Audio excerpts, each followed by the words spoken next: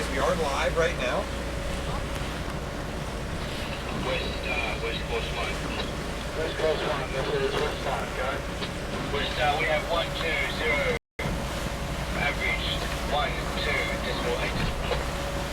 After that, 120 is pretty good at the moment. Thank you, cool.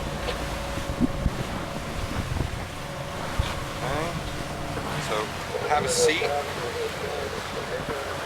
You can pull the battery cable. Actually, leave it in for now. Yeah, I'll leave it in.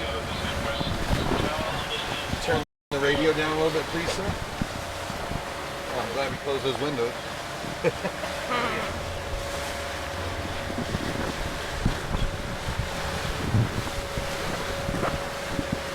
Welcome to the real world, Sorrento. No, just joking. Does anyone even remember the real world anymore? Well, it is a lovely, lovely, lovely morning. I could not be happier because unlike yesterday at the Moth World Championship, instead of sitting around watching boats look like they're rowing or sculling dinghies, these things are going to be doing 25 to 30 knots today.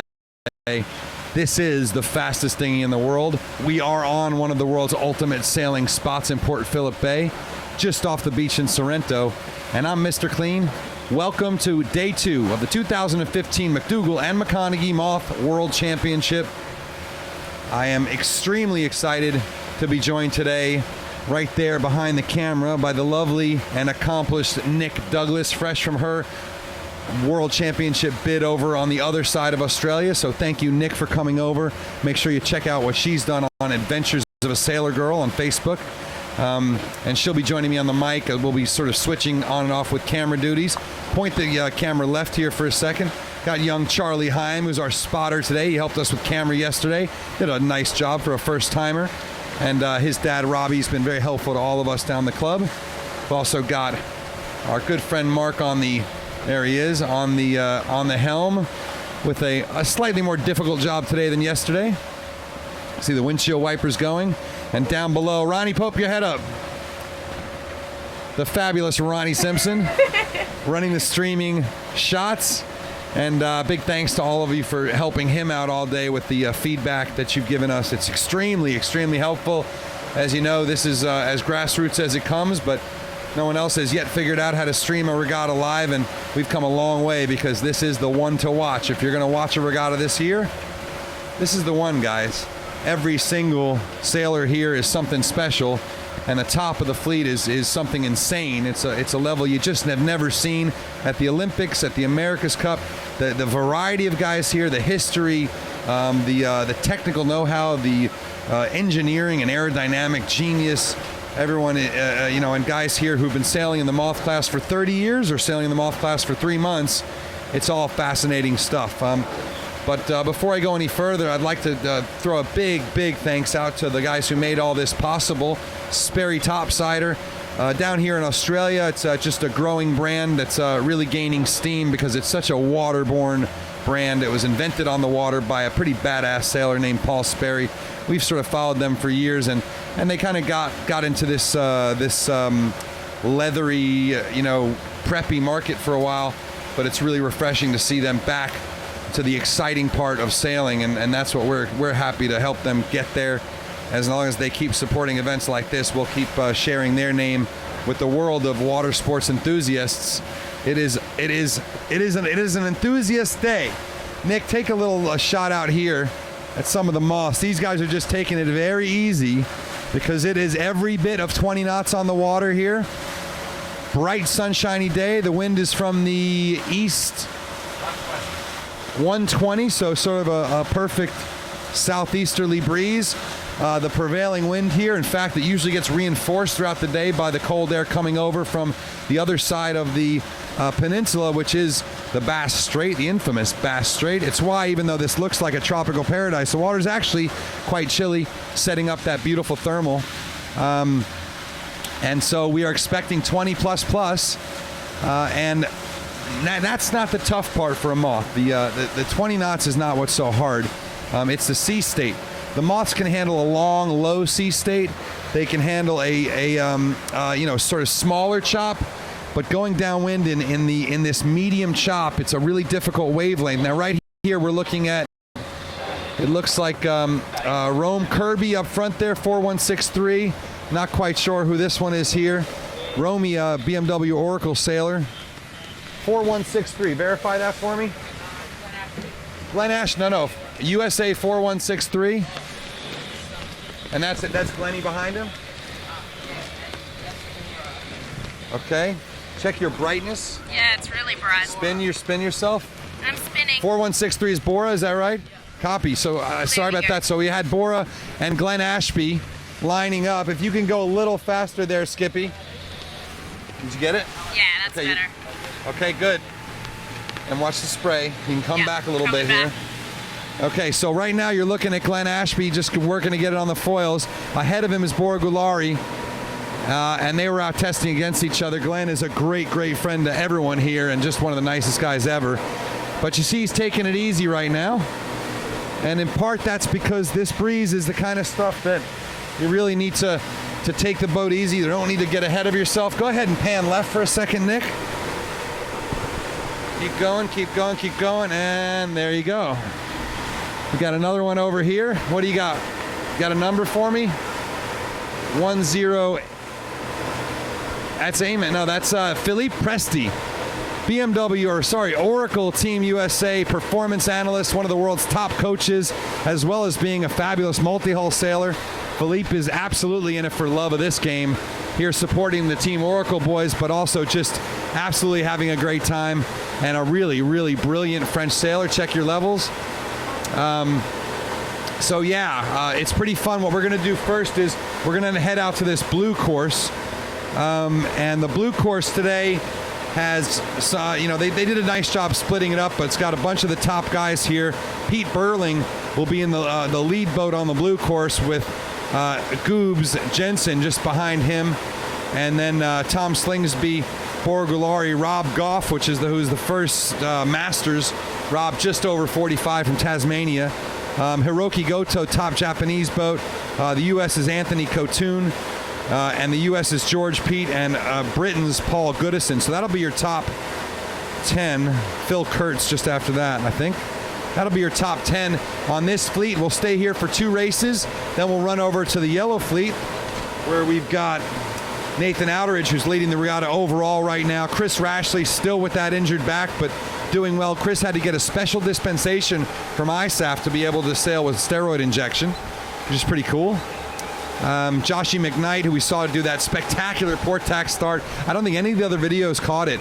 We were the only ones that were there for that point, and he just absolutely crushed full port tack noise on the whole fleet, and went on to take second in that one. Scott Babbage, your world Moth class president. There goes the fire cart. What was the bow 44? You got that one? Russ Evans from New Zealand. So we're not going to be able to do any stern 2 stuff, obviously. It's always going to be bow into the waves, unless you're going downwind slow. And we're always going to have to shoot off the sides of the boat. Yep. So the little instruction for the boss, and we'll just tell you how our little deal works. And you can also run over to Facebook. We've already got a few interviews up from this morning. I'm going to go put another few up in a minute when I hand off the mic to Nick. You can go to Facebook, and I did about 9 or 10 interviews this morning on the beach.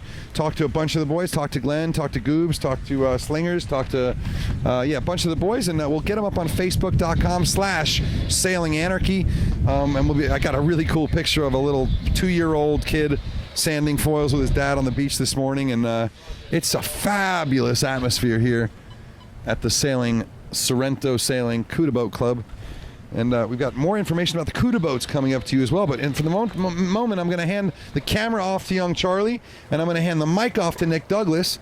And while I go and upload some more videos, I'm going to ask Nick to tell us what she thinks of the scene here at the Moth World Championship.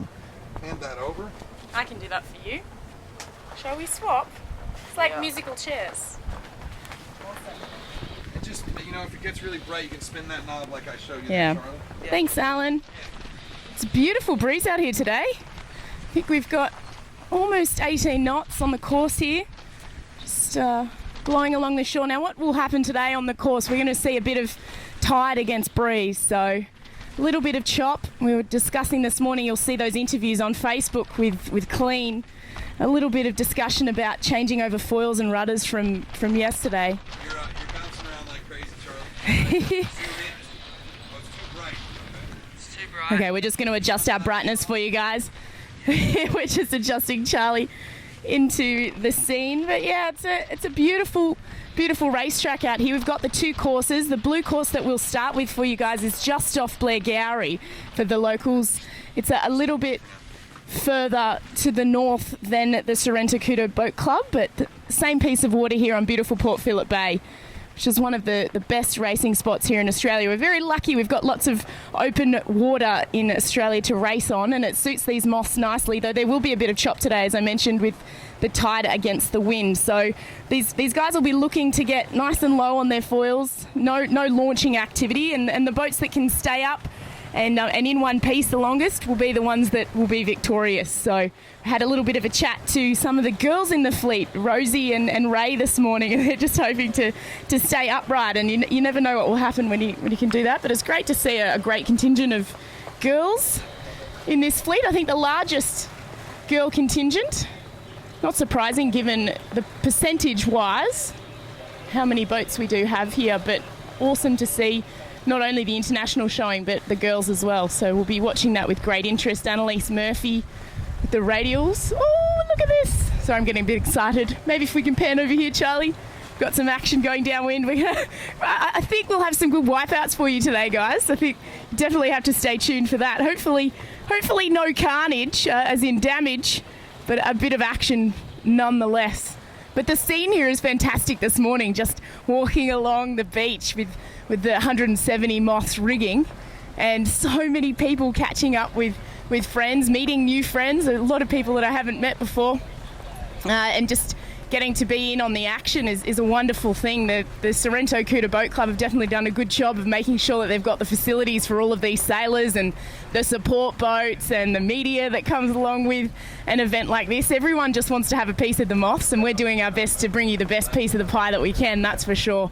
So yeah, big thanks to you all for tuning in and watching, and make sure you spread the word so that we can make sure that everybody gets a piece of the action, because I definitely don't want to miss out, and I know that none of you want to miss out either. So we'll do the best that we can. But as I mentioned, if you've just joined us, we're here live on Port Phillip Bay from the Sorrento Couta Boat Club for the Moth Worlds. Definitely awesome action. Hi guys. I can't help it. I'm watching the boats. I'm not looking at you guys, but maybe I should. But yeah, beautiful day out here. Got the sunnies on. Brought some wind with me. And we'll definitely have some great action, but we're looking at a few battles at the top already with 3 races down. I think they'll be looking to get 4 races in today, and that would be really awesome. And very tight at the top between Peter Burling in this fleet. Nathan Outeridge, I believe, is in the other fleet. We'll check in with the yellow fleet a little bit later. But we've got Glenn Ashby. Ian Jensen had a beautiful day yesterday, which was great to see, and Tom Slingsby as well. For those who may check the results a little bit earlier, he was incorrectly scored a 7. I saw that myself, but he did win the first heat yesterday, which is a great showing. He was a bit excited to get out there, his first single-handed regatta since the 2012 medal that he took out in the laser class. So it's always good to see these guys jumping in. But Hiroki, don't forget the Japanese. Don't discount them. They're very technical, and these boats are very technical as well. Make sure you check out Clean's videos, and I know he's just uploading now. He's made sure that he got all the nerd action from the boat park, looking at all the little trinkets that these sailors have. They are one design, which is awesome, but you are able to play a little bit and develop a little bit in the Moth fleet. So not one design, but development class. This is great. No, this is good. I love this because Nick just got here literally last night. This is on my 4th trip to the airport in 5 days, and if you've been down here, you know it's not close. No. And so Nick is just on the ground, but in fact, you know, it sort of looks like it because more than half the fleet is on the Mach 2 boat, so it kind of looks like a one design, but in fact, the boats really couldn't be farther from one design. It's one of the purest box rules that's ever been. There are only like 6 rules. It's a How very... many scows are there as well? There's scows. Yeah, there's 7 scows here racing that all measure in. And if you could look at the history of the Moth, and if you go to Moth, I think Moth, it's INT-Moth, something like that. But look up International Moth Class, and there's some great historical documents about where this class came from. And it's fascinating how they've gone through all these different iterations. These scows all measure in. They're completely different. These Moths, we've got 7 or 8 different production or at least sort of production designs. We've got John Eilert, who created who really invented the modern wand and foil control system. He's got his new F-Zero from Faster. The new, the top English boats. We've got the brand new F-Zero, and then we've got the home builds. There's so much to think about. How do you decide what to do? I mean, you just I know I just had to correct you, but I want to keep getting these up. But it's really cool stuff. Then the other thing is you'll see some of these boats, and this might be one of them right here. Let's see who we got here. Oh, this is the Rocket, I think. Yeah, there he goes. There is the Rocket. I think that's our young pilot, I think. So Reese Talby. Oh, that's Reese. He was flying yesterday. So anyway, I want to correct you. I'm going to get back to these uploads, but I'm telling you guys, there's like about 45 minutes of great interviews that are going on Facebook right now. So toys, hey? You've got all the toys going, which is the awesome toys, to baby. see. All the toys. but as Clem mentioned, so we do have rules, so they can't just go completely crazy. But yeah, the development, and even this morning thinking about how these guys are trying to decide what foil they use, and then some of the girls are actually dropping down sail size to manage this breeze. It's unbelievable the amount of stuff you've got to be thinking about to get your boat going, but then you've still got the tactics on the course. So the amount that these guys are trying to deal with, the amount of information input is just huge. And I think that's why the Moth class is one of the most exciting classes to be involved with. And this is why all the top guys want to be involved, because it's such a challenge. And we're talking top guys not only from, the America's Cup, and we know that the America's Cup contingents have a great showing here, but also Paul Goodison, I saw, is on the list, another laser sailor. So everyone just wants a piece of the pie. And it's really awesome to see. Oh my gosh, look at this action. We're going to have so much of this today. It's Chapo going whooshka past the boat, 4164. Awesome to see. A Swiss boat. A few Swiss boats, that's awesome. Bit of European action, and the guys are already starting to have a little bit of a look at this race course. The committee boat is just over here if you want to have a little bit of a gander. That's a gander. How's that for a bogan word? Yeah, boat, guys. The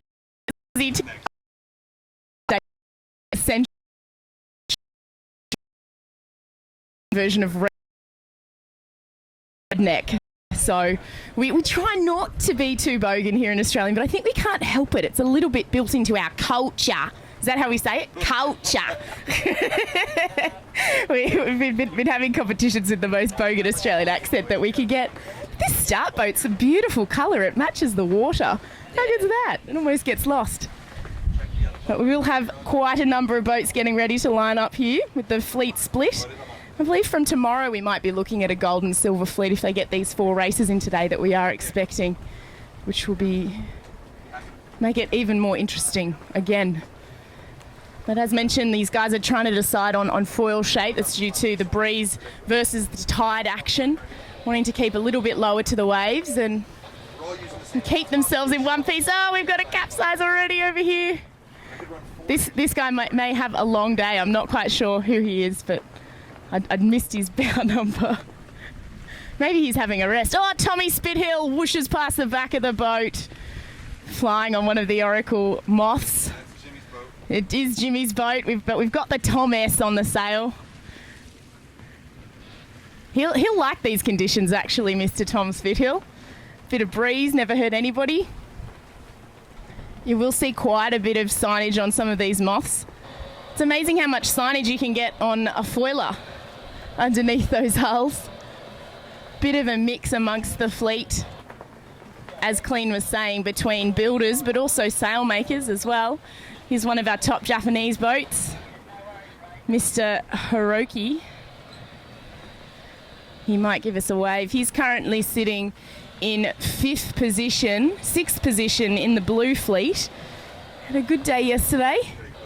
The Japanese tend to not like too much breeze. They're used to training in lighter conditions, but it doesn't always come down to weight. A lot of trim action happening.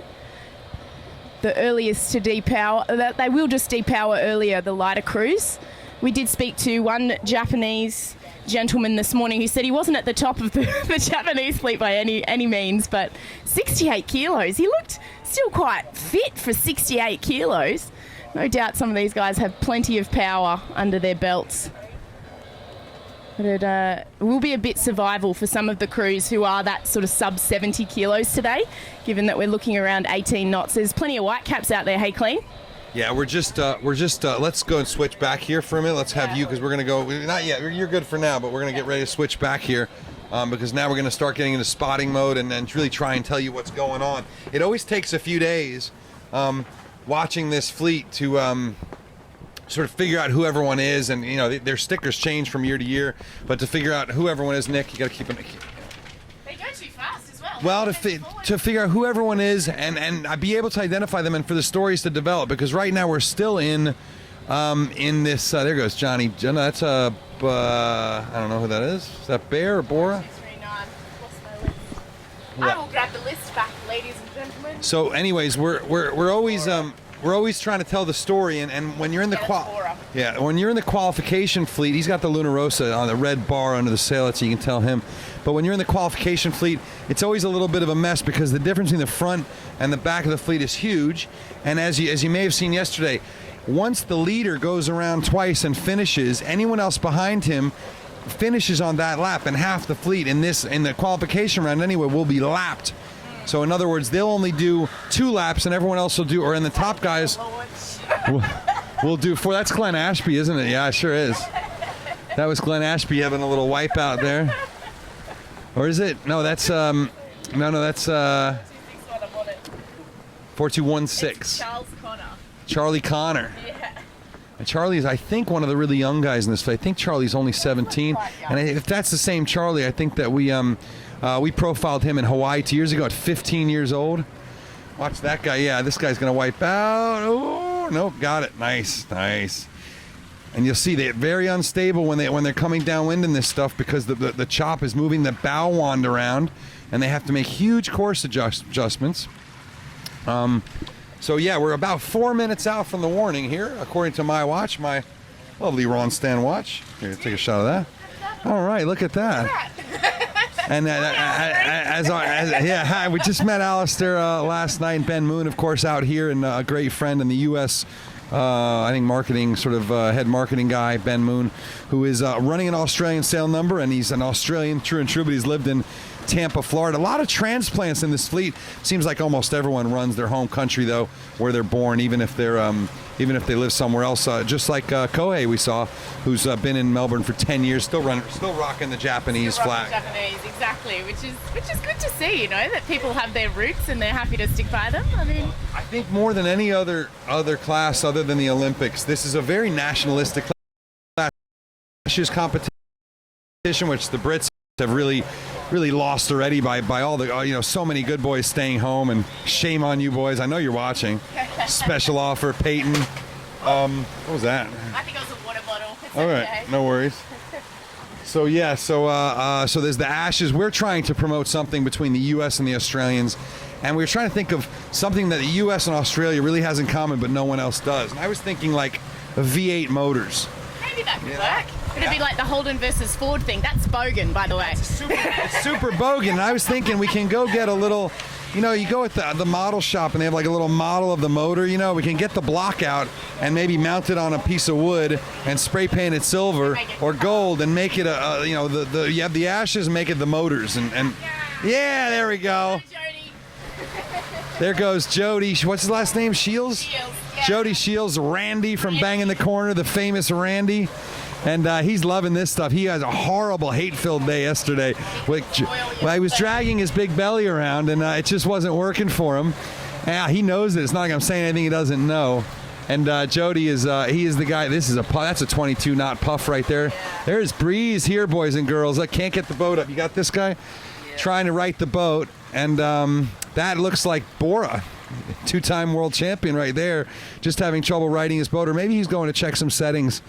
A lot of times these guys will do a last-minute check right before their warning of all their foils. Yeah, that's what he's doing. He's looking at all his foils, making sure there's no little bits and pieces in them, making sure he's got no weed or bags, and just checking to see that there's nothing split or anything. And you know, they're so finicky, these little boats, that the tiniest little crack or crevice or your joint, the joint in your flat being out of whack can mean, you know, the difference between a win and a last place. So we will work our way up. In this breeze, we don't need to be below the line because they will not be coming down much at all, but we will want to be pretty far out. Okay? So we're gonna go do our switch now. I think let's go switch into Nick on the camera. I'll be on the mic. I think from tomorrow we're probably gonna do a double. Yeah, you can take that battery out. That sounds good to me. Yeah, and then we're gonna switch it all up. Excuse me, kind sir. And folks, if you ever wondered what the difference between, you know, the America's Cup, you gotta keep watching that paper because it keeps blowing away. I've got it. If you ever wondered what the difference between the America's Cup video and the Volvo video and the Olympic video and our video, ours costs about 1/1000th as much, but it means you get to listen to us working and see what this is really all about. It's a one camera shoot. We could run more cameras, but frankly, why bother? This one's pretty enough. And we're streaming today in 850 by 480, which is a little bit under HD, but it gives us a smoother frame rate, and we've decided that we'll take the trade-off for the smoother frame rate instead of the slightly better resolution. If enough of you are watching this on your big screen TVs, so be it. We'll go back to 720 and a more stuttery shot, but to me, I get a little bothered by the stuttering shot. Fortunately, the sound is good, thanks to our friends at Audio Technica and Canon. Anyone from Canon Pro Deals watching, you know, we're waiting for another one. But if you are just joining us, we are about 2 minutes out or less from day 2 of the 2015 McDougall and McConaughey Moth World Championship.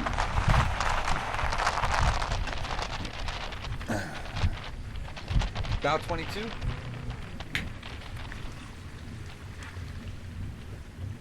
He's on the second page, third from the top, I believe. Ruin? Stephen Ruin right here.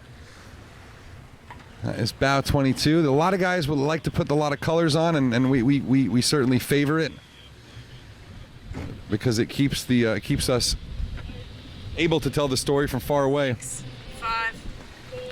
Looks like we're going into our warning here. Excuse the camera work while I pressed go. I know this, but our crew here is all racers. Everybody from Ronnie down in the hole with a single-handed Transpac win, and now a transoceanic sail alone without an engine. And Nick here, a 3-time world champion. Is that right, Nick? Only twice. Twice, 2-time, almost a 3-time world champion. We got Zach Maxim here, a skiffy and mothy, and yeah. Bear away, 28 knots. Woo! 28 knots, Zach just said. First bear away. 28 knots, guys, and that's even without even getting close, doing too much. Is this what do we got going on over here? Not sure. They've been on the coach boat for a little while now. It looks like maybe a batten tension change. Yeah, that's a rescue boat, and I don't know if they've got an issue or they're just changing batten tension or whatnot. This is our 5, I reckon, right? Might be our 4.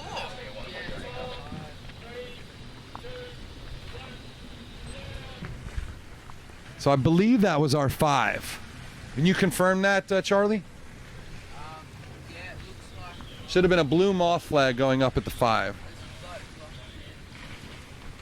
Okay, we think that was our blue Moth flag. Now we're all the way down here for both the sun and just because it's going to be a little bit of a better spot to watch. But we have to stay fairly far off here. And Nick, just make sure you're monitoring brightness and watching your screen, okay? Yeah. If you can't see the screen, then you're not going to get the shot. Just adjust. Nick doing a nice job. It's a bit of a challenge, and again, the difference between that would have been. Yeah, I think it was 4. All right. We think we're on 4. We think we're at. We tell you saying we're inside 4. 3:10 to go. Okay. All right, so just under 3:0. There we go. 3:05 to go. And it looks like, yeah, this is perfect. And it looks like the whole fleet's down the other end of the line, but keep in mind, these guys are going to reach down here at 25 to 30 knots. And they'll get down here in a hurry.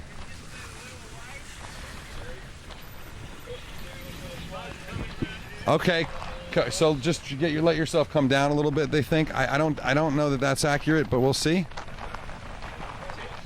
No, that's okay. I'd rather it be safe here until we really figure out what the 2:30.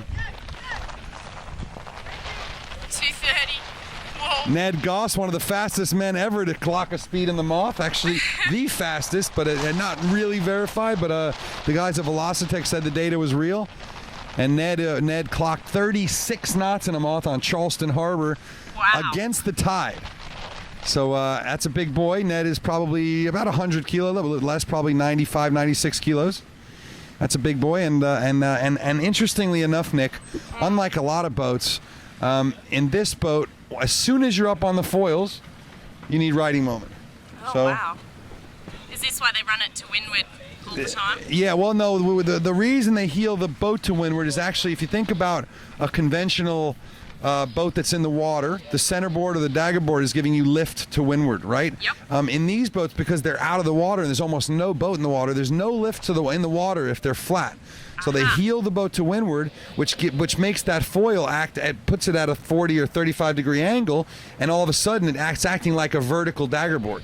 Understand. So that's why you actually put the do the windward heel, and in fact it's called veal heel. Why? Because of Rowan Veal, the Lord of the Wings, who is here, who has been given AMAC's spare boat, and is doing good things. AMAC told us in an interview that he was finishing just ahead of Rowan, had to fight him off, and Rowan hasn't sailed this boat in years. We are inside 1 minute to the start of race 4, the second day of qualification rounds here in the Blue Fleet at the Moth World Championship.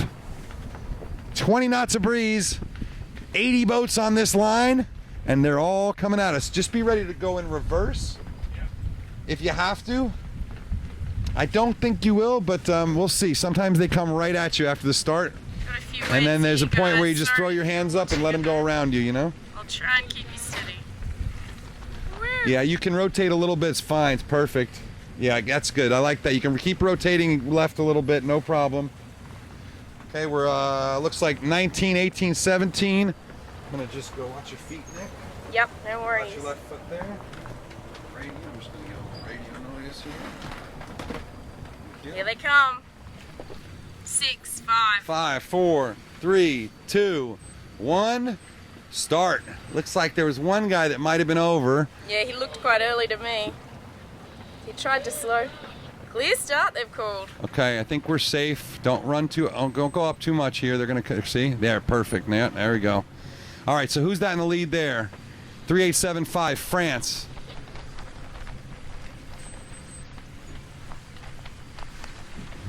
And now he's getting past, and our Nosophagus there just behind. Stay with that lead group of 3, please, Nick. Yep, on them. Benoit Marie, the mini Transat winner. So it was Benoit with that nice start. We don't know if he was clear. They did call clear start on the radio. They did call clear. Okay, great. Yep. Okay, you're gonna have to back up a little bit with us, Nick. Come off there. Yep. Come back.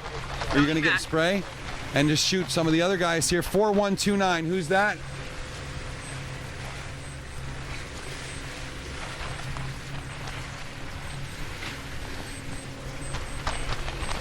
That's Andy Horton, 4129. Let's watch Andy a little bit. That's a star Olympian and a superstar sailor, TP52s, RC44s, all that noise. And Andy really just getting going, 4 months in the Moth from Vermont. The lead American over here on this side, it looked like, was Anthony Cotoun. But actually, I see Bora to windward of Cotoun. And I think the U.S. two-time world champion looking pretty good here. I don't know where Burling is. But we really, at the start line, it's nearly impossible to get all that. And in fact, you'll see, we're going to turn back for the gates here in about 2 minutes. That's all the time we have, and we'll barely get there before they do. These boats, the top guys will do around 18 to 19 knots upwind in just the right stuff, from sort of maybe 16 to 18 in the bumpy conditions. And then they'll do as you heard from Ned, easily 25 to 30 knots downwind. That makes a 1.4 mile long course four times or twice around not take very long at all. Do we know that it was that it's 2 laps? Yeah, 2 laps. Copy.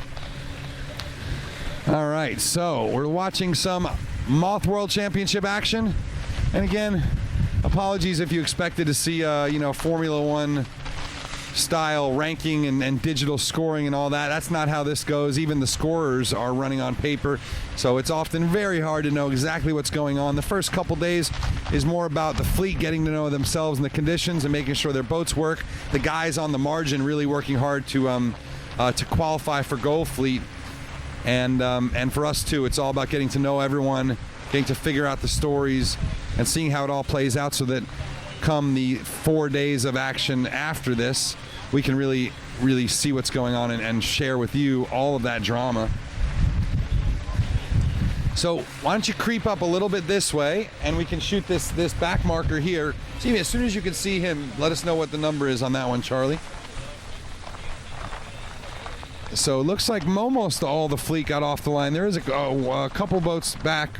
1, 2. I just see one kind of lolling around on the start line, but this guy here looks like he's going pretty well.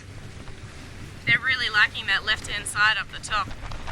Yeah, the boats are really working the left hard. Nobody in the shore, and which makes a lot of sense. The wind is coming right off the shore here, and it's not so flat in there that it's worth going in to get with all that extra shift and diminished velocity. I think is what.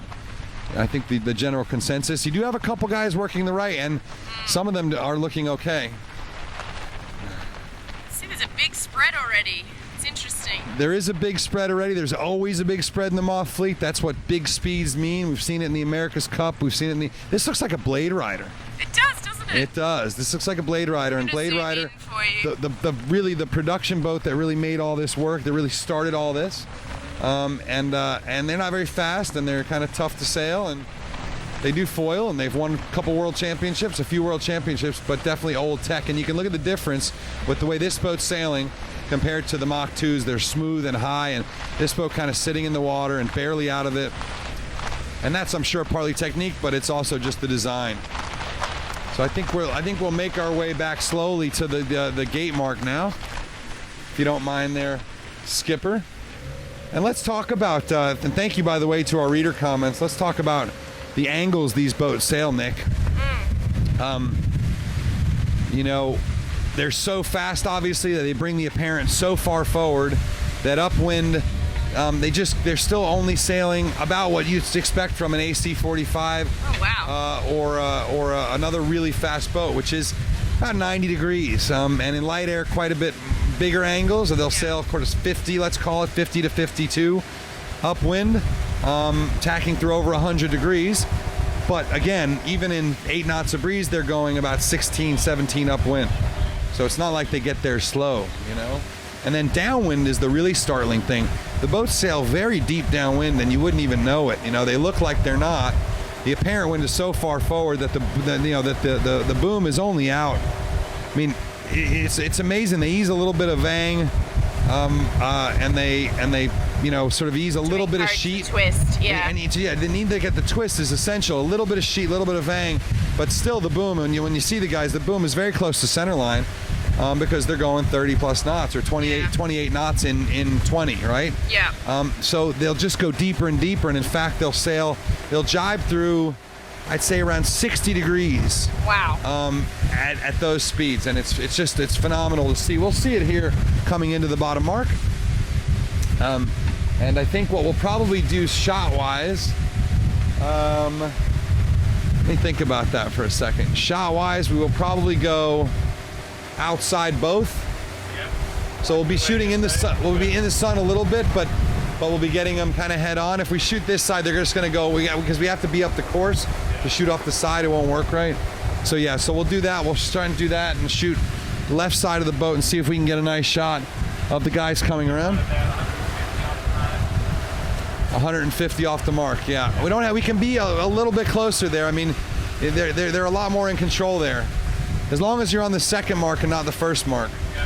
So yeah, as long as it's this windy, guys, it's going to be pretty hard for us to get you Well, we could probably start shooting out these cutaways at some point. It'd be pretty hard to get you really nice shots in the front of the boat because there's just too much spray. But we'll see what we can do. Again, this is all as much about us figuring out how to cover this world as it is for you. Different than any other worlds we've covered for the Moth class. First time we've covered a 2 fleet worlds, and it's the first time we've covered a worlds with this kind of chop where there's a lot of spray. Usually the Moths love to sail flat water venues, and this is a flat water venue, but only if you can get close enough to the beach. And with this big fleet, they've really got to push it out a little bit, and so that means some chop. And I think with the tide today, the tide is against the breeze, which is just making it even choppier. You're right, it is. Yeah. For another hour, I think the tide is against the breeze, and then it turns. Is that right? Yeah. Yeah. Confirmation from our illustrious boat captain there. And yeah, we also wanted to send you back over to Facebook.com/Sailing Anarchy. Not only do we have a bunch of videos up, and I've got a few more to load, but also we've got Sander van der Borch, Holland's most famous sailing photographer, really one of Europe's top sailing photographers, formerly with Artemis Racing, and just a phenomenal dude who's putting up pictures, high-res pictures all day long from the course, which you don't see at any regatta except for the ones that we do. A couple other ones, but yeah, that's been a specialty of ours, and big thanks to Sander and for Meredith Block, the beautifulest, most wonderful woman in the whole world, who's at the gym right now, watching this on her iPad. And big thanks to Mare for getting herself on Aussie time in Detroit to edit these pictures and get them all up, coming from Sander's big Canon 5D. So, they didn't say who, right? First 3 around the top mark. It might have been that first patch we saw together, but I don't think so. I think when you look at this fleet and the 3951, go ahead, who's that? So Goob's first around. Nice work, Goob. I tell you what, he is really performing, and you know, all the Artemis guys getting a lot of time on San Francisco Bay, but interestingly, not a lot of time in the breeze. And you know, they've been training for the past month or a couple months, but no breeze at all in San Francisco really in the fall. So they've had a lot of light air racing, but not a lot of heavy air stuff. And so a little surprising to see Goobs. Again, the challenge in a Moth and breeze is not upwind, it's downwind. Upwind, it's upwind. Body weight is huge, and Goobs is a pretty big dude, 82, 83 pounds, and mass, or 82, 83 kilos, and really strong and really fit and very lean. But downwind is all about the experience and the technique, because it's real easy to pitch it in. I guarantee you, sometime in the next 4 minutes, you will see a nice Moth crash. I can guarantee you that, all right? There's no question about it, and we're just gonna hope we're not in the way when it happens.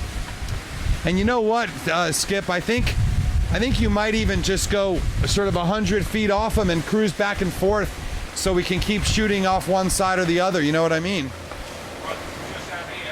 Yeah, just sort of 100 feet downwind, or 40, 50 meters downwind, and then cruising back and forth, because we just can't, you know, if we're bow forward, we just can't shoot anything, and we can't really spin it.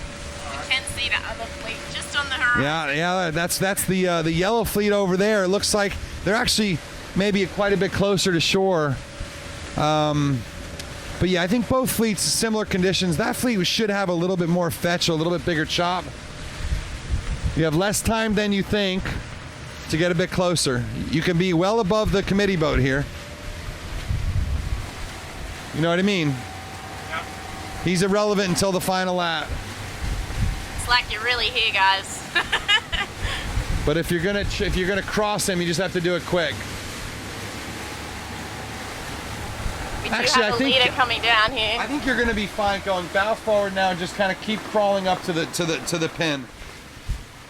I do have a leader. He's just jarred here onto starboard, heading down towards the mix here. If it's still Goobs, he's looking really comfortable coming off that right-hand side. So he may have been in the right-hand pack. Yeah, I've got the screen. All right, so yeah, so we'll see. They're getting a little closer. You're gonna have to get quite a bit closer to the mark. I think that blade rider just crossed think the blade rider's still gonna put. But you know, and this is I've never. Yeah, you can go out. I'm just gonna walk over here, guys. Yeah, we got a little bit of cable management going. Good. Woo! You know, so I when I was doing commentary last week in Abu Dhabi on the for the Volvo Ocean Race, you know, we talk about the difference between a slick production team like the Sunset and Vine guys and ours, and they've actually got one guy who all he does is he holds the cables as the cameraman moves around and checks the signal. And I've got the leader zoomed in here. so that, can we tell who that is? Does it look like Goobs? Can you see the Artemis stuff yet? Oh, got a nice little drive here coming in. He's got a nice lead though. Yeah, You can, yeah, you're good. I think after you can start to spin it and kind of work your way upwind to touch here. looks like we're coming into this starboard gate mark. Well, it's no. So Nick, and then you guys at home who are just.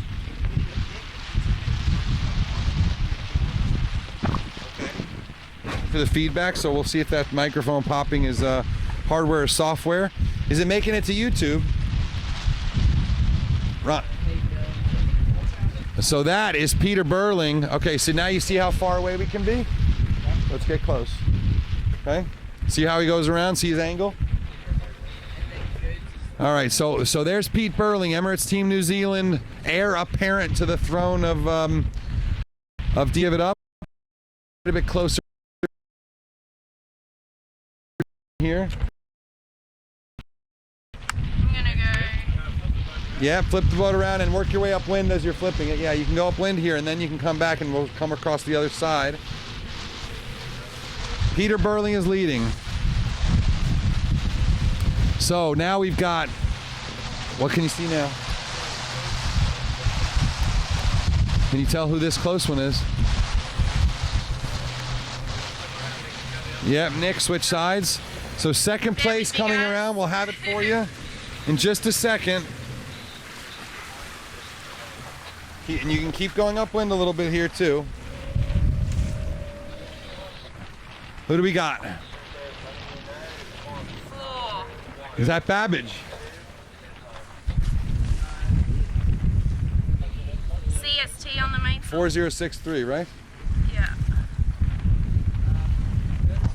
Kurt Warner, okay, that's the new owner of Sailing Bits. This here is Anthony Cotoon in third place from the U.S. So Kurt Warner very fast and sort of coming out of left field. Here's Goobs, Ian Jensen in fourth. So Ian, we talked about the downwind experience, and Ian Jensen from first to fourth on that run in the big air. So you know, that's a pretty big difference.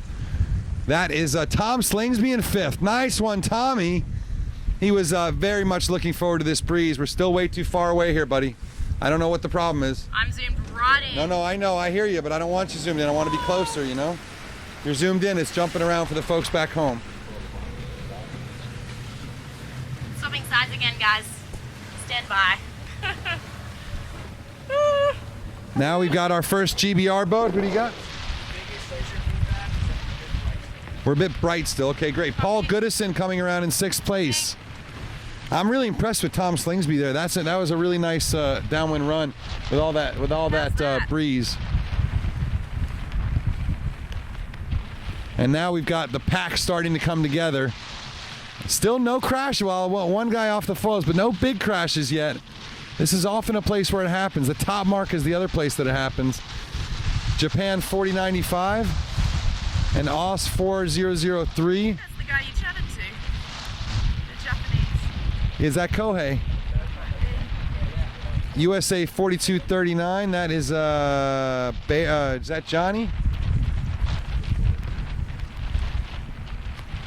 So you guys are seeing this as quick as we do, and I'll tell you what, you're welcome to put the Glenn Ashby up there, yeah. And Rob Goff here. Here's Ashby. You're looking right here in the blue tramp, just ahead of Rob Goff. So definitely two powerful Aussies here from the southern end of Australia.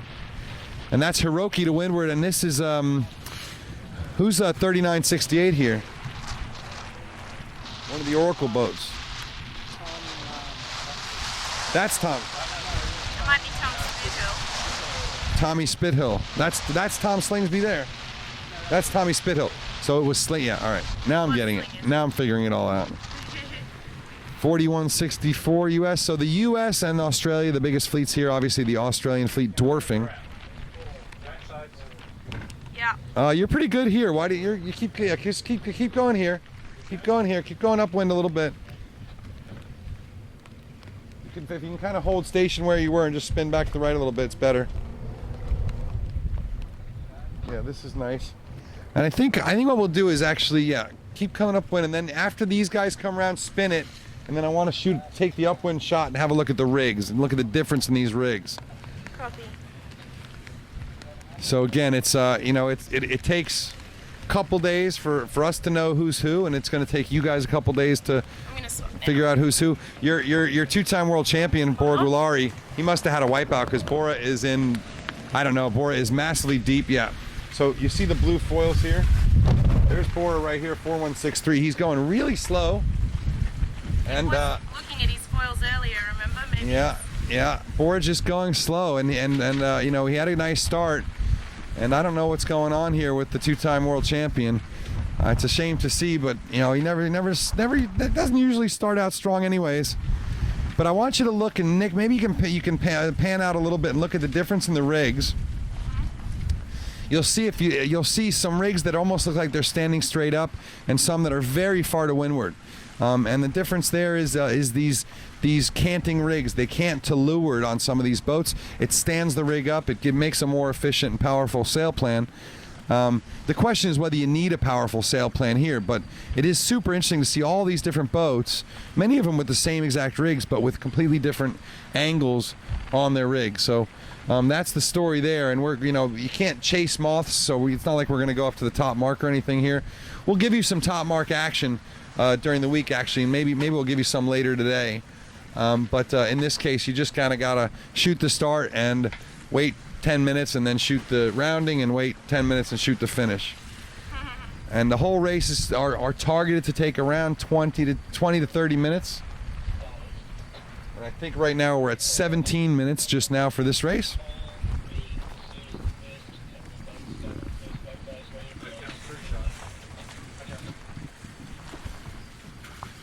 All right, you can go forward now. You can do this because now we're going to settle for the finish, right? Where do you want to go? Just go behind them and kind of just plant yourself really close to the committee boat. And we're just working out. Yeah.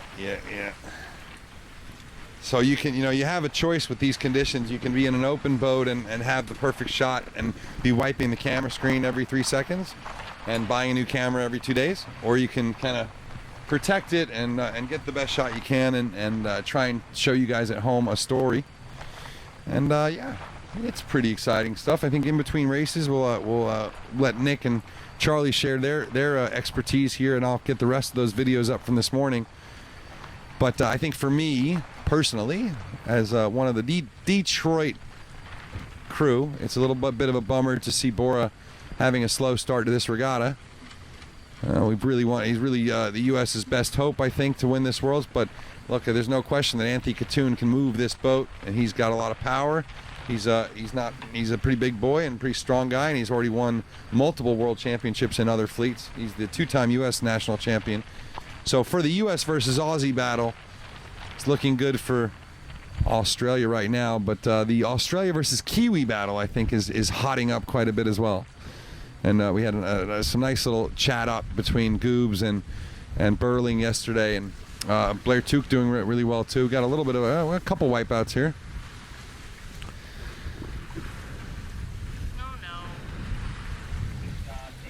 You can work your way back upwind, just kind of over here.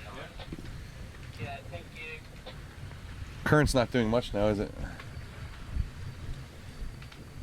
The water, it looks like it's only about 10 feet deep here.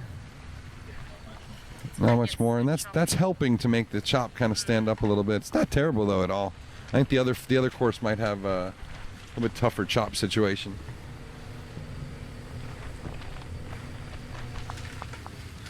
Yeah, good, right? Yeah. We'll work our way back upwind. We got another probably 5 minutes until the lead boats are back. These are fast races, but they're tough races, and these guys, you'll see the end of these races, even the top guys that are so fit and that can sustain heart rates at 180, 190, as they've done in the Cup, can be completely washed out at the end of one of these races, completely gassed and laying on their side, and they flip the boat over and chill out, and yeah, it's full on. And I've gone out on the Moth and spent, you know, a half hour, an hour just zooming around and having fun, and even not racing is a lot of work, but boy, is it rewarding. You know, what you do is, you know, that first ease, hike, and trim like you would on a laser or a sunfish or any other dinghy, and you ease it and you hike it and you trim it, and all of a sudden the boat goes whoop, and then you go, and then you sheet in a little more and it goes whoop, and then you just go zoom, and if you're not holding on right, you fall right at the back. That's what the acceleration is like. 4063 second round. Is that Tom Slingsby? No. Kurt Warner. So there's a lot of folks that picked him as a dark horse. The new owner of SailingBits.com, which makes a lot of these little bits and pieces. So let's work your way up to the right next to the committee boat and then turn left. So yeah, so Kurt Warner's second round. We don't know who his first round. We can guess that it's Pete Burling. I don't see Pete relinquishing a lead in this stuff, but I mean, Pete's a big boy. You know, Pete is 85 kilos or 88 kilos, I think, and he was even bigger. He was, I think, 202 pounds in Hawaii. I think he weighed in at. So yeah, Burling will be loving this stuff. What was that? Someone's phone's ringing. Not really sure. Okay, so we're gonna get ourselves in place here for the finish.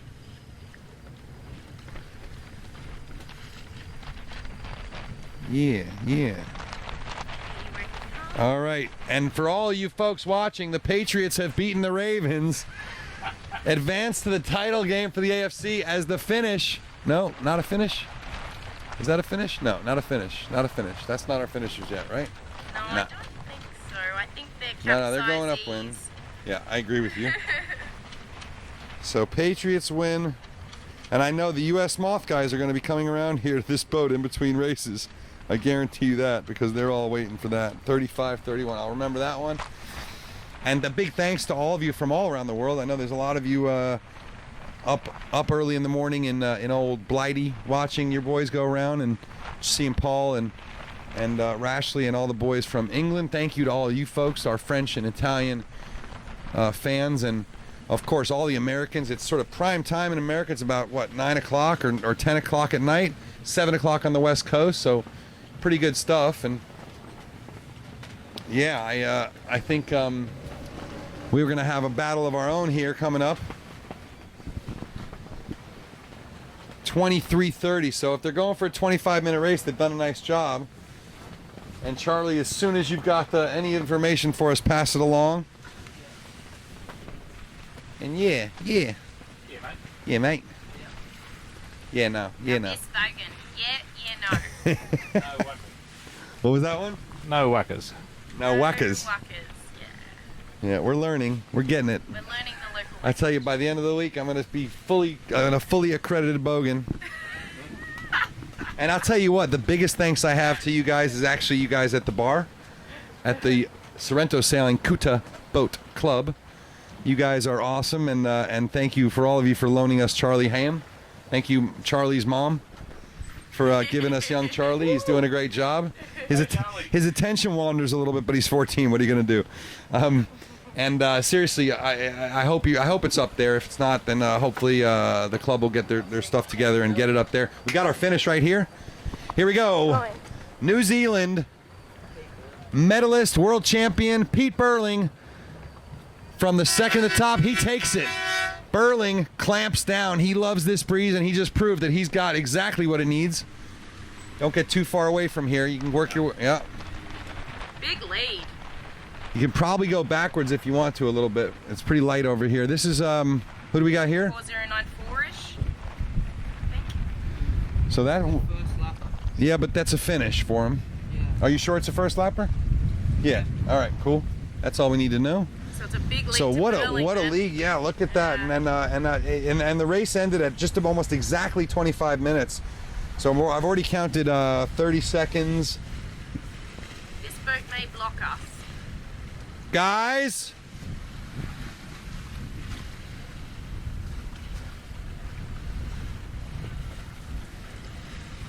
Thank you. Easy. Watch the spray. High waves. Yeah, I'm good. So anyways, that was the first finisher. We are live, coming to you from Port Phillip Bay. That's got to be a minute since the first boat, sorry. We got, just about a minute from Burling back. That's pretty amazing. I mean, guys of this caliber at a minute. Nick, come over here just so that we can go backwards. I don't know if we can go backwards at all, can we? We Sorry, can? Guys. Just come. No, you're okay. Just stand up so the spray doesn't get you. Yeah. Okay, now we've got our second finisher coming in, and that looks like Goobs, doesn't it? No, I think it's Warner. You think that's Kurt Warner? He'll have sailing bits on the side. Hang on, I'll try to zoom in for you. Okay, we're falling down a little bit too much here. If you need a spin.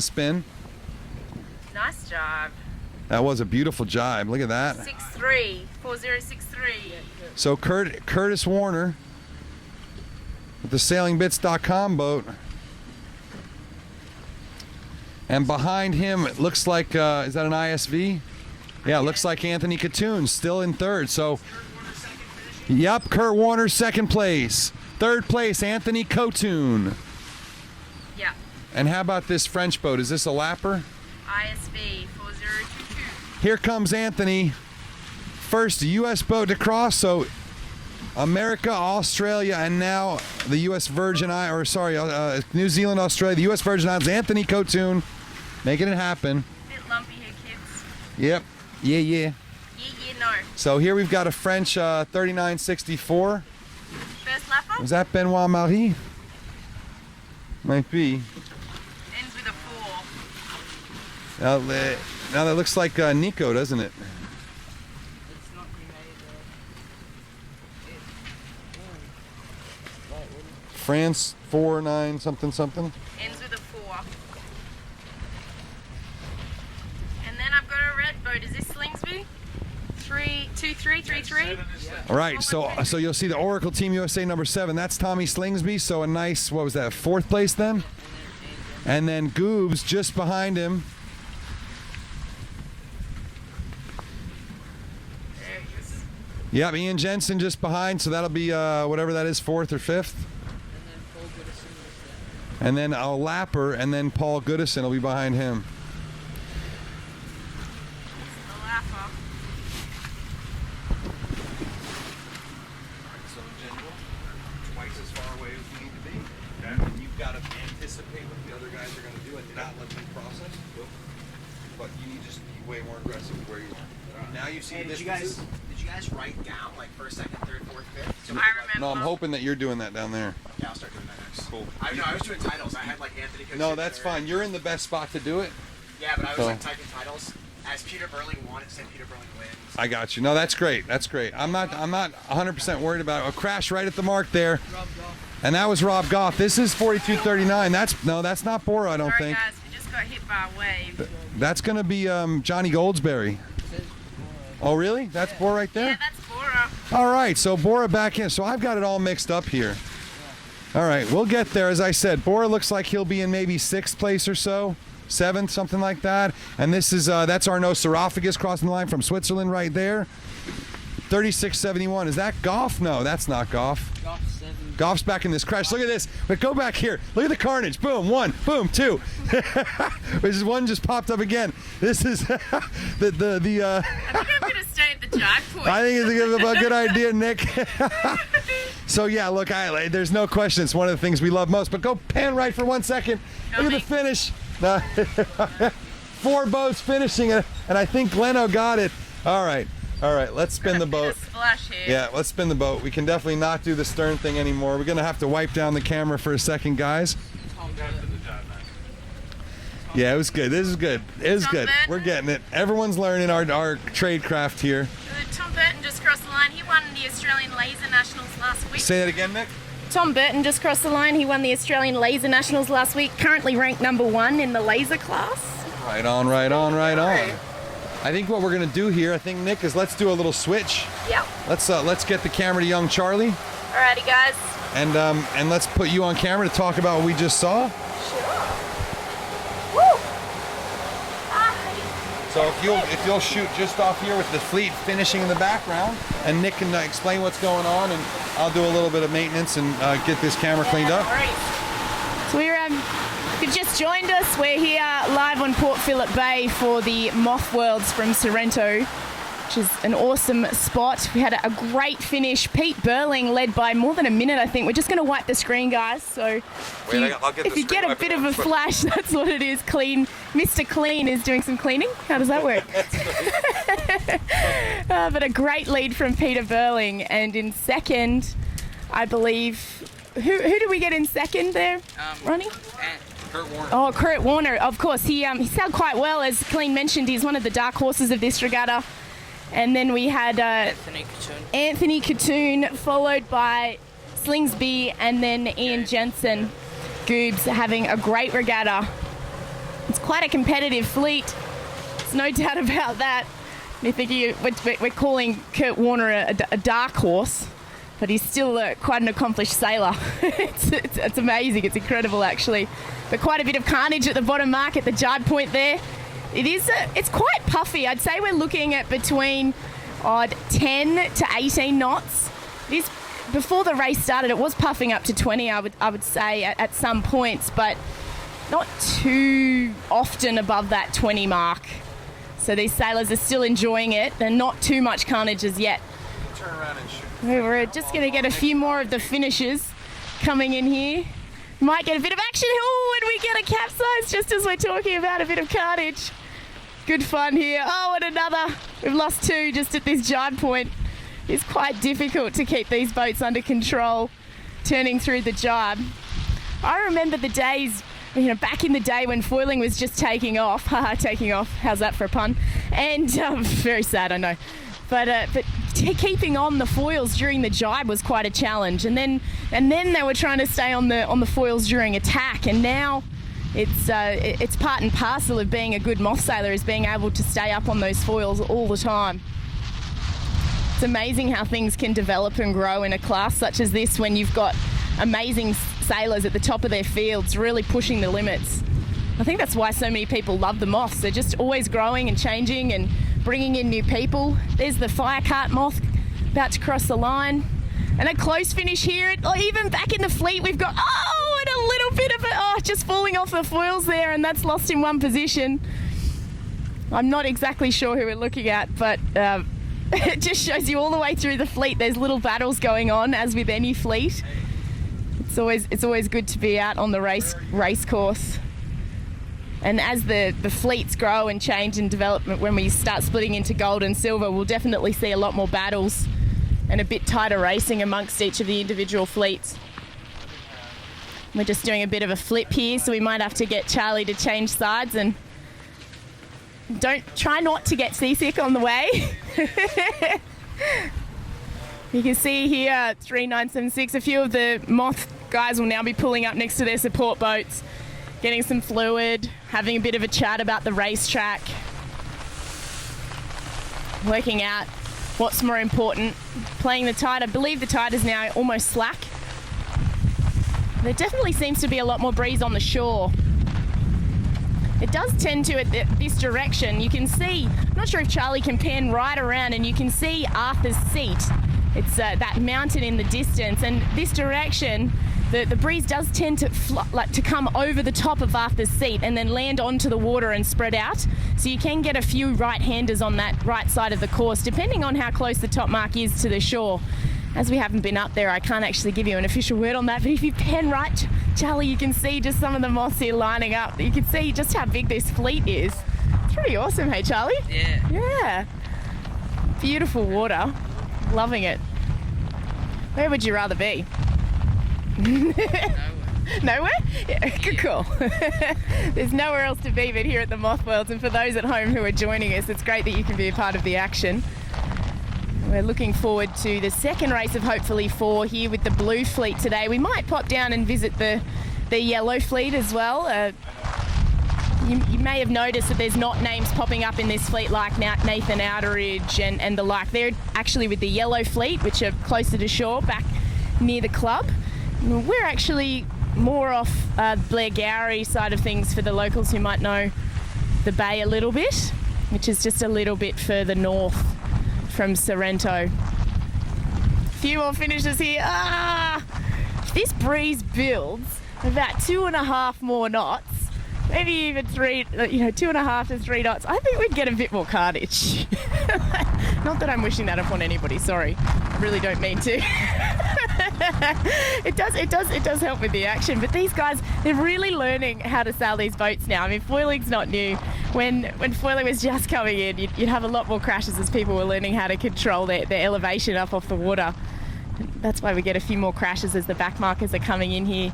And we'll be starting to get ready for this second start. I'm going to reset my beautiful Ronstam watch.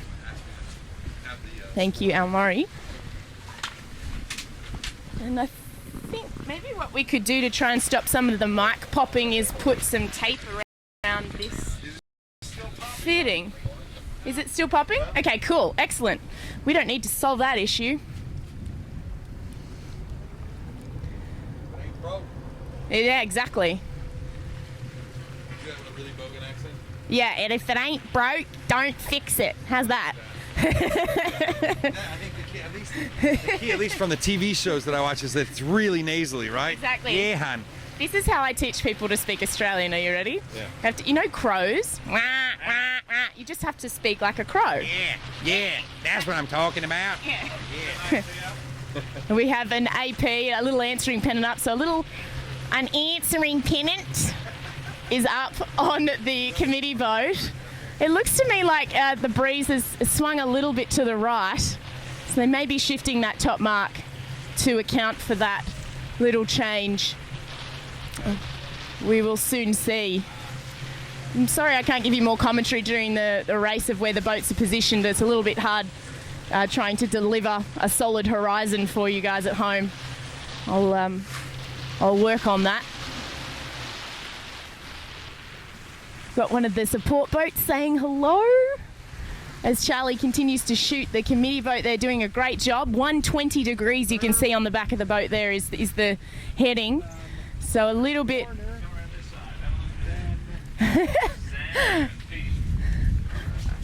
Hey, Petey. I think that 4 was 6 or 7. Slingers was 4th and Ian Jensen was 5th. Just giving our team a little bit of an update on the scores there. 120 degrees, the top mark. Same as last race. Yeah, just a little bit east of south. So they haven't moved that mark yet. We'll have to see how they go. Oh no. I'm not sure if you heard that, listeners. Capsized 5 times on the last run. Is that how I say it? I love it how I'm working on my Australian. How does this work? What I love is how they're able to pull up next to their support boats and just stick a little wing over the side of the rib. If you can see around the corner here, Charlie, we've got one of the Australians pulled up next to their support boat. And they can just happily sit here, and they're actually sitting on the rib just with their their wing up on the side of the rib. And when you see them, the past few days maybe it's all we've had to see when there hasn't been much breeze. But they can actually tow the boats like this, and the Moth will pop up onto the foils while they're towing them in. It's absolutely unbelievable.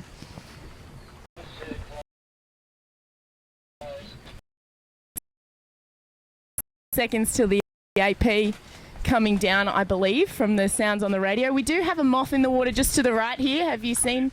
Yep, awesome. Possibly having a rest, I think.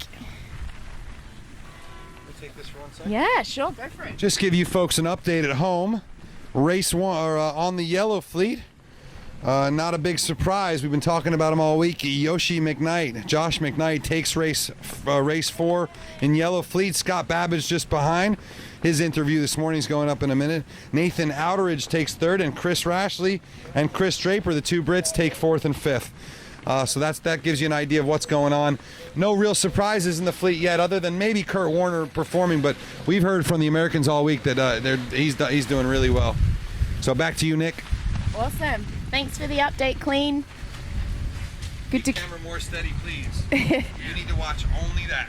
Good to keep posted, and we've got one of our New Zealand affiliates just popping their boat up, getting ready to go. Hi. Good, how are you? It's always good to have a chat. Yeah, good, thanks, as he pulls himself out of the water. I don't want to go swimming. Monkey fist. That's Chris Steele, right? Yes, indeed. He's been training out of Wallara quite seriously with the Wallara crowd for the past few months. A lot of the Australian sailors are basing themselves out of Wallara now.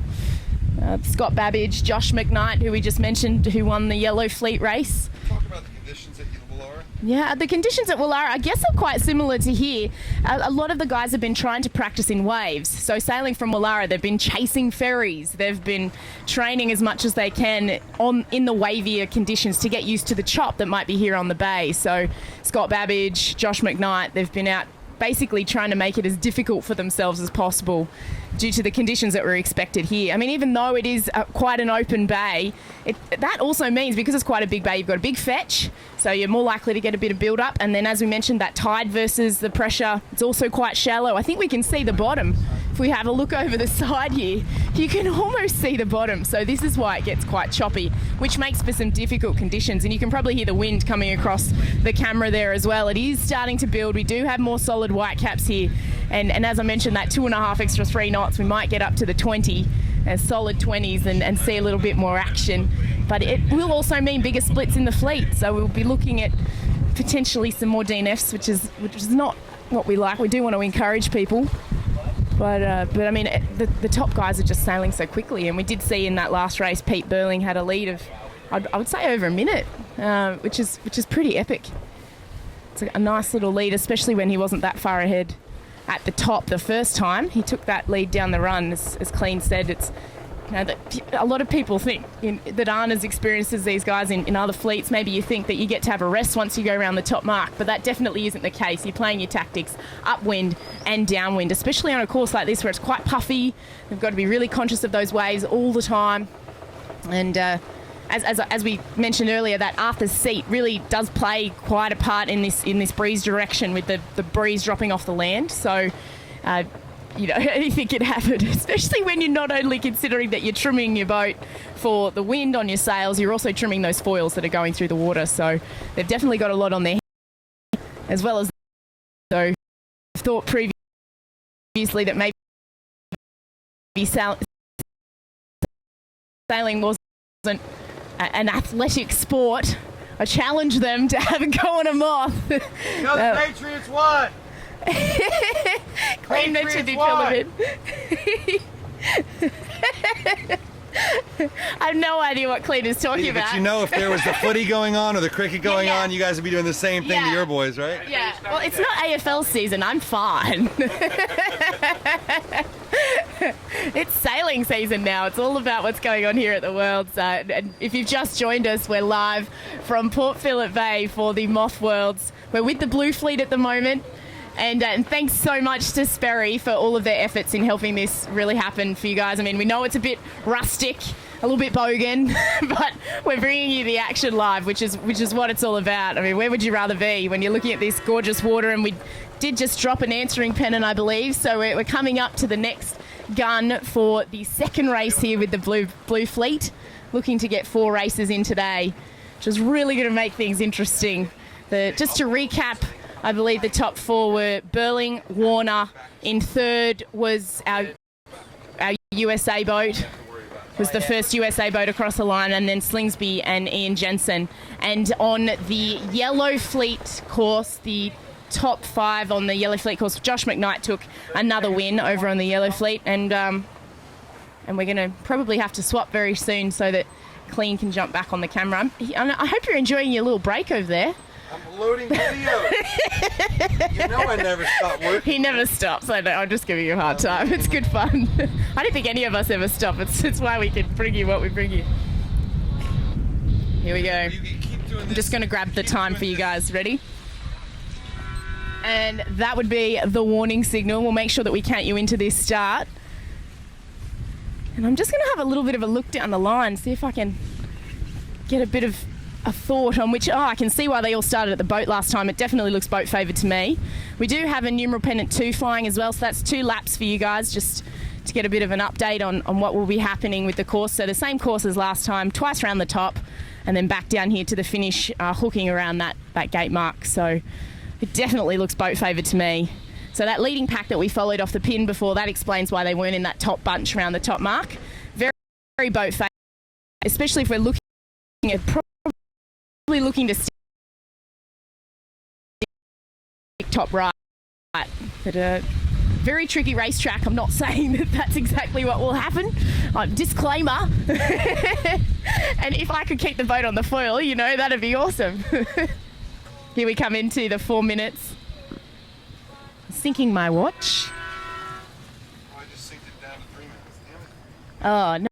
No, and we have a U flag flying. For those who don't know, I was discussing this with Clean in the car last night. It's a new basically preparatory sort of flag that they're using now, which is, I like to call it a soft black flag. So with a black flag, when you're over in the triangle, essentially, or in the H, whatever you want to call it, when you're over the line with a minute to go, you're disqualified with the black flag. If there's a general recall, or if there's a postponement due to, you know, one of the ends being favoured, or a massive wind shift or the like, and you're over in that 1 minute, the black flag still holds. With a U flag, if there's a postponement or a general recall, it all goes back to scratch. So that's why we like to call it a soft black flag. So if you've seen any UFDs in the results, that's essentially what it is, that they were over in that minute to go.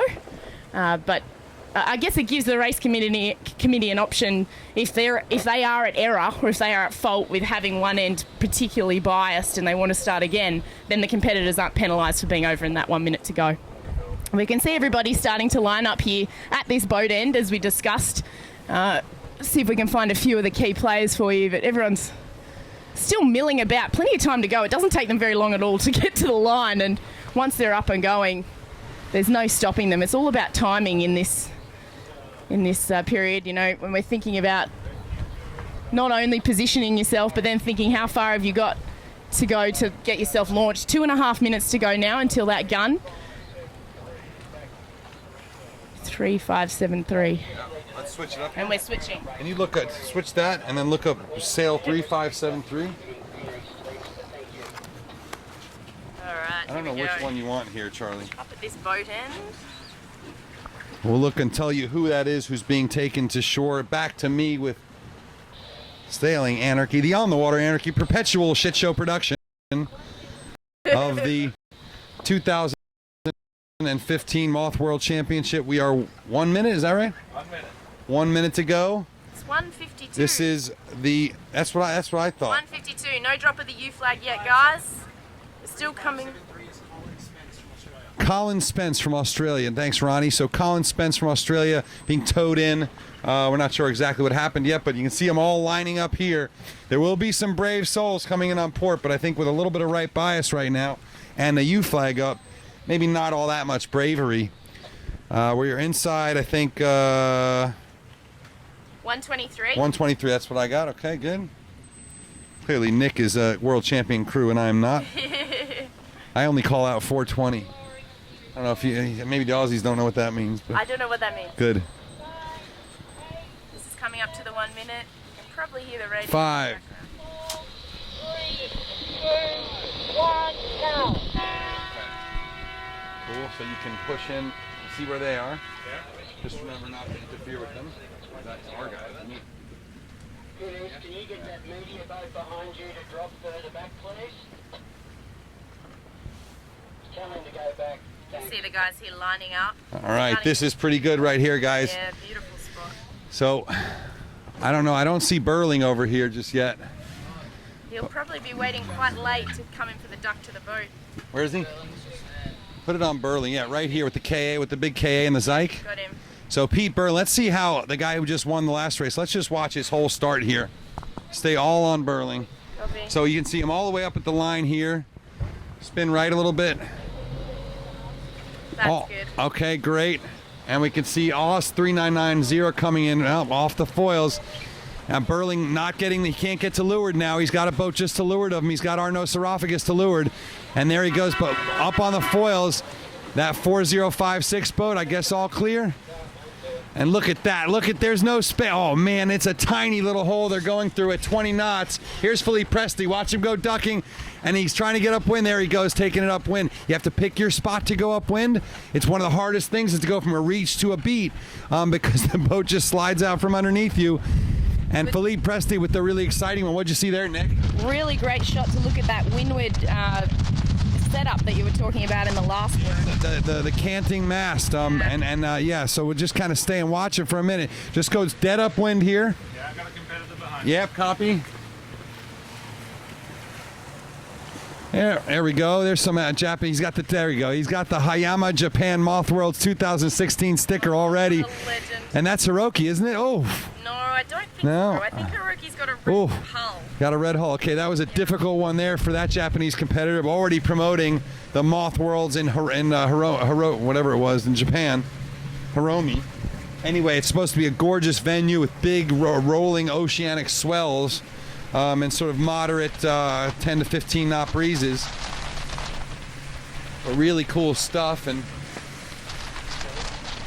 yeah, that was pretty exciting. I like that spot at the windward at the boat end, huh? I really enjoyed that one.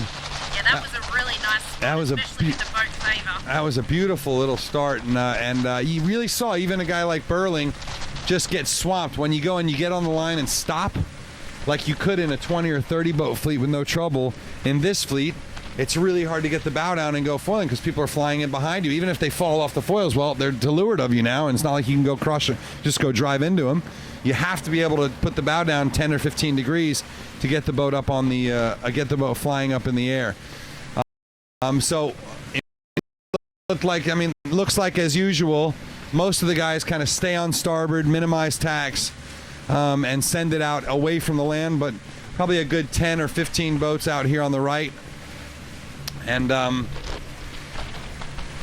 I don't know. Nice little packs here.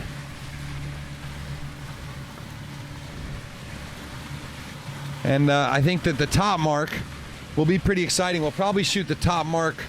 We'll probably go after this. We'll go to Yellow Fleet and just go to their top mark and try and shoot that.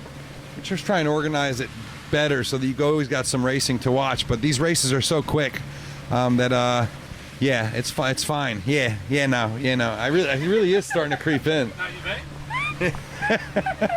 Yeah, she'll be right. Yeah. She'll be right. So I want to direct you, as I said a little bit ago, I've got about 10 interviews up already from last night and this morning on the beach. Since you can't watch every bit of the Moth racing because we can't go and drag this 29-footer around the course with all the wake that entails, head over to Facebook and go to facebook.com/sailinganarchy. You don't need to join Facebook if you are afraid of the might of Silicon Valley's privacy intrusions. You don't have to join it. You can go watch the videos and check them out. We've just uploaded another AMAC. Lee McMillan from Muscat the Wave, the Extreme 40. We've got a whole bunch of great people. Glenn Ashby, Ray Davies from Team New Zealand. So yeah, head over there. And we're going to go and run the course a little bit more.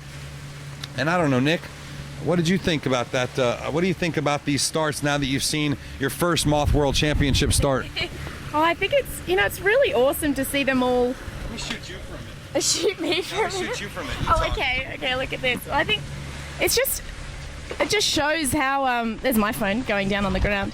It just shows how competitive this fleet is when, as you said, when a top competitor like Pete Burling, he's probably done, what, 1 million starts in his lifetime?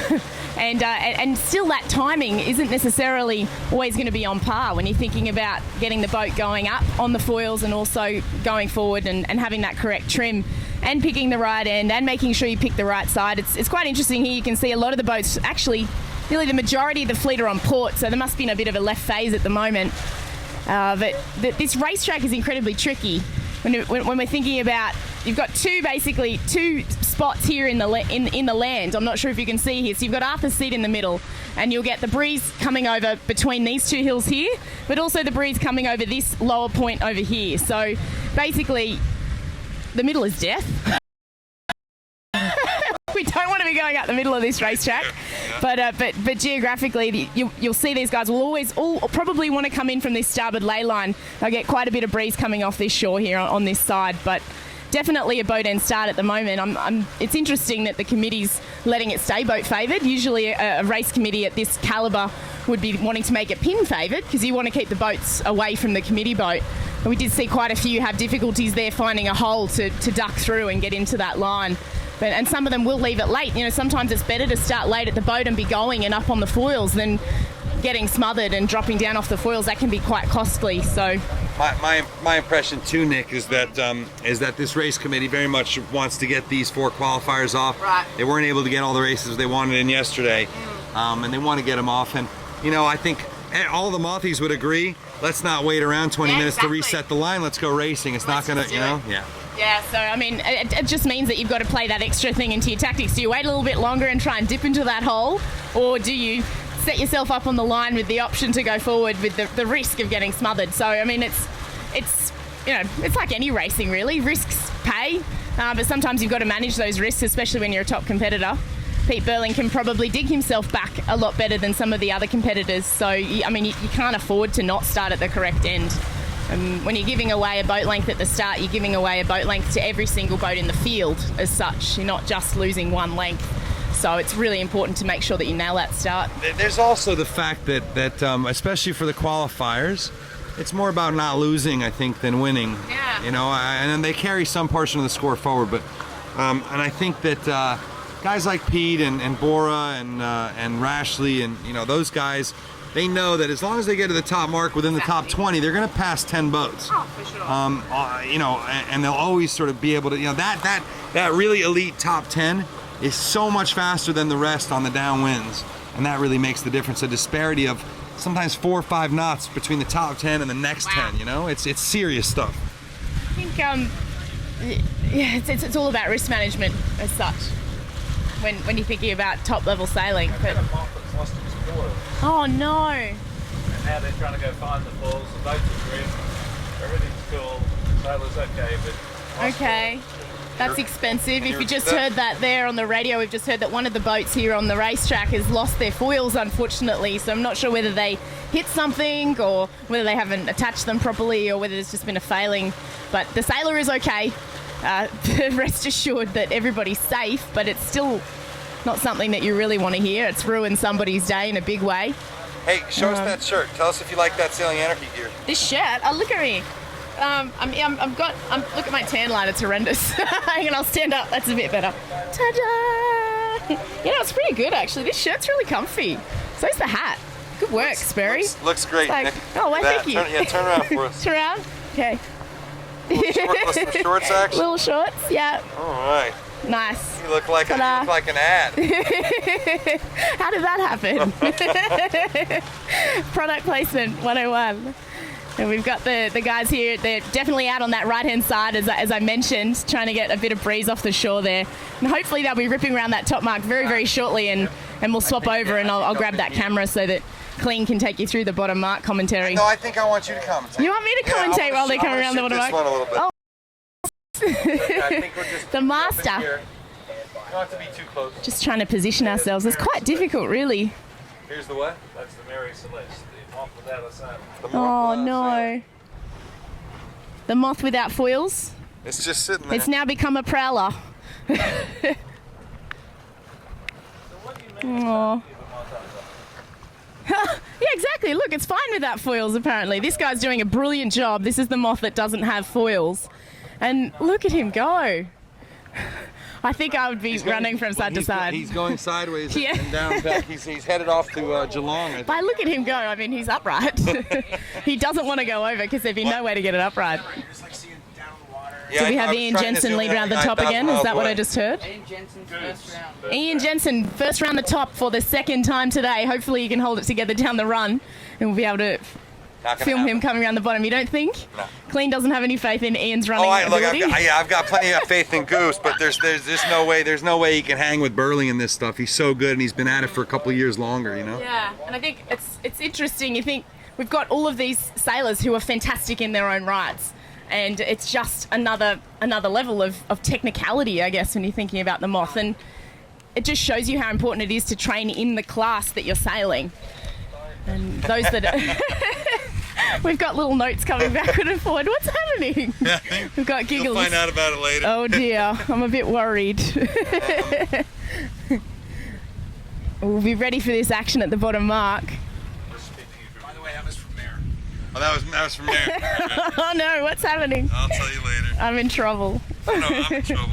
I'm filming your shirt a little too close. Oh, okay, right. Copy that. I was on the camera then.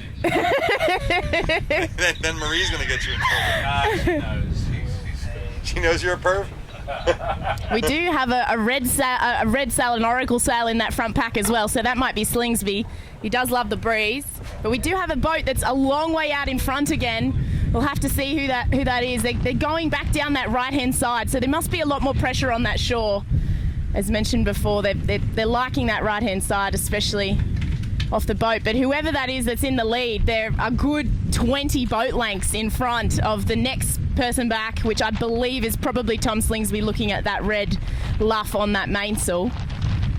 We'll be coming up to a jibe very shortly to come into this bottom gate, and we'll be keeping you posted, don't you worry. If you've just joined us, we're here live on Port Phillip Bay with big thanks to Sperry, the Sailing Anarchy team. What is it? Do I have to say it? Should I say it in my best Bogan accent? What I want you to here, I want you to do, Nick, is when you call this mark rounding, Okay. I want you to call it and realize that because our guys are right here, it's going to be that'll be used for the highlight reel. So let's hear your best footy goal. Goal. You know, like I want to see some action. I want to hear what you can do when you get really excited. All right? Unbelievable. It's good. I got out of saying the productions word. Perpetual Dude Show Production. Perpetual Beep Show Productions. Oh, and we're tight now. This boat that is leading is to leeward of the pack. We'd say they're a ladder rung down from this next pack to windward. Definitely looks like Slingsby by the style that he's sailing. Loves the breeze, and I will get excited around this bottom mark. Don't you worry. We've got clicks happening over towards us. Big shout out to Sander there, and oh, I'm very excited. I'll just start jumping up and down. Don't you worry. A little far. Well, this is all right, actually. This is going to be good. Beautiful shift coming down the middle of the course now as the boats are predominantly this leading pack on starboard jibe. And if this is going to be Pete Burling, you keep me posted. If he's that quick downhill again, he's definitely going to be stamping his mark on the race day today. Woo! I'm blocking the camera. I'm sorry. It looks like him.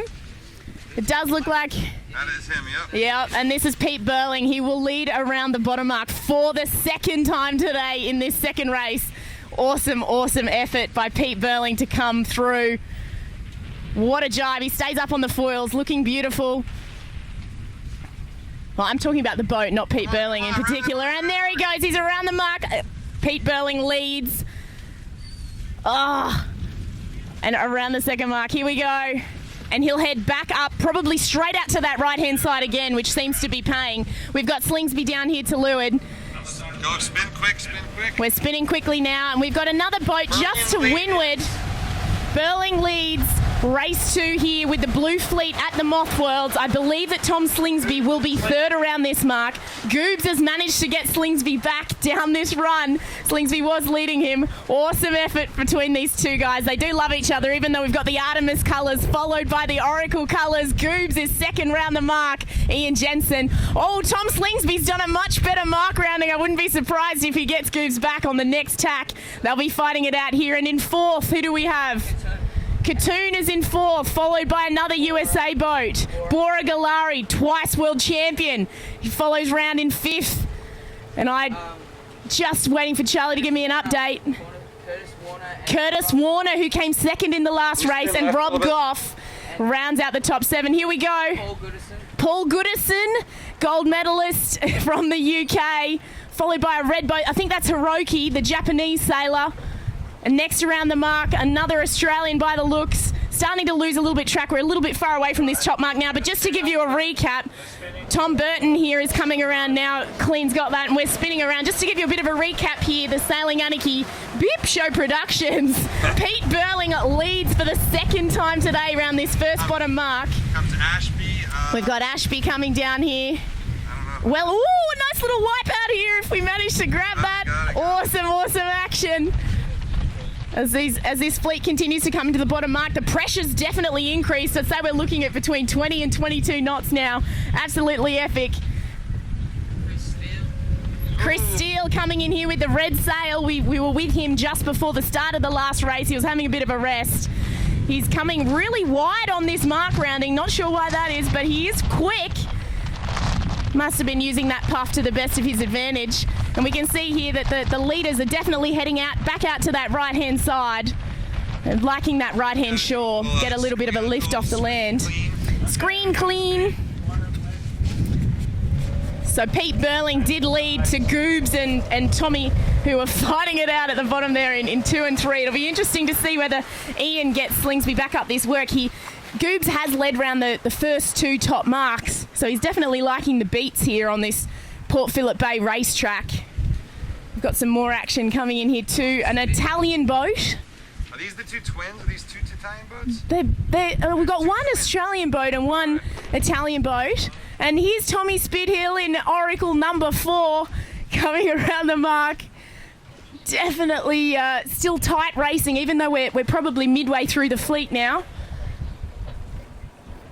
Gosh, the boat handling's still good, even this far back in the fleet. What an awesome effort by all these sailors. Oh, and a little bit of a wipe out to leeward of this bottom mark. Here, just keep it there and not drift down so we can just shoot off the side of the boat. Clean's behind the camera if you haven't realised, guys. So that's why it's bouncing around. Oh, that's not true. I'm sure he's doing a fantastic job. I'm pretty good with this. And now we've got a few wipeouts happening as we get towards the back of the fleet. We will have the leaders come around the top mark, not too far away. Pete Burling led by quite a way. If he can hold it upwind, he'll probably end up with a minute lead or so as he had in the last race. But you never know what happens. It just takes one little wipeout. And you've got Ian Jensen and Tom Slingsby, no strangers to high-level competition. Another wipeout. No strangers to high-level competition. Every sailor here is waiting to take advantage of the losses that or the mistakes that the other sailors make. Oh my gosh!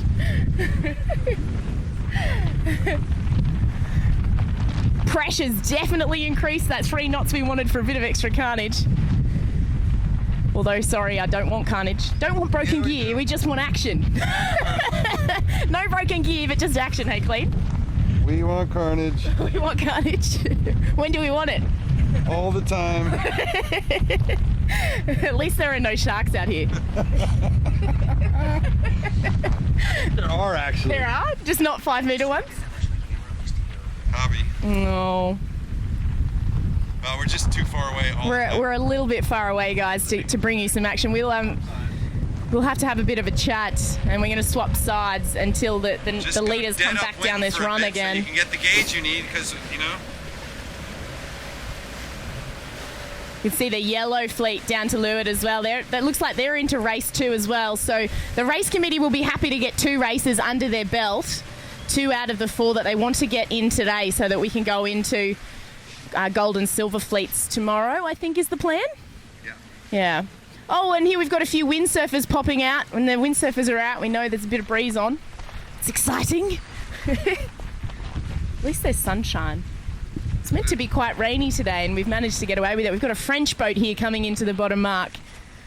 So many countries involved with this Worlds. You can definitely call it a true World Championship. Looks like a big left shift on the course at the moment. Big clock over to that left side. Big left phase. Be interesting to see how that eventuates in the results at the top. Just a little bit of leverage can mean a big change in the results when the racing's this close. Even though there's quite a distance when these boats are coming into the bottom mark, it does concertina. So on the run, a boat will come around the top mark and they'll explode away in a puff. And as you get to the bottom mark, and they do, and they will slow down a little bit as they head up onto the breeze. Not much, given that they are foiling, but they will slow down a little bit, and then the boats will get closer together again once they come around this bottom mark and head up onto the work.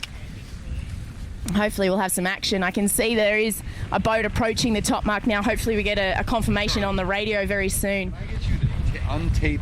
No, you don't need to untape that power cord and just let it float along the ground for a bit here. We're going to try and plug the camera back in and get some more power happening before race 3. And we'll start heading towards the finish line to bring you all the action from race 2 here with the Blue Fleet at the Moth Worlds. Big thanks to the Sorrento Couta Boat Club for Sorrento Sailing. Sorrento Sailing Couta Boat Club. It's quite long, isn't it? It is. But it's It's a bit ungainly. It's a beautiful club. The facilities, SSCBC. I'll try and remember that. But it's a beautiful club. The facilities are just fantastic. They've set up some basically faux grass on the beach for the sailors to make it a lot easier for them to launch, which is just amazing to see. And I think a few guys back in the club are actually watching this. Oh, another wipeout! Brilliant. Had it on camera. Fantastic work. I think the guys back at the club are watching this broadcast now, which is great to see. Oh, I think I would squeal a lot if I was sailing a Moth. I don't mean that to sound suspect, but I would be a bit beside myself. Maybe we'll have to try that out this week. I think there's a few guys that let you take one. Really? Oh dear. I think so. I think I'd need to have a support crew around me. Maybe I think we can arrange that. A helmet and some floaties and. There's no try, only do. Oh, I know, says Yoda. Exactly. One of my masters. Do or do not. There is no try. And here's the other half of our team. I think they'll come into the frame very shortly. Doing a fantastic job catching all of these images to put up on Facebook for you guys later. I think surely we're close to a boat getting around the top mark. It looks like we've got one heading back towards us now with 4133. Sounds like a Burling with a significant Tom Slingsby. We're talking about how the results can change it up. And he must have taken advantage of that little top lefty. He knows how to take the opportunities when they're given to him, Mr. Tom Slingsby. Smell shifts. Exactly. He's got that seventh sense. Shift sense. So we'll see what happens halfway down this run. There's still a long way to go in this race. Even though they're so quick, they're aiming for 25 to 30 minutes for a race. A lot can change on one leg of the course. Did you say Slingers is leading? Apparently, yes. We just had a Ronnie pop his head up from downstairs to check that Slingsby is leading.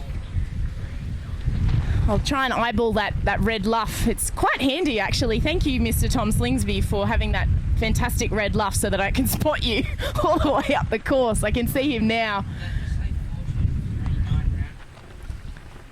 We're just trying to get some boat numbers for you guys as they're up the other end of the course, but we will be here right on the finish line to give you the results from race 2. And a big shout out to the Sperry guys, if any of them are watching. We are very thankful that... Whoa! I love this class. I just happened to be on the right boat. Timing. Good. You've got that 8th sense. That's American right there. It's the crash sense. That might have been Andy Horton. That was a great crash. That was awesome. I definitely have helmet. the crash sense. The crash sense. See, maybe you're the shark. Tom Slingsby can smell shifts. I can smell crashes coming. Carnage. People are loving the carnage. Excellent. Don't. I can't see the carnage. Turn the boat. We're just trying to position ourselves for you guys. It's quite difficult as the breeze is increasing. This boat that we're on is quite large and it does pick up a bit of windage itself. I think we've got to be close to getting some action coming downwind. I'm going to see if I can see around the hood. Getting a bit acrobatic. This could be a really bad idea. We'll see. Hi. Just trying to get a visual for you guys. Oh, we've got some carnage in the middle of the course. We're too far away. Too bad. I can see that red luff now coming down center of the course. No risk from Slingsby here. We do have 2 boats coming down the left-hand side of the run along the shore. That is where the gains have been made previously, so it'll be interesting to see how that eventuates. I would hazard a guess that would be Ian Jensen and Pete Burling. But we do have a boat that's extended in between those 2 boats. I need binoculars. We have them somewhere on the boat. This looks like Burling coming right at us, doesn't it? Yeah, in the center of the course. I would hazard a guess that's Burling, and Slingsby's the most left-hand boat on the camera. You might be able to pick up that red luff, and we do have a boat far out on this right-hand side with a white luff. This is Burling right here in front of me. Burling right here. Holy moly, he's quick on these runs.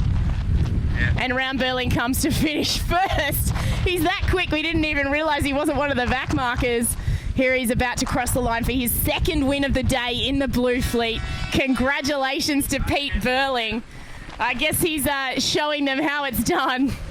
He must like the breeze. It'll be a battle for second then. We'll keep you posted. We're just changing sides now. We've got this red luff coming down the course. Pete, this would be Tom Slingsby. You'll see here, we've also got a white luff mainsail which will come in to jibe. It does look quite tight between these two boats. We'll be bringing you the action for this second place finish, which is going to be all on. But what a lead from Pete Burling again. 2 awesome finishes from Pete Burling. Massive, massive lead. Here comes Slingsby across. It looks like he's in third. Whoever this is crossing him, I believe it's Ian Jensen's just behind Slingsby, who I think would jibe very shortly to cover that gain. He should consolidate shortly. We'll see. Here goes the jibe from Slingsby with this red luff on his mainsail. Beautiful jibe. Who is this right here? Just here's 3359. I think it might be a back marker. Yeah. It does look like a back marker. And then we've got 4032. Katoon. Big gains from Katoon. But I think if Slingsby can pull this jibe off, he will beat him to the line. High pressure jibe from Slingsby. He stays on the plane. Awesome work from Slingsby here. This is going to be a battle all the way to the finish though between Slingsby and Katoon. I think Slingsby might have him though. Here we go. Oh, and he manages to... Oh! Katoon puts it in the drink. Did he cross the finish line? I think he did. It doesn't matter if he's capsized on the finish line, so long as a part of the boat has crossed the line. I think he will have still secured his third. Awesome action here, guys. This is brilliant. Here comes Ian Jensen. Goobs will finish in fourth. And we've got Bora here, and oh, this is going to be a finish. The boat to leeward may have Bora Galari. Curtis Warner. We'll have to wait and see those official results for you guys. It was very tight, but I would say given that this boat is favoured, look how far right this breeze has gone, guys. You can see the committee boat here pointing almost at the gate mark. And I think this boat end would have been favoured, which means that Curtis Warner may have just beaten twice world champion Bora Galari across the line. But again, we weren't in the best position to line ourselves up for that finish, so I'm not going to be official on that. We'll wait and get the official results. Great action! Let's go ahead and switch this up. Yeah, let's do it. And shoot me for a minute, and then I'll go. Oh! That nearly resulted in some serious action. I did not mean to grab your breast there, Nick. I just meant to keep you from falling in the water, but it was a convenient handle. Sorry. What? That's not a bad word. What is the? This is one prudish country. I'll tell you that, boy. No, I mean, you just don't have to tell it. It's all right, guys. I'm still on board. I'm speechless right now. I saved the girl's life, and I can't even talk about it. Anyways. That was pretty exciting. I'm going to pass it back. I mean, we're going to watch this. I just wanted to kind of say a little word there. Who is that? Does that call? Goff. Rob Goff. And Tom Burton. Tom Burton, and yeah. So don't drift off the line too much here. And then we've got some of the Brits coming in. Goodison. Got Paul Goody there with the... Oh. All right. So anyways... Just a real quick thank you to you guys for keeping watching, and we're going to just shoot some more of this action to finish. You can see the breeze is up, and you can see, whoa, another one. They're just all going over. You can see the difference between, sort of 20 knots and 25 knots. It's all sea state driven. Whoa. And it's all sea state driven, and it's all about these wands and what happens with them when they... This is something around the anchor chain. Oh, okay, let's go film this. Nick, tell us what's going on. We can see here one of the boats, we did film their crash. They're actually wrapped around the anchor chain. If you can shoot just around the corner here, Charlie, I think they did sort of mangle themselves. They managed to finish just as they wiped out, but crossing the line. Yeah, they're across the line definitely, but maybe taking their time to get the boat up. Hey, if I'd capsized, I think I'd be quite happy just to sit on the foils at this point with this increasing pressure. Definitely plus 20 knots now. White caps. right, spin the wheel. And we're in a beautiful position now for this finish. You can see here, even back in the fleet. Whoa, plenty of action, managing to stay up on the foils while 4163 is low riding. And here we can see this gentleman that just wrapped himself around the anchor wire. He will get himself up, I think. Oh, I think I'd just sit like that, Charlie. What do you reckon? Would you be having a break right about now? I'd be sucking in the big ones, having a big breath. Now this is what some of the people that have travelled all the way to Sorrento for this World Championships came here for. Sorrento, Port Phillip Bay, it is really known for this type of pressure and this direction in particular, this 120, you know, that sou'easter. It does tend to blow from that direction quite hard, and lots of people have been training for this kind of condition. And when they had the nationals with not much pressure, a lot of people were thinking, oh, we're actually going to get what we wanted when we came here. How often do you go to an event and they say it's not what it's about here? That's what our readers are sending into. $100 to clean in the water. It was 20 yesterday. He's increased in value. That's really good to see. But yeah, as I was saying, I mean, when people come to Melbourne, they want this kind of condition. So it's really good that we can deliver to all of these people that have made the effort to come here some really, really awesome racing conditions. Not only because of the calibre of the fleet, but just the beautiful race course. I mean, have a look around. We're just going around in a circle now, and you can probably see behind me just how beautiful it is here. Very, very lucky to be able to be out here on the water watching some fantastic racing, and it's so awesome that you're all here to join us, that's for sure. So I'm just so excited. Can't help it. We've got some more boats coming across the line here. Tom Slingsby. Tom Spithill, sorry. Oops, Slingsby goes second. No, he's got it. He's got it. Go, Tom Slingsby. He's on fire. I think he does like the pressure, Tom Slingsby. I've seen him sailing a single-handed boat that I sail that nobody will know about internationally. It's very similar to a laser, but it's called a spiral, and I've seen him hiking backwards like rail style. He does like to play it up a little bit, the spare parts as they call him, Tom Spithill. He's a bit of a champion. Do you have... We'll be getting ready for race 3 now. These boats will be taking the opportunity to have a bit of a rest. There's Mr. Steele crossing the line. Do you have any... Beautiful style there. We've got another bit of carnage up here, guys. And these boats will be now taking the opportunity to have a bit of a rest. It's actually quite hard to rest when you're sailing a Moth because, I mean, it's quite difficult to stay balanced. So you're still working all the time. The amount of calories that these guys must be going through per day would be absolutely huge. We'll be having ice cream for dinner twice. No, they're too athletic for that. They surely wouldn't do that. But yeah, unbelievable how much effort it takes just to keep it flat and out on the race course, and then in between races. I guess that's why so many have the support boats here, because when you can just pull up to the support boat, chill out on the wing, take in the fluids, and they're probably having some gel packs or, you know, just getting the sugar straight into their system so they can get out there and give it their best for race 3. Already done 2 races. You think that half an hour maybe isn't that long for a race, but the amount of distance that they're covering is still huge. I mean, seriously. Nice work. Well done. Thank you for that crash. Yeah, the crash was perfect. Yeah, exactly. You were. So we'll give you a 7 for style, but a 9 for execution. I think you actually lost mast tip first. Yeah. Mast tip first. You got the news about the Patriots, yeah? Yeah. 35-31. Anthony Katoon, top American right now in this fleet, and really, really doing well. Anthony, Anthony has beaten Bora at a handful of big American regattas, but at the big ones, Bora's always had a speed edge. So far, what we've seen out here today, and yesterday Bora I think was ahead of Anthony by a little. But today, Anthony's just got it, and you could see, it's a good example of sort of the difference between stability and speed. Slingsby faster, but you saw his boat porpoising, and Anthony much smoother until the crash.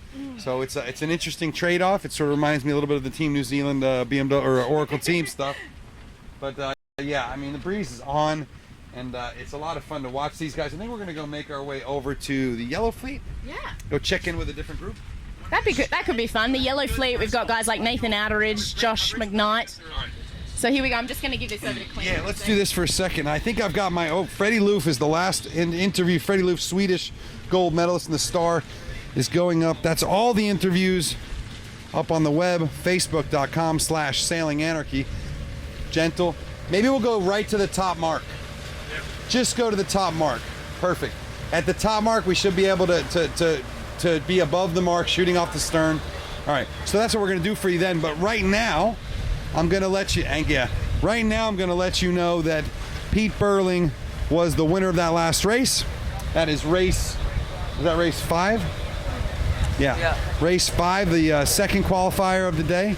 Tom Slingsby got second, just about 2 meters in front of Anthony Katoon. Ian Goobs Jensen in 4th. Kurt Warner or Borgulari in 5th. We actually cannot tell who it was because it was just too close to call. So there's your top 5 or 6 here on Blue Fleet. Obviously the class of the day, and I think of the regatta, I think he'll take 2 bullets. He's gonna whether he's tied with Nathan or not.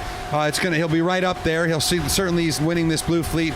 Is Pete Burling from New Zealand, the other top 49er skipper, the other America's Cup 45 helm. So it's a really nice battle setting up between the Aussie Nathan and the Kiwi Pete Burling, and we're gonna head over to that yellow course. And I don't know, Nick, maybe I'm really curious about this great white shark.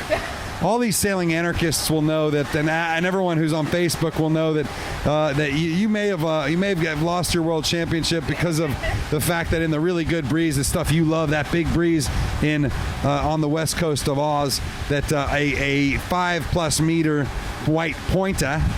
White pointer was prowling underneath the start line and ended your regatta, or ended one day after only one race. So tell us about that and what it's like to be sailing in a place where, let's face it, there's just lots of things in this country's water that can kill you. Yeah, I guess that's the thing, isn't it? I mean, you don't really think about it as such. I guess I would say that I'm not shark phobic. I think I'm more respectful of sharks, let's put it this way, because they are incredibly intelligent and sophisticated creatures in terms of killing. So, we sail everywhere. I mean, there'd be sharks out here as well. Maybe not white pointers, but there's sharks everywhere. What have we got? Gummy sharks. Gummy sharks. Yeah, well, yeah, the gummy sharks are a little bit fierce down here, but they're not. I mean, they're not as cutthroat as white pointers, but there was somebody taken, unfortunately, just around the corner from where I was sailing the Taser Worlds. I was sailing on Geograph Bay from Bustleton Yacht Club. A shout out to anybody from Bustleton who's watching. A beautiful little town about 3 hours south of Perth. Yeah, definitely country, and a big shout out to all of the Americans that made the journey, and the Japanese. A big trip when you're thinking about going not only to Australia, but then to a really remote part of Australia as well. But someone was unfortunately taken by a white pointer just around the corner from where we were sailing a few days prior to the start of the regatta. And I think that was a 3.5 to 4 metre great white. And they do have all of the great whites tagged in that area. So when one does come into the bay and does get close to the shore, we heard the sirens go off on the shore, for example, not unlike the movie Jaws, if you've seen that sequence where there's people out sailing Hobie cats, I think, and then the siren goes off. But it was just like that. But given that it was building towards or above 20 knots, there were a few broken masts, there were plenty of boats that were capsizing. The race committee did make the call to call off the racing due to this 5 metre white pointer, which was on the racetrack. One of the teams, Mike Karras and Molly Jackson, if anybody knows those guys, they crossed the finish line and saw the shark and apparently diverted course very quickly to avoid the said shark. But yeah, we did head in and didn't get that race away, so that race ended up being abandoned, and that meant we only got 9 in for the series. So but I mean, when you're thinking about the safety of sailors, that's obviously going to be the most important thing. And whether you think a shark attack is or isn't likely, I don't think anybody wants to have that risk on their hands, to think about the fact that there might be a taser sailor in the water. I mean, my boat looks black and white, but it's actually navy blue and white, so I think it looks like a killer whale, and I don't think the sharks would come near us. But that said, a taser's only just over 4.5 metres long, so when you think about a 5 metre great white shark That's a pretty big fish, let's just say. But yeah, I guess the movie Jaws did come from somewhere, and the kid that was taken just around the corner from where the regatta was actually spearfishing. So him and his mate spotted the shark, and they had fish around their waists, and then he was unfortunately taken. I think I'd be offloading the fish as quickly as possible and just giving them to the shark. But they're just hunters, they're just predators, they're acting on their biology. But we've got a sequence coming in now, guys, I think for the yellow fleet. I'm just going to try and that would be the start, I believe, for the yellow fleet. Yeah, but I'm in shallow water. We're in some shallow water, but we're going to try and sit at the top mark for the yellow fleet for you guys to get some different action. We have had the start, we've had the finish, we've had the bottom mark.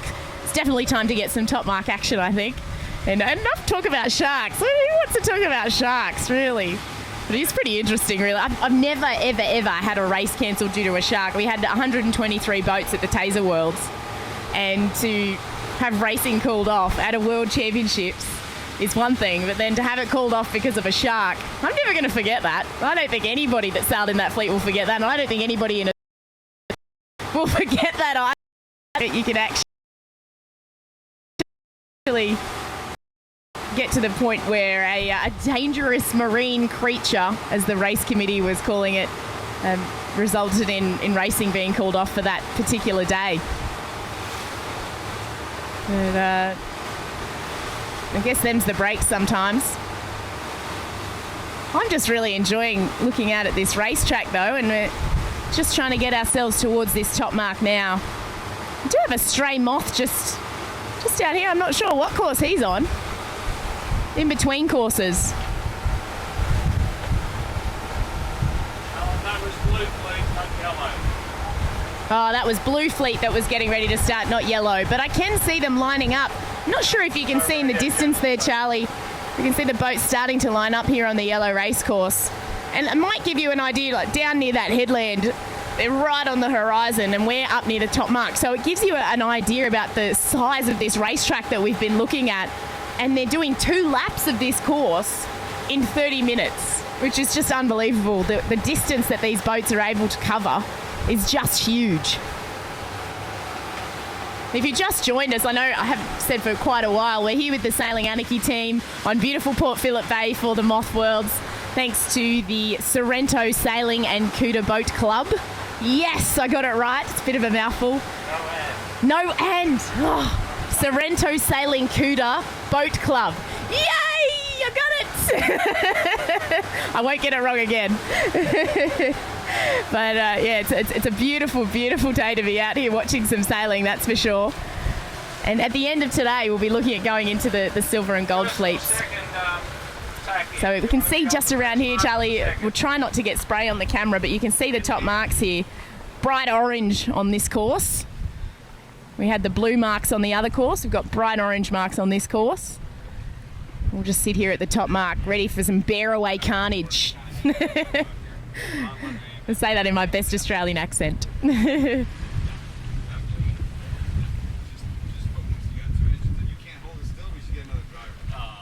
Plenty of pressure. You're a smart guy, use 2 engines, you know how they work. Oh. But it is a beautiful yacht club, as I mentioned here at Sorrento. We've done a great job accommodating so many sailors. It's the amount of organisation that goes in behind the scenes for anybody who's been affiliated with a regatta, and I'm sure many of you have, to think about putting on an event like this. And we are a little bit of a distance from Melbourne, so it's not near a capital city. I mean, I got picked up last night from the airport, and I think it was about an hour and a half, 2-hour drive. So we're still a little bit of a distance from capital city. At least we've got good bandwidth. That's the most important thing. They looked like they were lining up for a start earlier. Clean's just asked if they've started yet. No, that's the other course. That's blue.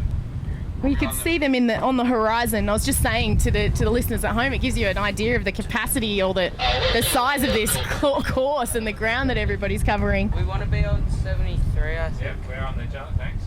Is that a cruise boat coming around that headland down there? Ferry, Sorrento to Queenscliff. Oh, right, of course it is.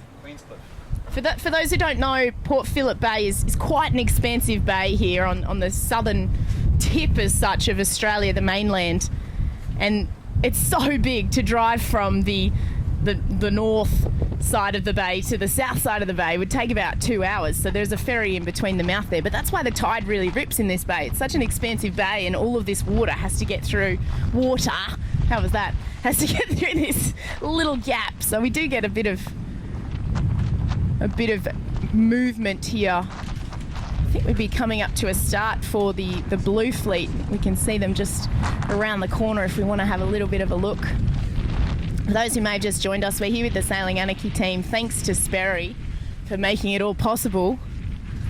It's also this isn't you right? Yeah. This isn't their first rodeo. These guys host a lot of events here. They've had ISAF World Cup. Oh, on Sorrento. Yeah, they've had and the bay itself, 49er Worlds, massive 150 boat Worlds a few years ago, and I-14s are happening right across the bay at Geelong right now. It's a long way away, but I-14 Worlds, International 14 skiffs, that is. And you know, we talked about this yesterday a little bit, but for you folks who missed it, you know, it's got a long history of really cool sailing and yachting. Not just these Couta boats, which were massively innovative in the turn of the century all the way through the middle of the century, but this is where the first wing sail, Little America's Cup, the first wing sailed boat of any kind ever sailed right here. That was called Miss Nilex, and that was 1968 maybe, 69 is. I think it's a little earlier. I think it's about 68, 69. Look, it's before my time too, if you can believe that. Charlie wasn't. If you can believe that, I wasn't even born yet. So 69. How old are you? Charlie's just 14. He's a millennial. A very mature 14-year-old, but not only was Miss Nilex here, but the Little America's Cup resided here on the bay. At what club? So it started at Sorrento. Down to McRae. And then moved to McRae, and that's right. Lindsay Cunningham. Because of Lindsay Cunningham, so they owned the America's Cup for a long time. Lindsay Cunningham, the brilliant inventor with the Yellow Pages Endeavor, and all those crazy boats that he built that just walked away from the competition, and he had it for a long time. Then moved on to the. Go ahead. And then from that moved on to the Macquarie Challenge, to the world speed record with Simon McKeon on the helm. And it's interesting whether it's the C-Class, or if you look at the Couta boats, they were innovative fleet, and now we've got this innovative fleet here. So innovative, I'm going to translate for that, means innovative, all right? You're acclimating here. I'm acclimatizing. So I mean, I think that's pretty special stuff. Having covered the Little America's Cup and watched, you know, the big America's Cup sort of follow in the footsteps about 10 years after we begged them to do it. It's pretty cool to see that this stuff all started right here, and you know, these moths, between the moths, which is where the foiling came from, and the hard wing sails, which is where the wings came from. This is where all of top-level modern sailing started, is on this bay, which is pretty crazy.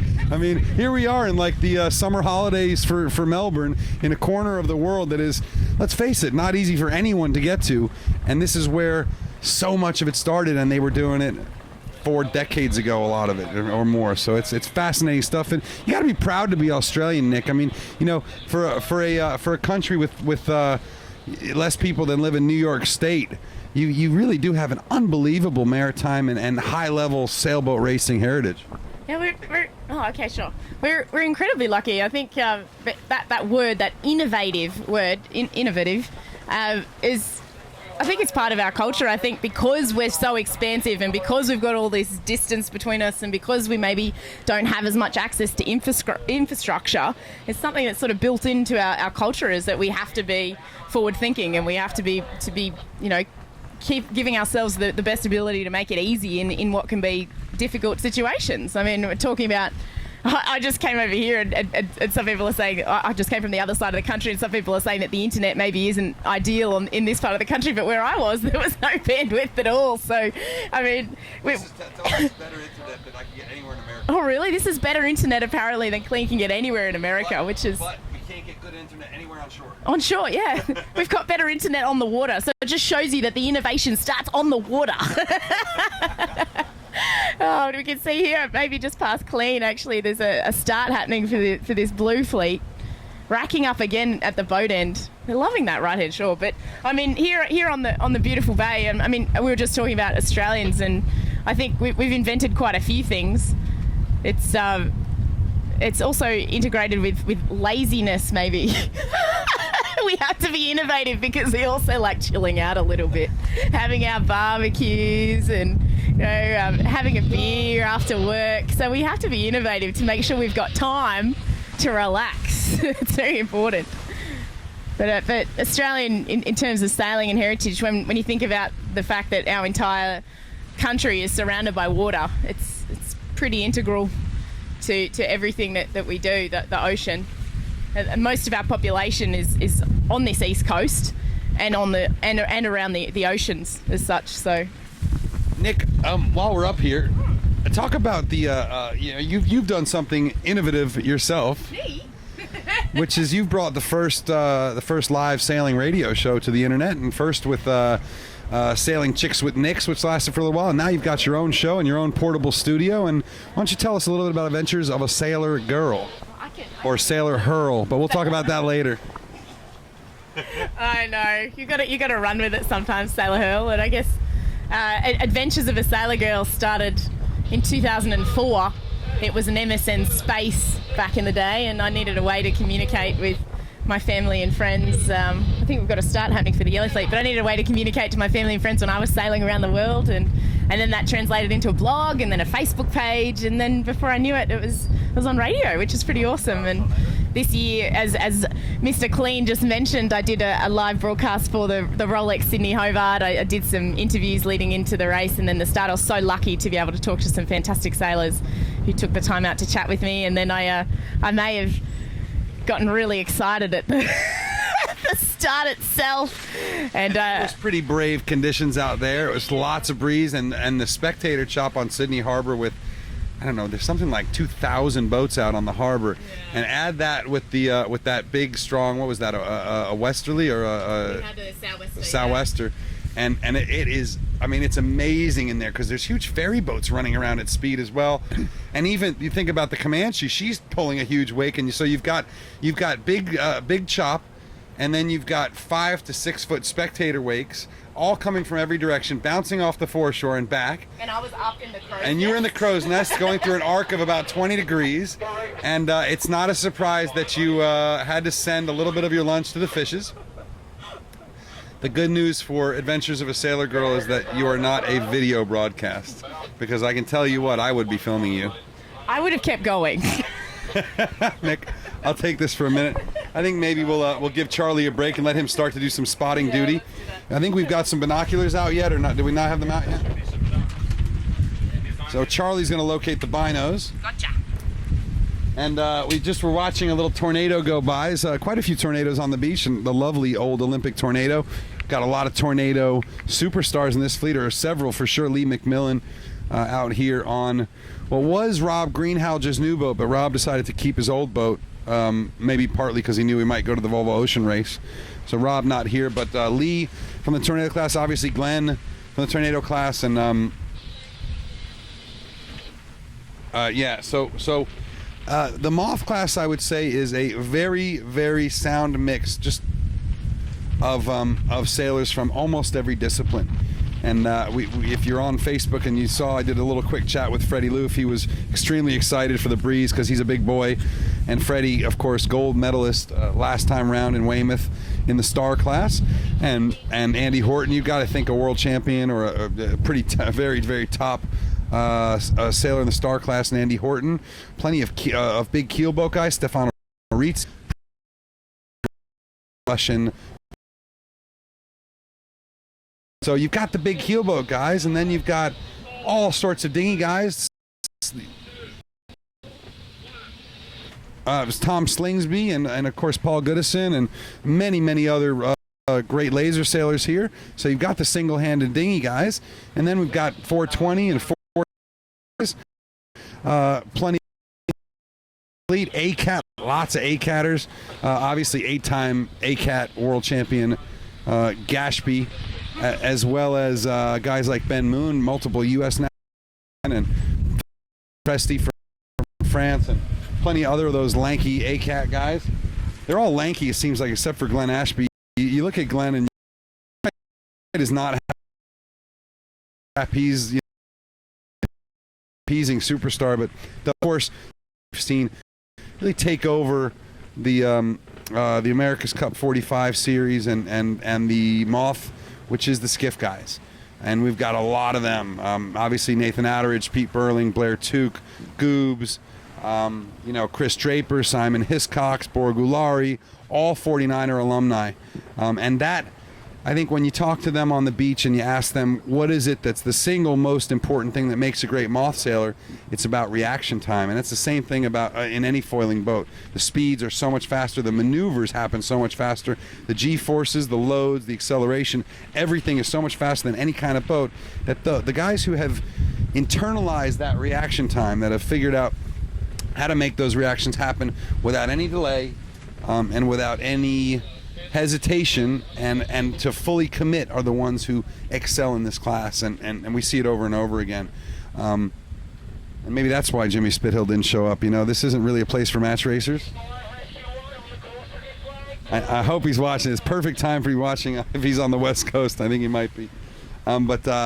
Yeah, so the other thing about the skiffs, you know, if you remember the early days of the 49er, no one could sail them in 25 knots. No one. And you can remember the China games and even the ones before that, but certainly still the China games, in a certain sea state, in a certain wind condition, they just couldn't sail them. Well, as the guys learned to just commit and commit hard, they sort of stopped that problem. It was the same thing in the AC-72s. The biggest danger comes from when they're throttling back. When they're trying to be a little conservative, because that's when the boat can load up, and that's when the things can get really ugly. And it's commitment. And part of the reason I wanted to come up here to the top mark is because this is where the commitment is.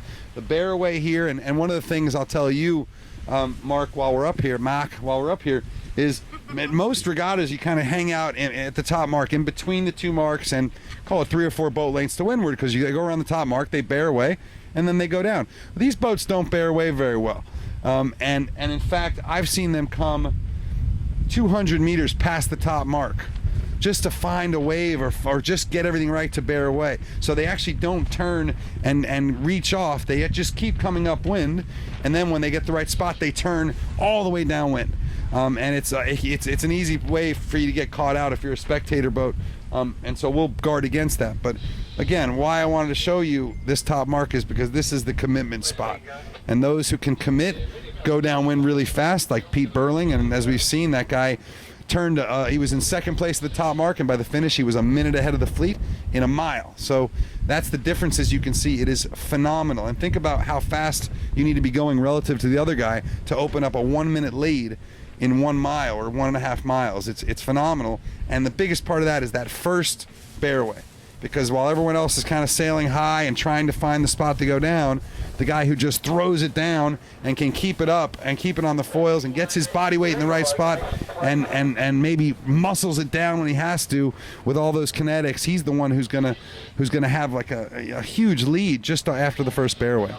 So that's why we're up here, and we'll see how it goes. It's also a wonderful place to see some crashes. I'd say it's maybe a little bit less breezy up here in this corner than it was at the finish of the last race, but I think still pretty good breeze. What would you call it, Mac? How much breeze would you call this?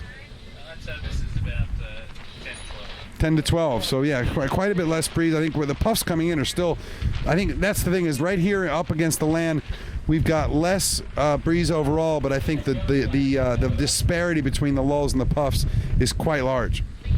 So that can create a lot of fun conditions for the spectator fleet. And it's interesting, we've got a bunch of boats anchored up here just to watch. So we're not going to do that, so we can maintain a little bit of mobility and maybe move from one side of the line to the other. But it is challenging to be out here in any conditions. But boy, the Moths are having a fun time, and I'm wondering what the damage toll is already. A lot of these guys have. The Yellow Fleet just had a general recall. Thank you, Ronnie. And thank you folks, for all of you who are helping us out with the information. So Yellow Fleet with a general. Oh, we'll still mill. That's another fun. That's what we want. Yeah, there's a little breeze on. So just like we said, with the breeze coming up over the land here, it's a little bit puffier, and a little bit shiftier. And that's certainly what I want to see. But we're gonna have to hang out here and wait for the general recall fleet to come back.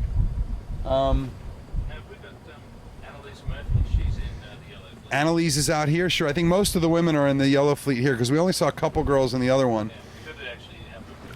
Yeah, for sure. I think in general it's gonna be a little tough because the most of the women in the fleet are gonna be in the silver fleet, and I have to say we're just not gonna cover silver that much this week because it's not for us. It's not the story that most of you guys want to see. We will come over and cover them a bit. I absolutely, on the shore certainly, and talking to them afterwards, we'll get the story. And certainly we'll have Petey and Sonder out here shooting them, but I think the women's battle is great, and it's not like there's sort of the let's call it the over feminist types who they get a little annoyed. Well, why are you asking them about sailing against other women? They're out here competing in an open class, but every single girl that I talk to here wants to beat every other girl. There's no doubt that that's their primary goal, and it helps to have targets and to have a target like, I want to finish mid-fleet, or I want to finish in the top of silver, or I want to finish somewhere in gold.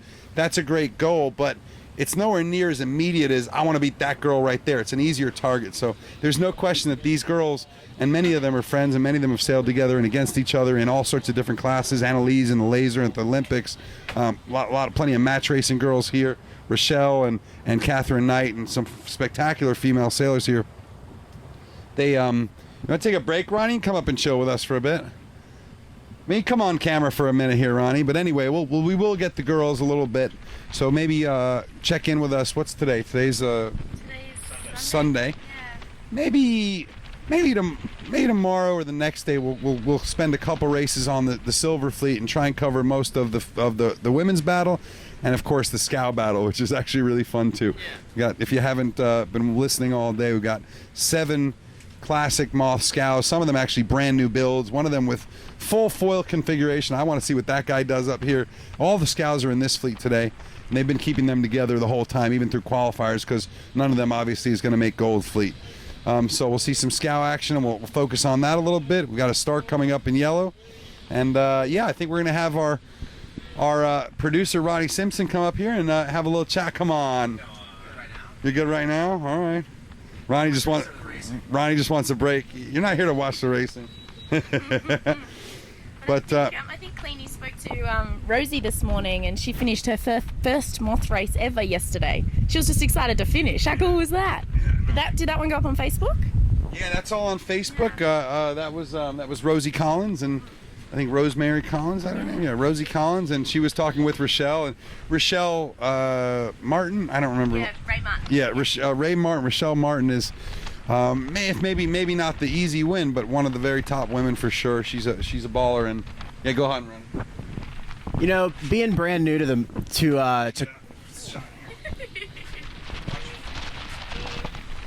not the slickest, most elegant intro there, but being brand new to the Moth fleet, I think one of the coolest things I've seen kind of on that note is that you do have sailors, both male and female, from all over the world that are in their first ever Moth race. We talked to a couple of Americans that they've been sailing the boat 6 months, but they've actually never raced in a fleet of Moths. So you have everything from the novice to the Moth, to the 2-time Sunfish world champion who's just new to the Moth, to Moth world champions, to your Cat 3 sailors, to your America's Cup sailors. And I think that's one of the coolest things about the Moth fleet is just the diversity and kind of the breadth in skill level and experience in the boat, and also the boats themselves. Everything from the scows that are some of them, we talked to a father and son team. They've got 35-year-old boats. You've got guys like David Lister, who's building, don't quote me on this, but he's building like half the foils in the fleet probably, and he's building custom one-off beautiful boats that are just as fast, if not faster, than any production boat. And I think that's one of the things, like Alan was talking about earlier, with the Moth being such an incredible development class and such a strict, true box rule class.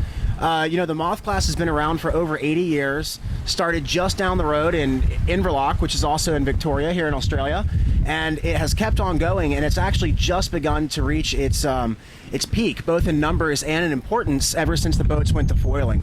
And obviously now with the America's Cup going to foiling, you're seeing so much emphasis placed on foiling boats and training of sailors to sail those foiling boats now that the AC is in in foils, and also just the development of the foils and aerodynamics. You're now seeing guys that are coming in from the Formula One scene over to America's Cup scenes because the boats are getting so fast up on the foil that now aerodynamics are becoming so important. So I just think it's one of the most interesting things within this fleet, again, is just the breadth and talent and experience and the boats as well. Yeah. Yeah. Well said. I don't know where that came from. Alan just got me on the topic. And... It just shows you're a very thoughtful person. Yeah. Thought's got to come from somewhere when you're writing. Exactly. Spending my time down in the cave, getting the production. Very talented, whether he likes it or not. so different to be out here in a covering a dinghy race. Usually I'm covering the offshore stuff, and it's so cool just to see kind of how diverse and varied sailing is as a sport. And that's one of the things that sort of makes it never get old. Yeah. Whether you're spectating, sailing, writing about it, covering it as a journalist, it's like you learn something new every single day. Do you prefer the offshore stuff or the dinghy stuff? Can you pick? Well, yeah. I mean, me personally, as far as sailing, yeah. I mean, I prefer the offshore sailing, but that's for a number of reasons, and one of them is I'd never be able to be competitive in a good dinghy fleet. I mean, I didn't sail when I was, a kid. I didn't start sailing until I was in my early 20s, and that's one of the big things about the Moth. And a boat like the Moth is it really requires just instincts. And you can learn how to sail a keelboat pretty well, but if you want to sail a Moth at the very, very top level, that's just hard to learn, in your adult years. And there are guys that do it, but it's certainly not easy. It's one of those skills that you acquire, I think, over a lifetime. Nick, like yourself, let's go ahead and switch here. Oh, we're switching. Okay. Yeah. Awesome. Just We happy like to be this. out of the cave. Switcherooty. Oh, he's on the camera. Hi there.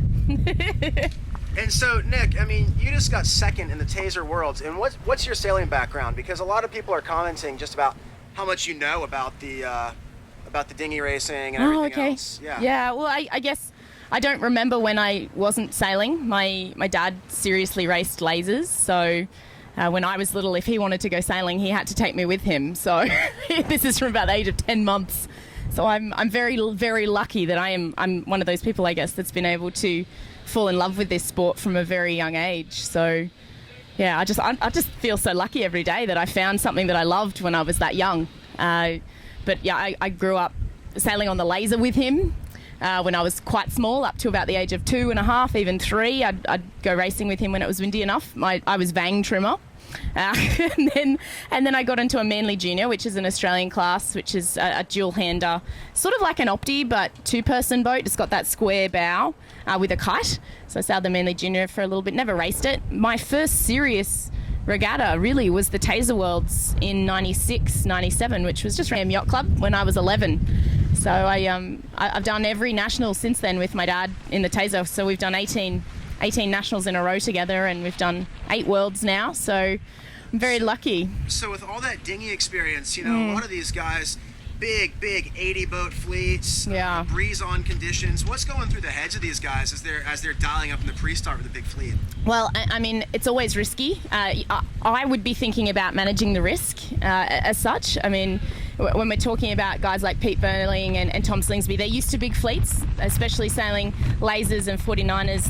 They know how to manage the fleet, so you need to be making sure that you can nail that start, but also make sure that you're not going to have somebody who's maybe not as experienced potentially hinder your start, your ability to start. There's always that nerve-wracking thing. When the breeze is starting to build like this, you're wondering if you checked and double-checked that shackle. Did you do that shackle up? Breakage starts to come into your mind, especially with a class like the Moth. You don't want to be breaking something and losing a race. So, I mean, there is a little bit of nerve in terms of that, but these guys are so used to sailing with that kind of pressure, I'm guessing that doesn't even cross their mind. They'd be focusing on the start, thinking about their longer-term strategy. Do they want to be on the left-hand side of the course or the right-hand side of the course? If for some reason the start doesn't work, where are they going to be bailing out to? What are their tactics to make sure that they're able to get to that side of the course that they want to do? They want to be giving themselves options to do what they want to do. That's the biggest thing in big fleet sailing, is to make sure that you maintain your options to go the way that you want to go. Because all of the top level guys here, they're tactically brilliant. It's just being able to give themselves the boat speed and the ability to go where they want to be able to put their boat. So when you're doing that, sort of walk us through your, we're hearing on the radio these guys in the start sequence. Sort of mentally walk us through your 5, 4, 3, 2, 1. Sure. Well, at 5 minutes, I've probably already done a few lengths of the start line. I know how long it is in terms of sailing time. So on a Moth, it's going to be a lot shorter than sailing on other types of boats. You might also want to time how long it takes you to get up on the foil. How long does it take you to accelerate? They probably already know that, though. You've done a few approaches to the favoured end. In this case, with the Blue Fleet, we saw that the boat end was favoured. So we've probably done a few approaches, know where I want to be with 30 seconds to go. So at that 5 minute gun, I'm starting to look at where the other people are lining themselves up. How long am I going to have to give myself to get into position? And we saw a lot of the Moth sailors, they left it quite late, sort of 2.5 minutes they were starting to get themselves into that position. The most important thing with a boat start is to be patient. So at 5 minutes, I'm just making sure that everything's correct, that I've got no weed on my foil, that my head's in the right place, that I've looked up the course and I've double checked that I want to go to that right hand side where there's pressure along the shore. At 4 minutes to go, I'm double checking my time. I'm making sure that my time's smack on.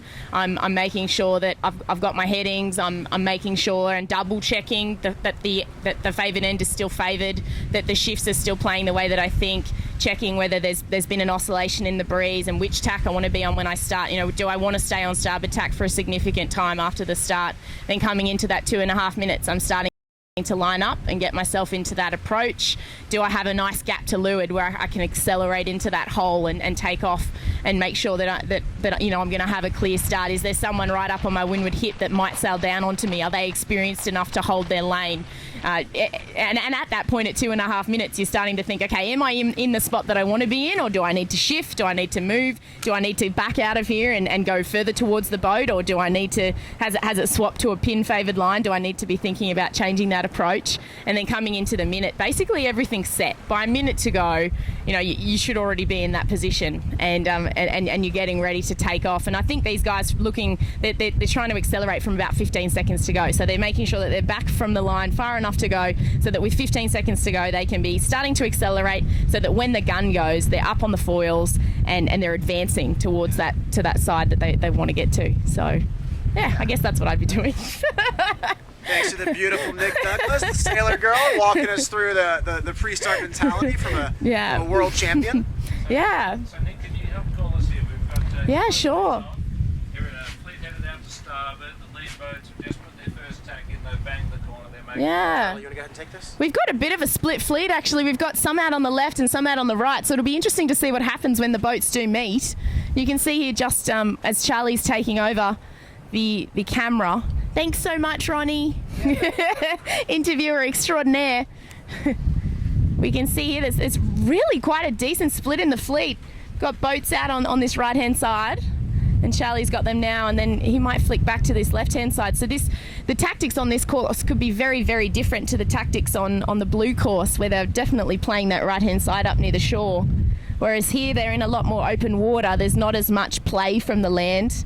The top marks have probably more than 1 kilometre, maybe 2 kilometres up to the closest piece of land, which is awesome. Nice bit of open water, but it is a bit choppier here. So I guess you've got your trade-offs, a bit more chop because there's a bit more fetch, letting these waves really stack up. It looks to me like this right-hand side is paying. I can see Scott Babbage out here on the right-hand side. These boats do seem to be more advanced. But we will see what happens when they meet. The boats on the left-hand side of the track look to be a little bit further back to me. We'll soon see. I think they're probably about 2 minutes away from this top mark. The boats out on this right-hand side of the course will be looking to put in a lay tack very soon.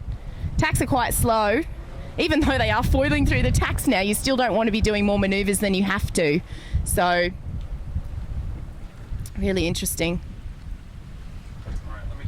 Charlie, and you can We've got Nick on the mic because she's doing such a nice job. Oh, thank you. Got great feedback from everyone watching at home, Nick. Oh, excellent. Thanks, guys. Thanks for watching. It's awesome to be here. It really is. It's brilliant. See if you can say that in 5 days. No, I still say it. People see me before I hit the water and they're like, gosh, how long have you been sailing? They think I've only been sailing a year. I get so excited before I hit the water, but I just love it. What's not to love? You can see here, definitely this right-hand side is paying. So those guys who hit the left-hand corner maybe having a few second thoughts as they're coming back from that side. It's a very, very long port tack to come back to this mark once they've gotten themselves out on the left-hand side of the track. Scott Babbage is looking really nice, I have to say. He's just put in a tack. I really do appreciate that Channel 7 logo on his mainsail because it is easy to spot. Can we have like coloured tips on their mainsails so we can pick them out? That would be appreciated. It's really hard to pick. You've got to have really good depth perception when you're trying to manage what's happening now. And for us, we haven't done any work with the yellow fleet as yet, so bear with us as we try to make sure we can commentate who's coming around the mark. Gotten to know the blue fleet. I might miss them a little bit. Wait till tomorrow when we split into silver and gold. Got a boat that's taking a last dig out to this left-hand side. Just like Joshy. Yeah, it does look like Joshy out on this left-hand side here. Beautiful tack. Ooh, just dives in off the foils. It was not so beautiful on the exit. These two look to be our leaders here approaching on starboard tack. Scott Babbage is to windward, definitely, and not sure who this guy is to leeward. That's Josh there? Okay. And then the third boat I would say is the one that's just ducked. Oh, he's tacking underneath Scott Babbage. So this might be our leader who's just then going to tack underneath Scott. That's Outeridge. Okay. Yeah, that was Josh just there. We've got a race on our hands. This is Josh McKnight here on port tack coming in to join Nathan Outeridge, who tacked to leeward of Scott Babbage. Beautiful play there, especially if they're going to lay and... Oh, Josh McKnight's put a tack into leeward of the bunch. Will he lay this top mark? What a race, guys. We've got three boats here getting ready to come around the top. Make sure you watch for that bear away that Clean was talking about. Josh McKnight will lead, followed by Nathan Outeridge and then Scott Babbage. Three of the best moth sailors in the world right here, and they're all Australian. I've got to love that, sorry. A bit of a shout out. What a beautiful rounding from the three of them. You can see there that gap does extend, as I mentioned, as they come around the top mark onto the reach, because they do increase in speed just a little bit. I think 27 knots was what we heard they're doing the speeds on out there on the course. I'm with the three still. With the three, awesome. On the right-hand side of your screen, we have Josh McKnight, world champion from Couta, followed by Nathan Outeridge, our current world champion, and then Scott Babbage down on the inside, a little bit wobbly, but he holds it. Top mark, back up the top. Back up to the top mark. We've got a New Zealand boat that's just gone around 3657. Chris Ratchley, then followed by 3657, and a GBR boat. That's our top GBR boat. AMAC is coming around now. Beautiful sailing. We did catch up with him this morning. And then 4011, have we got a number on that? This looks like Luca Damick has had a little bit of an issue at the rounding. As we were talking about there, he's struggling to bear away with these starboard tackers. Almost have to park it. It's interesting when they want to stop, they just drop down off the foils and then wait for the starboard tackers to pass them. Bit of carnage in the middle here. Oh, there's going to be more, guys. Get excited. As they extend out on this starboard reach. Staying with the top mark. We're staying with the top mark, guys. Thanks for joining us for some awesome moth action. Oh, beautiful. I want to turn. Oh, doesn't that just look gorgeous when they're all going along on this starboard tacky across the top? We've got one of the Oracle sailors. I think that's Kyle Langford. There, they call him Lyle. He hasn't been enjoying his moth sailing so much. He's used to being a little bit further forward in the fleet. But he's doing a great job at the moment. Bit of breeze is probably suiting him. He's so tall. I don't know. It's quite difficult to be agile when you've got a bit more height on you. You find a lot of the top moth guys are this quite stocky and strong build, like the likes of Glenn Ashby and Nathan Outeridge is really, really strong and agile. They also have to be small to duck under that. And under the boom, exactly. It's almost... sort of fin style. Okay, we're a little bit far away for you now, guys. But whoa! Sorry, I get a bit excited about the carnage.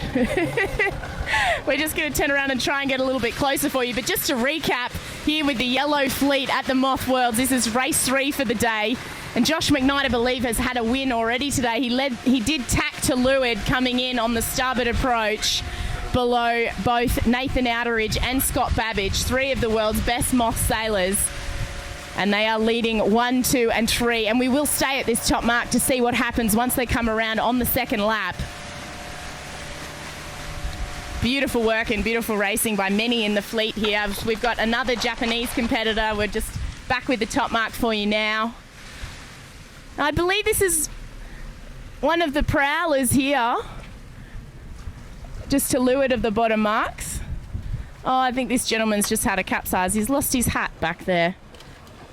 Burling, Slingsby and Borogalari, that is the order for the Blue Fleet after one lap in race 3. We have just left the Blue Fleet, so for those who are enjoying following the Blue Fleet, Burling, Slingsby and Bora. And here we've got Ray Martin, who we were talking about just before with the pink wings.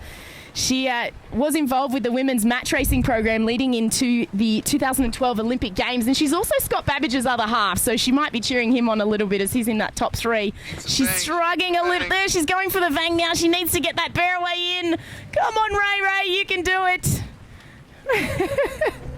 She probably knows she's on camera now. She may have heard me.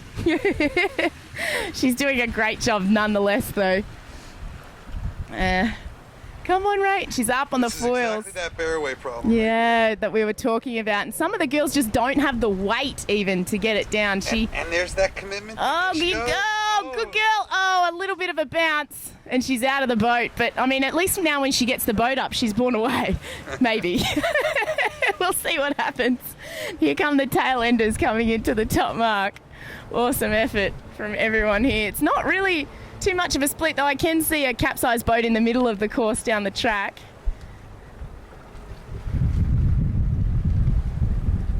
Really awesome effort from all involved there. There's your commitment.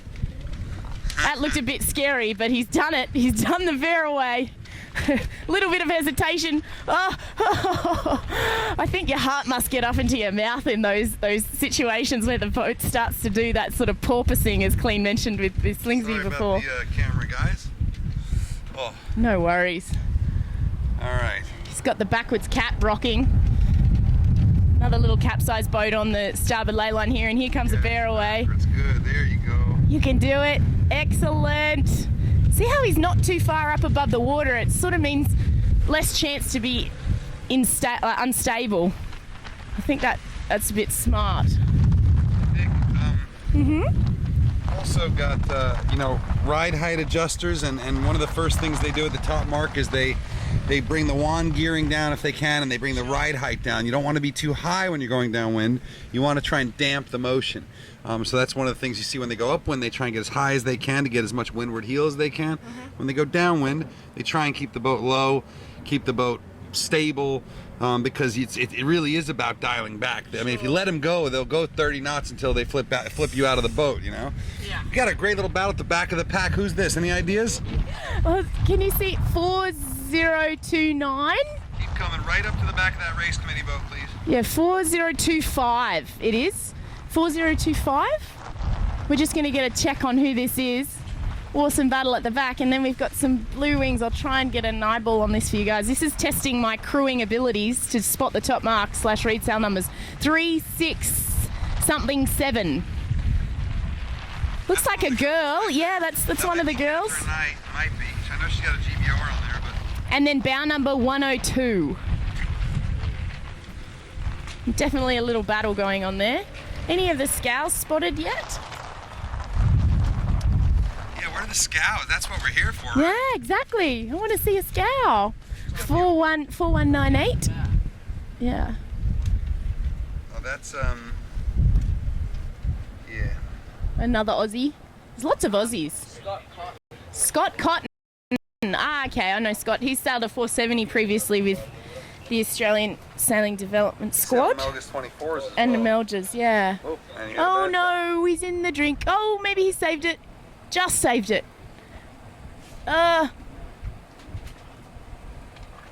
This is that moment where you really, really, really don't want it to go over. And we've got an update from the blue course for the race 6 finish. Peter Burling continues to dominate, taking his 3rd win from 3 races. What an amazing effort. Ian Jensen-Goobs consolidates with a 2nd. Bora Galari showing some style, finishing in 3rd. Paul Goodison in 4th, and Tom Slingsby in 5th. What a that he's dominating in this pressure. Unbelievable effort to have 3 from 3 wins. That's just beautiful. Crushing. Yeah, just he's just monstering those downwinds, which I think you said at the start of the day were going to be what would determine the results of these races, Clean. Well, you know, and actually I think, Ronnie, the sound off this top mic's pretty good, right? Yeah? Okay, cool. So, you know, we're out of the wind, which helps, but Burling in Hawaii was pretty new to the class. He was at America's Cup weight, which was probably 6 kilos heavier than he is now. Yeah. And you could tell when he put it together, even though it was a light air regatta, marginal foiling regatta for a lot of it, and he had no time in the boat. When he put together a leg, he still would pass 12, 15, 18 boats in the first half of a leg.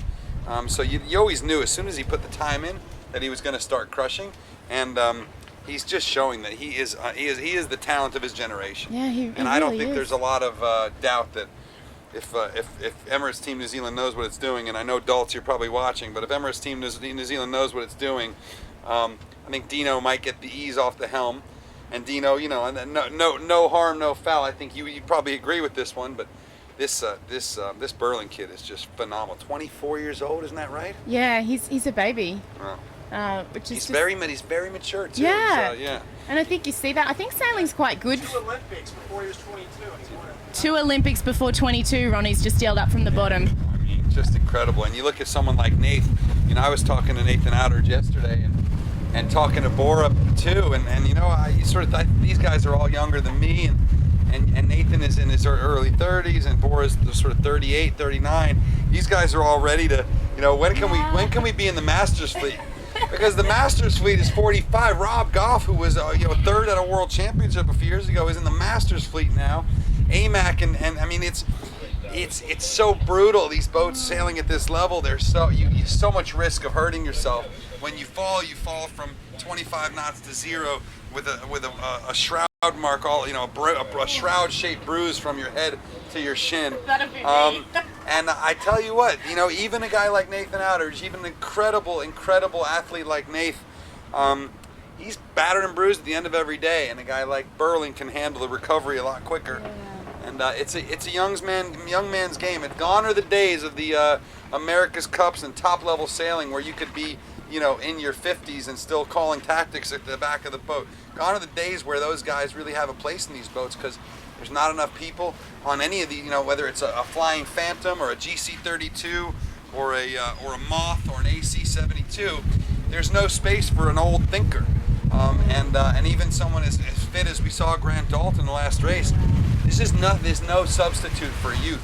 If you're really fit, that's great, but if you're young and really fit, that's better. I think too, like the talent spotting in sailing has improved a lot. I mean, when you're thinking about the whole sport has lifted a lot in 20 years. Kids like Pete Burling have been coached from a very young age from by these older guys who really know what they're doing, and they're sucking up all of this information and all of the knowledge and the technology as everything develops and develops and develops. Everyone, you know, the younger generations are just able to take advantage of it, which is great because it accelerates our sport.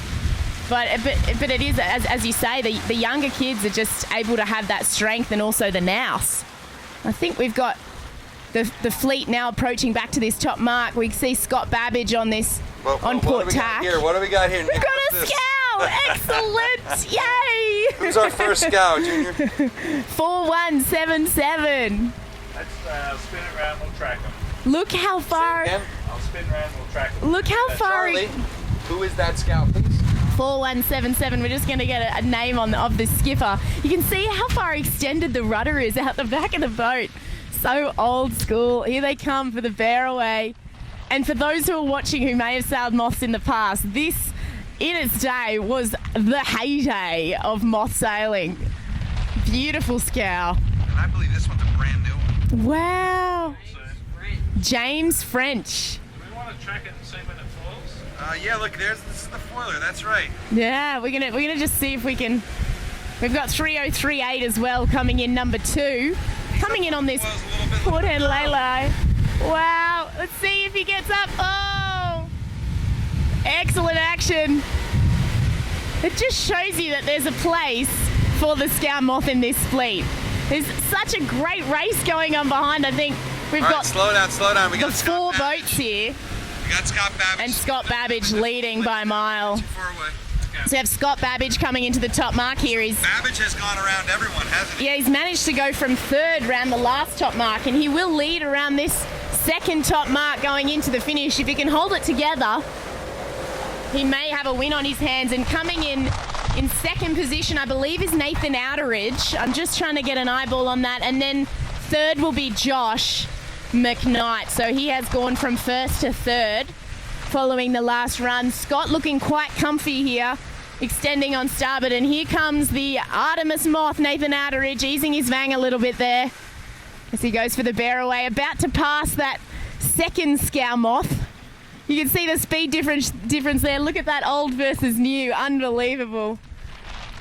It's really, really cool that the Scows are still in this fleet, just so that you can see how far this fleet has come. Here comes number 3, Josh McKnight. And number 4 is number 3657. And 3991. Big gains here from this New Zealand Moth. Blair Took. Blair Took. Big gains from him. Awesome work. And do we have the CST, the Blue Moth? I should know who that is. I think I've seen him training. This looks like an Italian. The bow number's 45. And our first GBR boat is going to round just around the top. Maria Fagani is that Italian boat? That's one of the twins. Oh, one of the twins. Awesome. And here comes Rashley. And oh, look at this scow. I think this is the 6th Scow Moth. It's just going to get around this top mark as the Swiss. That's Chris Rask. Chris Rask. Look at the boom. Oh, wow. Is that just a batten? No, it's a bent boom. A bent boom. Yeah. It's like so for those who can see that the camera, Colleen just mentioned there, I think the Chris Draper and the GBR boat. AMAC. Leader of the Masters. Indeed he is. A little bit of a fist pump there, or was he just using his vang? I'm taking it as a fist pump. He loves to be on camera. And there's Kyle. Over here. Few gains from Kyle as well. Oh, GBR. Come on. Commit. Oh, it may just well be. I think we've got a bow number. I'll get it for you, Charlie. 89. No, that's Lee McMillan. Lee McMillan. He has gotten the Veraway in, but lost a boat in the process, 4188. Oh, sorry about that. Royal South Africa. How cool is this? We've got a Pretty South far African away. entry, an Italian entry. It's so good. Just shows you the true depth of the fleet. Well, may have a wipeout on our hands here. Oh, manages to save it. Coming in for the Veraway, up and down on those foils, and as Clean said, they'll be looking to drop down and stabilise. You can see it happen once they do let it go. It's quite interesting. Is that our first chick there? Sweden? Maybe not. Aspington, I think. Oh! Saves it. That's a nice tight little battle there, isn't it? I think everyone should have to have coloured luffs. I like this. This is good. Back on right. We're just spinning around for you guys so we can get a better view of these back markers as they're coming around on their second lap of the third race. Can't wait to see the overall results after today. A bit of an overlay here from this back marker, but he is looking good. About to commit to the Bearaway. It's a USA boat. After this guy, I want to go through down to the start line. This is their last lap, right? Yeah, this is their last start lap. line through the middle of the course, okay? Nice and slow. Yep. Yes. I think 5 knots, they'll let us go through the middle of the course. And here we go. So we should get the fourth and final start for the yellow fleet. I think That'll be fun. We're trying to mix it up a little bit. Yeah, why not? Yep. Okay, Charlie. So you need to have your head on a swivel. Awesome.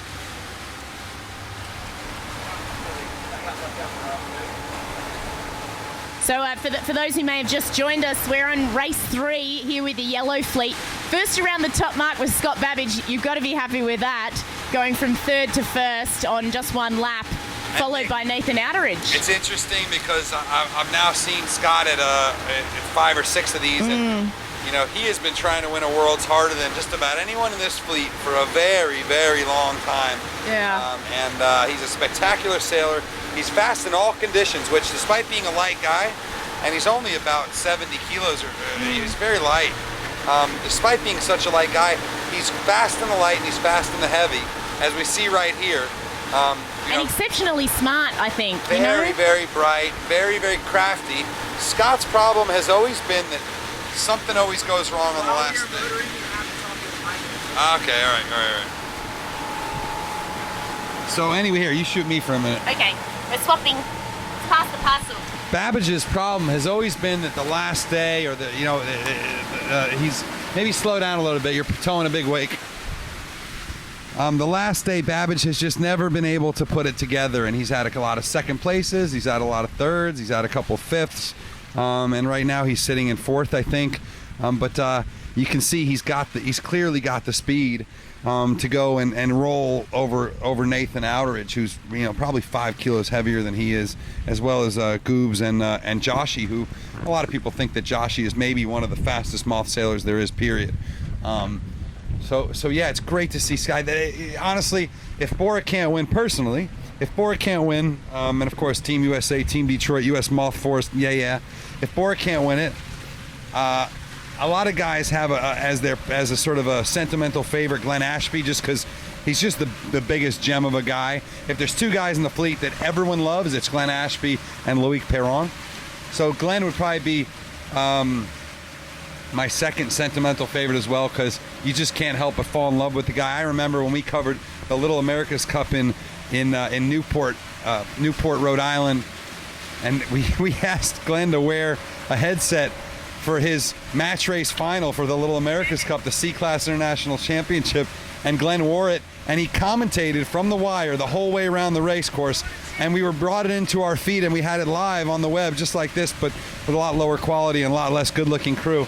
But yeah, we brought it into the web, and we actually had Gleno commenting the whole way around, and it was really cool. We lost the feed about after the second bottom mark because the sheets of water destroyed the electronics, but it was worth losing that $100 Bluetooth headset because it was just epic. And just to have that sort of ability to actually talk through a whole race on the phone with 10,000 or whatever people who were watching was really neat.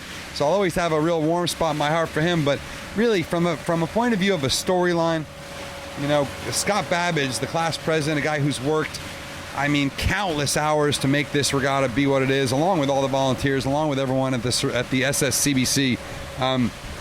It would be a really, really cool story from Scott. Scott suffered a bad injury in the 18s not too long ago, and he's battled back, and he's just a stellar guy. Sailing with his partner. Ray is his partner. Yeah, partner. Sailing with his Sheila. That's even cooler, a full family thing, and we just love to see it. It warms the cockles of your heart, as they say in some strange places. So what we're going to do is we're going to tow this big wake down the bottom mark. I really did enjoy that scow stuff, and I don't think we're going to get there. The problem is the scows only ever do one lap. We'll get there to see the scows finish. No, because yeah, maybe you're right. Yeah, so it really will be fun to watch these scouts. We've actually there's a father and son scout team. So there's actually, and the father, the son I think built his own, and the dad scout rebuilt that one from 1982 or something like that. It's pretty cool. It's pretty cool stuff. So you got this. We saw the foiling scow. You guys got to see that on video, foiling and crashing. And I think that's the glide-free laser foil system. Is that what you know, Charlie? Yeah. So they had the Aussies have been trying to put lasers foils on a laser, which I think the term is tits on a bull. But they've been trying to put foils on a laser, and it sort of kind of works. They have the same foil system on one of these scows, but with 2 foils. And he was winning. It wasn't really foiling, but he was winning, and we're gonna put foils on a Couta. Yeah. What is a now Couta boats are raced the different lengths, but what is sort of the average weight of a Couta boat? You'd say with the crew on about 50 ton, but when they come out of the yard, they're about 3.5 ton. 3.5 ton for about a 24, 25 foot boat. Yeah. So they move a huge amount of water. They don't go particularly fast, but when they meet each other, they do make a bit of a bang. So we can confidently say that a Couta boat with foils is more tits on a bull. Do you have a saying like that, tits on a bull? Absolutely. Is it the same one, or give me a good one? Give me a good Aussie one. Tits on a bull, mate. Fucking bogan. Yeah, but no, it is cool, and obviously that scow is fast enough to win this, but a brand new scow. I mean, a home-built brand new scow. I think there's 3 relatively new home-built scows in this fleet, and then a bunch of restored ones, and they're works of art, and they're a lot lighter than these carbon fiber boats. That's something people don't realize. Those scows are significantly lighter than. I picked one up literally with a finger the other day. They're just paper thin, and until 10 years ago, they were one of the quickest single-handed dinghies out there. The Moths were always really quick single-handed dinghies, but boy, things have changed. I think the Moth now has the lowest Portsmouth number of any boat, which is a pretty good indicator of its speed. But we watched them face off against what was formerly the fastest single-handed boat, which was the A-Cat, and a Moth just walks away from it in all conditions and all angles, except for very, very, very light when a Moth is off the foil. So under 5-6 knots, yeah, an A-Scow is A-Scow is a wonderful machine, especially for a guy like me, a big guy, and for the older guys who don't have those great reaction times and that athleticism to throw a Moth around the course. I've sailed a Moth plenty of times, and there's no, if I want to tack it, I jump off it and I turn it and I jump back on it. It just doesn't happen. The foiling tack, I mean, Rowan Veal, it took him 7 years to do a foiling tack. It's so the maneuvers are just something different in a Moth, and yet it was such a quick transition from the Cats being the fastest boats to a boat like this. And a Moth is now faster than any dinghy, than the little America's Cup boats that were, until the last America's Cup, were the fastest course racing boats in the world. They're now slower than a Moth, and they're at anywhere from $500,000 to $1 million for a new build. The AC-45s in some conditions are slower than a Moth. Really, the AC-45s are probably the first boat. That's the first boat that's faster than a Moth for its size. I think these boats are quite a bit faster than Extreme 40, faster than a maxi yacht. I mean, up to almost any condition except for offshore. Obviously they're faster than any monohull that's dragging lead around. So a little bit of technology goes a long way, I guess it is, Nick. And I think this yellow fleet, it's hard to say where the winner comes out of, because right now, if we think about our form guide, Ronnie had picked Burling and Nath and Joshy and Bora as his 4. I see Bora as, he's always got the capability to win. He's got the gear. He puts the time in. But what he doesn't have is he doesn't have the support of a group like Emirates Team New Zealand or Artemis. So, because while Bora works for Luna Rossa, and that's great, and he's got a job working with them and helping them to have the fastest boat for the next America's Cup. He doesn't have 6 guys that are all out training for months, and each really pushing each other. He's got great guys. He's got Anthony. He's got George Pete. He's got Zach Maxim. He's got a great group of tuning partners. Johnny Goldsberry, of course. But these guys are all very hard-working pro sailors who have to work other jobs. Johnny takes care of Mel, and Mel just got back from crushing the fleet in Japan.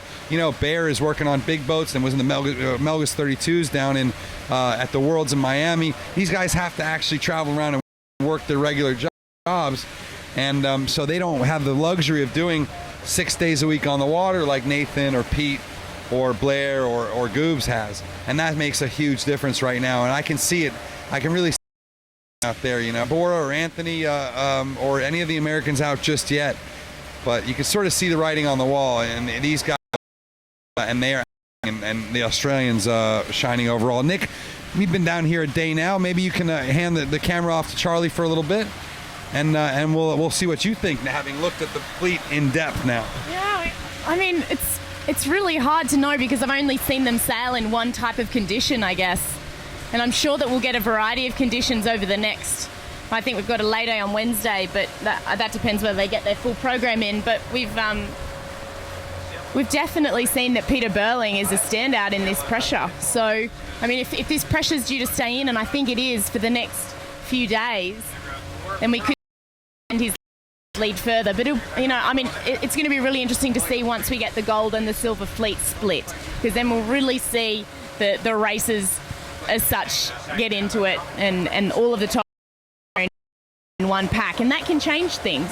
I mean, it might make it a little bit more difficult for somebody to start, or it will highlight weaknesses in other areas, and that's what it's all about sailing. He who goes the fastest longest wins, and especially in the Moth that applies, because that means he who's foiling the longest wins. So it's going to be really interesting to see how it plays out, but I have to say that Pete Burling's form today has been fantastic. I'm really proud of Goobs, Ian Jensen. He's been sailing really well as well.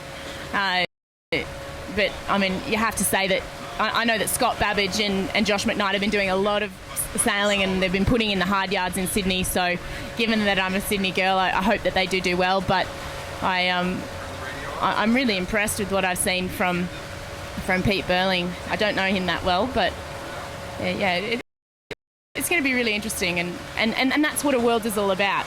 Watching the will have their day, especially when really good guys in the fleet. Every sailor will have their day. And then every sailor has their regatta. Sometimes you're just on form at a venue as well. I know that Glenn Ashby really knows this. Count him out just yet. Well, that's why we talk, because it's action that we can highlight in that second. Grab his favorite. I think you know his name. The USA boat that came third. Yeah, Took, is it? Yeah. That's going to stick in my mind, how he crossed the finish line with the top of his mast. I mean, just shows you that even the top guys, he's finishing third, but he just made it before he stuck it in. I mean, if he stuck it in 5 metres, it wouldn't have crossed the line. Very different result. So it's all up to play. And that's what's really exciting about a Worlds too on day 2. It could really all unfold. Things change. Sail bits of gear. You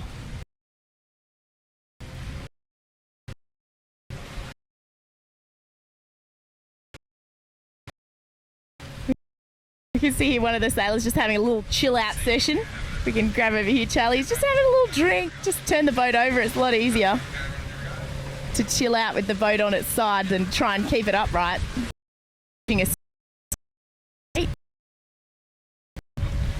Very, very different racetrack down here. It's windier down the bottom of the course than it was up the top of the course. We're so far away from that blue fleet now. It's unbelievable. Really big racetrack. It's perfect venue for the Moth Worlds, that's for sure. Here's our team. Hi. Long time no see. Get ready for this start 4. Might just reset my watch. Nice one, Rashi. Woo! A bit of pressure down. Just breeze right here. Yeah, bottom of the course is a bit more away from that, less interference. A bit clearer. The waves are bigger down here as well, bigger fetch, making it a little bit more. Oh.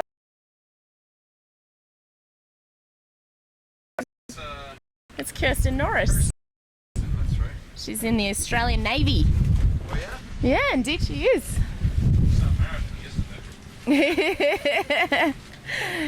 One of the girls here.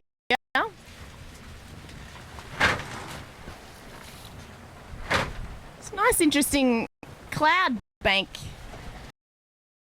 over yonder. Might get a bit of rain later. You can hold off one more race. That would be ideal.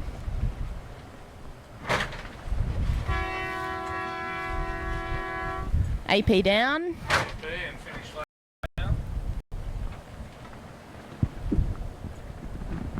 Coming up to a start here. I'll try and get an eyeball on a pin end for you guys so that we can try and predict what's going to happen during this start sequence. I haven't actually seen this start line before, so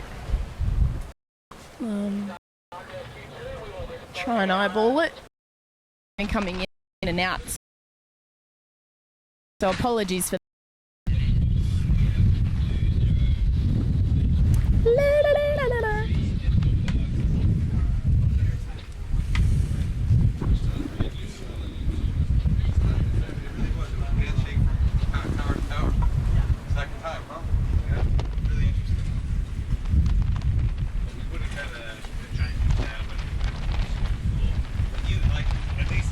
That's always pretty seamless. Woo! We're back. Sorry for the little interlude. Excellent. We're hanging out here, just chilling. So I just want to give a little shout out to Mel Yeomans and the deckhardware.com.au folks.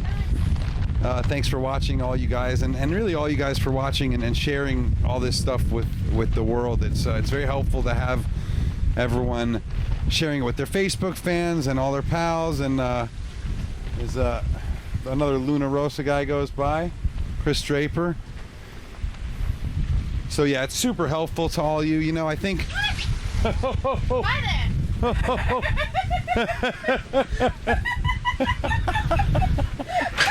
That was awesome. We almost got killed there. 9.8. 9.8 for execution. So it's always fun. It was a full squeal. So yeah, anyway, it's really helpful for y'all to share this stuff. You know, the goal here is not to reach some kind of a non-sailing audience. I don't really care about that. The truth is that from the numbers that we see on sailinganarchy.com, you know, there are around 3 or 4 million sailors around the world that care about the sport. So our goal is never to reach all of the, you know, to reach out of that and go and try and somehow get, you know, the casual observer to just step up and say, wow, this is cool, I want to watch that. If they do that, that's great. But I don't, that's not what I'm looking for here. And I don't think that, I think it's a mistake. I think the America's Cup made a big mistake by doing that. And I think the numbers proved me out, and they didn't get the numbers they wanted. But I think if you focus, I think the Volvo Ocean Race is making, they're actually doing very well with it, with the recorded stuff and the mainstream media gets. But the live stuff, again, I think it's a core sailing audience kind of thing. And it doesn't mean you have to be a racer to love it, but you have to be a fan of racing. And that means a fairly educated fan. We'll try and educate you to some extent, but, you know, it's just not about that. If we can get non-sailors to watch, that's great. That's Nico Retsch there from Austria, an Olympic 49er sailor right there, but just hanging out between races. But yeah, if you can enjoy it and share it with your sailing friends and maybe your moms and dads who may be non-sailors, but they like it. Dean Barker right here, just behind us. Hi, Dino. You all right? You like the breeze? Big Dean Barker. That's my lucky number, 18. All right. Go 18. So share it with your sailing club on Facebook or to your sailing club list. Sail it with your junior sailing friends if you're a junior, or your college sailing friends. Sail it with your team. Sail it with your share it with your family and friends that know you sail and always ask, what are you doing and why? Share this stuff with them. Tell them to watch it. You know, we hope it's entertaining enough for you, and we try and keep it. We're trying not to get too technical, but let's face it, we're sailing moths. There is no way to commentate on a moth without being technical, especially not when. Especially here's Kyle Lyle Langford. Hey, Lyle. Hi, Kyle. One other the rescuer of the Oracle Wing when she's got the ease. I'm just checking out your photos on Sailing Anarchy on Facebook. They're not my photos. They're Saunders' I know, photos. the team's photos. That's actually a good shout out. We send you to Sailing Anarchy for the videos that we put up, and you can go to the photo albums or the video albums and see all those videos from yesterday and today. You can also go to vimeo.com/Sailing Anarchy for the awesome highlight reel Petey put together from yesterday. It's a really good reel. Yeah, he's over there. Is that Petey? Yeah. And then the other thing you do is go to Sailing Anarchy's Facebook page and go to the photos, and you'll see a stream of photos coming off the water with the guy right behind me in the white boat. Sander van der Borch, one of the world's best sailing photographers, Artemis Racing's. It's okay. One of the best photographers in the world, and just a spectacular guy. He's getting these high-res shots to you from the water in real time, in part thanks to our photo editor Meredith Block back in beautiful Algonac, Michigan. A little shout out to the Midwest, and condolences to you Baltimore Ravens fans. Yeah, sorry about that, Maryland folks, and good show for all of our friends up in Newport and Boston, all you Patriots fans. What else do we have out here today? Which side you want to be on? Posting to Instagram. Do you want to try and be on the same side? Just discussing tactics. Just start and finish? We actually want to see if he's probably doing the top. Okay. Depends on the timing of the course is really normal on the other side. Copy. Okay. Well, we're just going to stay here for the start and finish because we can't really move much, you know? If he can't take it first time, then he just drift out against the Yeah, copy. first windward. We only have one windward mark today. Yeah, we do too. Yeah. So go do that. I can sit here all day. It's just not as good. The windward mark's not as good, you know? It's not breezy enough up at the top. It's lighter up there. And so you don't have the big wipeouts up there, you know? The wipeouts are here. Yeah, the wipeouts are at the... I can sit here all day. Yeah. But I want 20. Yeah, I'm not enamored with the top mark, but I mean, it's worth getting, you know? Sometimes I like the line of Yeah, man, right? Same here, dude. So does the people at home. What about you guys at home? Do you want to go see top mark, or do you want to see crashes? Vote for it. By the way, Petey, I'm sorry for beating you up this morning. Sick work. Beautiful job. You guys check out that vimeo.com Sailing Anarchy / Sailing Anarchy. Brilliant work. 4 minutes of just, I mean, this is what sailing video needs. It's just good stuff. So anyways, that's the works. It's a nice KPMG hat. Are you serious? I got no sympathy for you. You can't take care of your stuff, man. You don't get another one. Did you get my message about those AAA batteries? For the fan remote. There's like a lot of people watching. This is the real world, guys. This is the real world. All right, we'll separate. Can you go bow up? Thanks, man. All right, so you get to see a little bit of the inside action there. I don't know. I don't mind not showing that. I think it's cool to show that. I think again, we're talking to an insider crowd. We're talking to people that race or whose family and friends race. Oh. 965. Affirmative. We're just getting mark coordinates there. So yeah, we're talking to an insider crowd. You guys all have seen, media on the race course. You've all seen coverage of races, and you never get to see what really happens. So it's kind of cool to be able to share a little bit of that.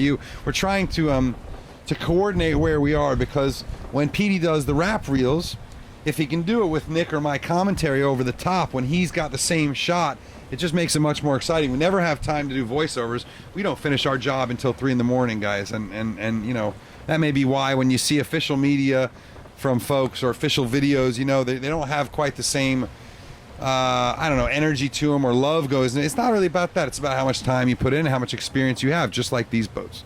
Petey was shooting in Hollywood 15 years ago. He's done full length documentary on the A-Scout called The Ultimate Ride. That was a brilliant work. He's done just all sorts of phenomenal stuff. We've done, I don't know, 10 or 12 live worlds together and this kind of stuff all over the world. Valencia, America's Cup, Dubai, Moth Worlds, the Gorge, just everything. And all that adds up to some phenomenal videos. That being said, it's certainly worth checking out the Moth Worlds Facebook page. They're putting together a nice conglomeration of everything, and Thierry Martinez from France is shooting his pictures and getting them up at the end of the day, and Bo Outeridge is putting together some nice stuff on the beach. He's got really nice access to all the Artemis boys, and everyone's happy to talk to Bo, so everyone's doing a good job here.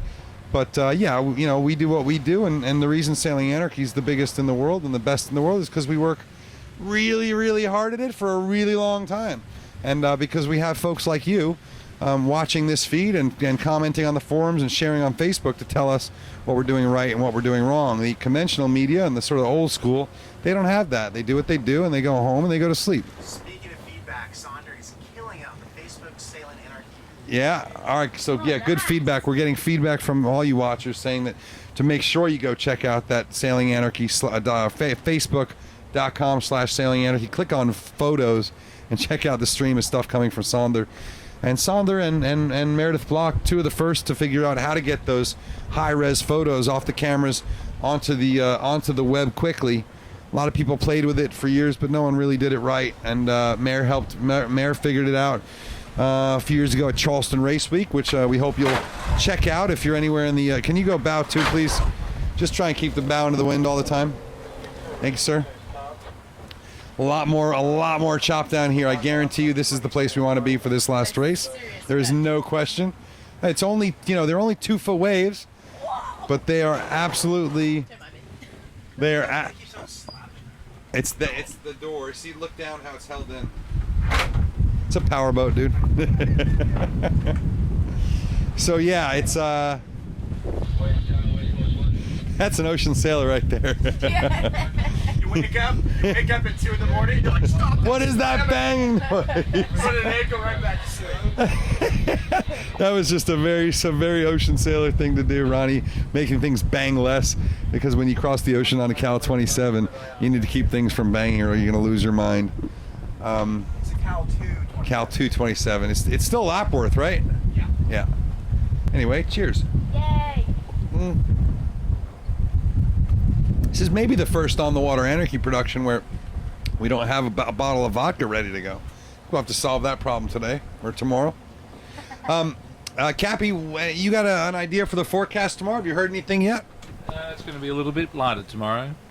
But, How much? Probably half of what we've had today. Well, that's quite a bit lighter, right? Quite a bit lighter. So we'll have to see how we are in the morning. It might be marginal. Well, you were dead right about today, so good call on that, and that maybe washes away some of the other calls. That means the average is going up. To call a bad weather forecast from here would be a terrible thing to do. According to Ronnie, what is that? The bomb. The Bureau of Meteorology says roughly the same amount of breeze tomorrow, so a little bit more easterly, which would actually be would be a bit left of here. So that would mean a little bit more fetch, a little bit more chop, and we'll see who's right, the meteorologist over at the Bureau or our illustrious Skipper Mac. And Nick's going to give us a forecast as well, and you guys obviously you're already on your computer, you can check it out at home. The forecasting here, and in fact the Bureau of Meteorology has been wrong every single day, as has pretty much everyone who told us what it was going to do. I think a lot of people got caught out by that weather the past couple days. Today's 100% chance of rain. Today is 100% chance of rain. Fail. Yeah. Apparently the Australian Meteorology Department is roughly as helpful as the Australian big box shopping experience. For my forecast that I use all the time, I use Predict Wind. We've got two different models. Yeah, we've got two different models. The PWG, I just like it because they use two different models against each other. So we've got, it looks like 14 knots average tomorrow, gusting up to 18 knots. But then that's in the earlier morning. By the time they're racing, quite light, only puffing to 12 knots. Okay, so Nick's model agrees with our captain here. Yeah. But Ronnie's BOM model is for more breeze, and maybe it's a story of whether or not the thermal comes over the, that inversion comes over the peninsula here or not.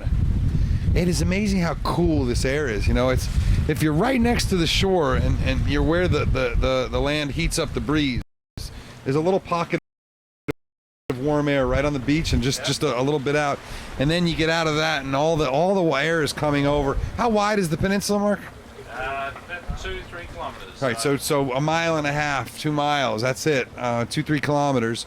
So the air is just rushing right over the Mornington Peninsula and coming over, and then that layer that's kind of warm and stays low, this one's going above it, and then it comes down, and then it's nice and cold. And even though the sun is blazing hot, it's really quite temperate out here on the water, as long as there's breeze. And the other day when we were out here with no breeze and 100% humidity, it was Miami in July, which you don't want to do that ever.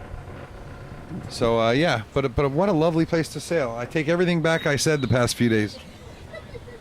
I told you I'd bring the wind with me. No, you sure did. You had it over there. I just wish you would bring one of those great whites. That'd be pretty fun, I think. That'd be really fun, except maybe not with so many moth sailors in the water. No, it's okay. They're not going to get eaten. Come on. All right, so we're going to go and do a little... That's our orange.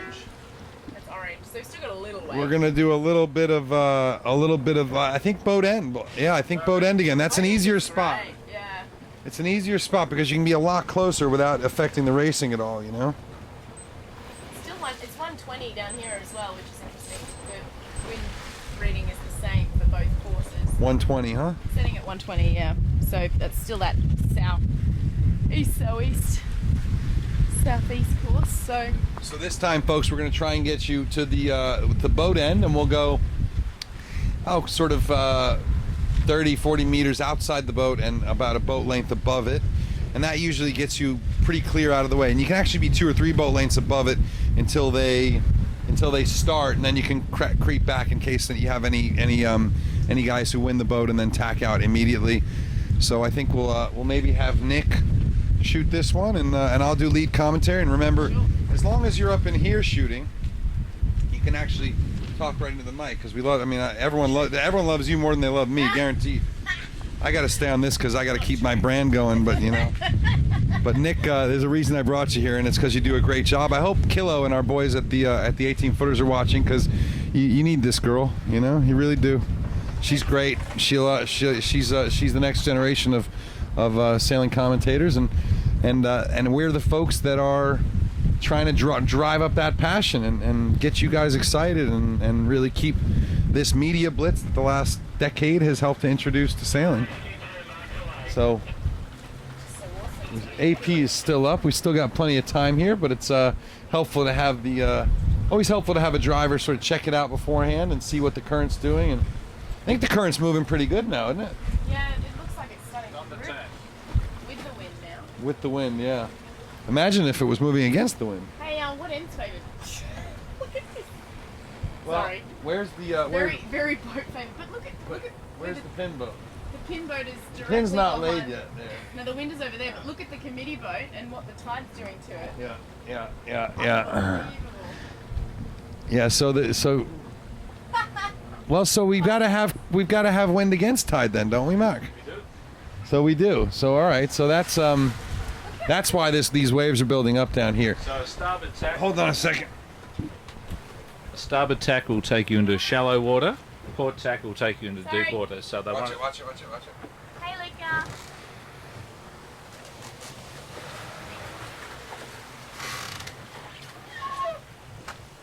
So I'd expect that we'll see the fleet actually head out to sea, because if they head in towards the shore, they're going to actually wind up in that ripping tide. Got it. Okay. Yeah, so the tide must be coming this way because the wind's blowing that way and the boat's like halfway across. Tide's- So the tide is ripping. Yeah, so you saw what we had there was Luca Damich, one of the foil designers for a lot of the top boats, who's got his home built Kitchen Maker. It is a beautiful boat. It is probably the single prettiest boat here. We're going to do a full walkthrough tour well, you're not really a walkthrough, but we'll do a full video tour of some of these really, really gorgeous home-built boats. Luca Damage, Dave Lister, who together developed that, what would you call it, anhedral foil, I think, with the downward-facing tips, which gives them more ability to heel the boat up going upwind. Puff on. Whoa. 6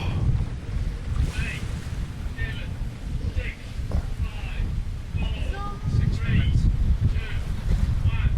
2, 1, AP down. That's our 6 minutes. All right, all right, all right. And just remember, Cappy, that if we're not forward of the line, we can't see the line at all. I'm gonna get the You know what I mean? Not now, but when we get it going, and then we can spin the boat a little bit, you know. So yeah, so you're gonna get the time because you're the crew. I'm gonna get the time. Are you used to that? Can't help it. What does your dad do to you if you don't get the time? I always get the time. I've always got time for you, Nick. So yeah, Nick's a star, and you can go over to Adventures of a Sailor Girl on Sunset Radio. Just look it up, and you can go back through some of Nick's old shows. They're highly entertaining. 10 seconds to 5. I get the time. 7, 6, 5, 4, 3, 2, 1. All right, and why don't we pass the camera along to Miss Douglas? Gotcha. Yeah, I've got an app now too. Sunset Radio. You've got a Sunset Radio app. Check it out on the iOS store, iPhone store. Is it Android too or no? Only iPhone at the moment, guys. That's all I can afford. Only I'll iPhone get at the moment. Android soon. I promise I'll get Android soon.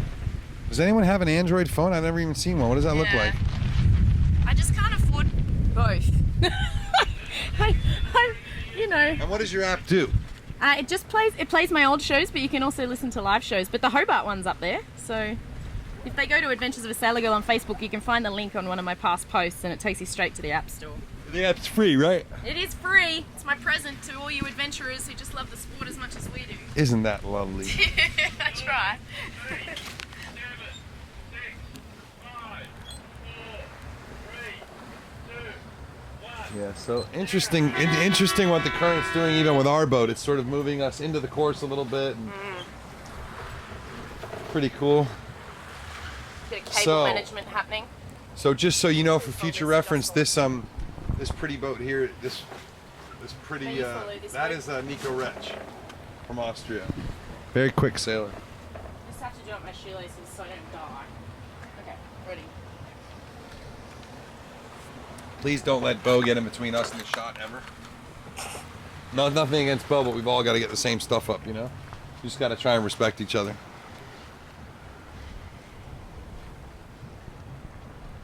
So yeah, there's a lot of anticipation here. Yeah, and you can see that starboat pointing across the wind. So We are inside 3 minutes. Oh, no, sorry, 3:07. We're a bit bright, guys. There we go.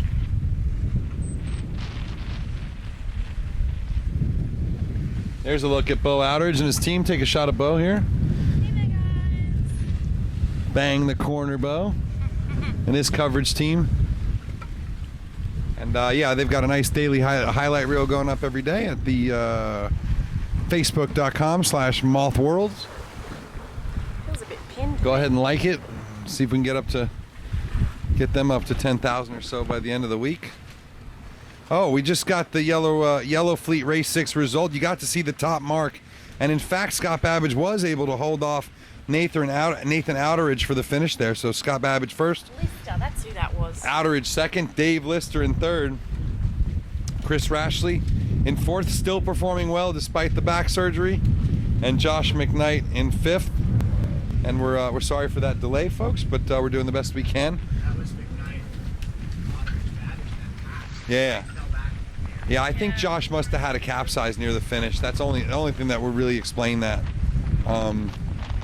To have him go from so high to so low so quick, because he's just super fast. But everyone can have capsizes here. We saw Anthony Katoon get a capsize in third place. You can see how far back these guys are sitting from the start line because the tide is going to pull them over the start line. We've got 1:37 to go. And they're still sitting back such a long way. Just mental note there. We're in full stern, and yeah, no, it's definitely it's a little bit of mayhem out here. Yeah. Yeah, we're inside 120 now. We're gonna have a really late rush for the boat, so just be ready for that. The nice thing is that no one's up here above the line streaming down, which is what is always terrible for this spot in the media boat.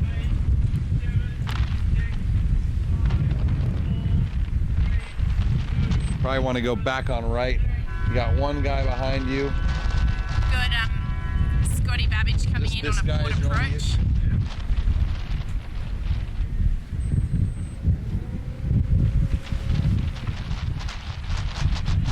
He's calling you out of the way. You gotta have to go forward on left and out of the way, probably. Sorry, dude. Okay. Now you can spin, probably. I think. That wasn't our fault. Don't get too close to him. That's good. That's it. You need to be aggressive. Well done. Now you're getting it. Okay, 20 seconds to go. This is the final race of the qualification round. Moth World Championship, Sorrento. And here they go. 10, 9. Yeah, you can hear it probably right over me. Early. See Josh McKnight with that yellow star on his sail. Burling's in the other fleet, I think. And there they go. Josh McKnight has the start. Nathan Outeridge with the other good start. Nathan already poking out to windward. I don't know who that. Nico Retsch just to windward of Nathan. That is a beautiful start from Nathan Outeridge. He is off to the races. Josh McKnight has the bow down and is going fast, though. That is a beautiful start there. I don't know who's behind him. ITA. One of the Italian boats there. Maybe two of the Italian boats there, actually. Do they stay all clear? Okay. Watch this guy. Go forward. Go forward up to windward. Get out! Fuck, it wasn't our fault, buddy. That was your fault. No, but it's your fucking fault. So this is why guys get angry when they're not doing well, and you know, we're not in the way at all, but guys will get a little angry when they're not doing well. It's just how it goes. We'll just keep watching. Go forward. Don't make it worse. So this is 4021.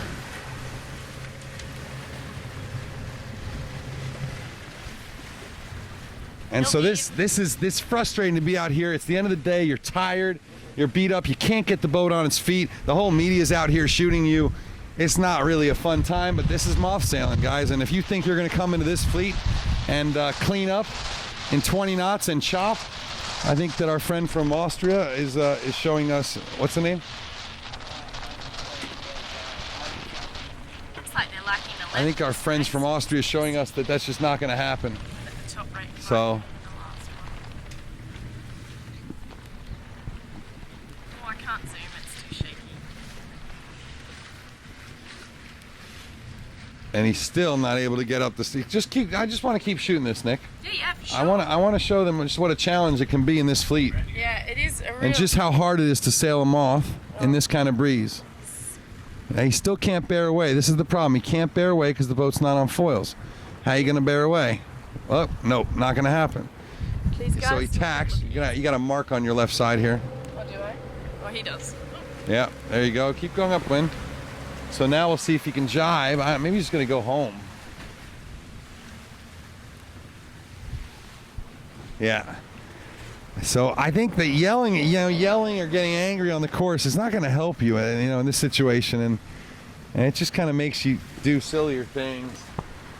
But guys come into this fleet from. I bet you this guy and whatever he used to sail is really good, and you come into this fleet and you get humbled, and it's sometimes really hard to take, David Robinson, he was sitting in 103rd place. All right, so David Robinson from Australia. And not a happy guy. He looks like he's headed to the beach. As would I be if I were him. This guy started right here, 4166. So there's perseverance. There's a sort of, there's a guy that kept it up, kept working hard. And maybe Robinson has a foil breakage or something. But yeah, he can't even sail it to the beach. So A 4166 will probably make that start. I think there's a 5-minute rule after the start or something. Yeah, 5 minutes. You've got to, is it 5? 4 minutes, you think? It's either 4 or 5 minutes after the start, Nick. And yeah, they would have made it. He would have made it. He would have made it, yeah. No, I don't know if he broke a foot, because it really just seemed like he could not even get the boat on the foils at all, you know? What about Matt? I think he's just too tired. Yeah, I think so too. Yeah. The guy, yeah. I think that guy's from Wallara. I'm pretty sure I've seen him around Wallara, and he's not one of the best Moth sailors. He does try, but he just looks like he's exhausted. I mean, when you think about the fact that this is the 4th race of the day, it's incredibly testing conditions. I mean, you'd be exhausted, and especially if you've had a few capsizes in there. I mean, everybody who has capsized a boat before knows how much energy it takes to get it up, and to get it up. and you know, after one capsize, it's hard, it gets difficult and then if you have 2 or 3, you just have nothing left in the tank. Yeah, and like you think about if you're overtired or you're sleep deprived, you get testy, and you know, I'm happy to buy him a beer at the bar if he feels like we've somehow messed up his regatta. I think if you're watching this, you know, we didn't really have anything to do with that situation. So yeah, it gets tough out here, and even the top guys. We were looking at some of them in between races. Even some of these very, very fit guys who measure their fitness in how long they can keep their heart rate at 190. You know, how many minutes can they do that for? At 10, 15, it's amazing. Even they're huffing and puffing in between races. You know, it's a sprint class, and it's 25 minutes of sprint. But yeah, gone are the days where you could just rock up and go sailing.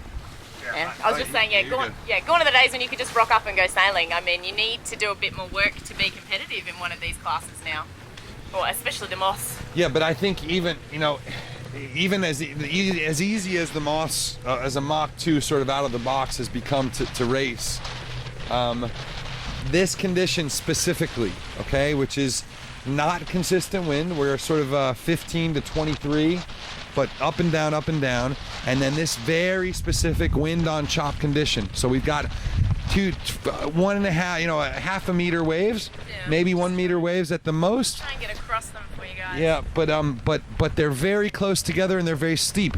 And you've seen what the wands look like on the Moth. The bow wand is what controls the ride height. As the wand gets pushed up, the foil gets pushed down and creates more lift. And this wavelength of chop really destroys the way that works, because the boat goes down as the wave comes up, and it's exactly the opposite of what you want. And that's when they start to oscillate, and that usually leads to a spectacular crash. We won't have to be here too long before we see that. And this is a lovely spot if we could have just... This is gorgeous. Can we just stay here? Plus 3 knots of current you just measured. Okay, 3 knots. Ronnie, how much wind noise is coming in over Nicole's mic? All right, great.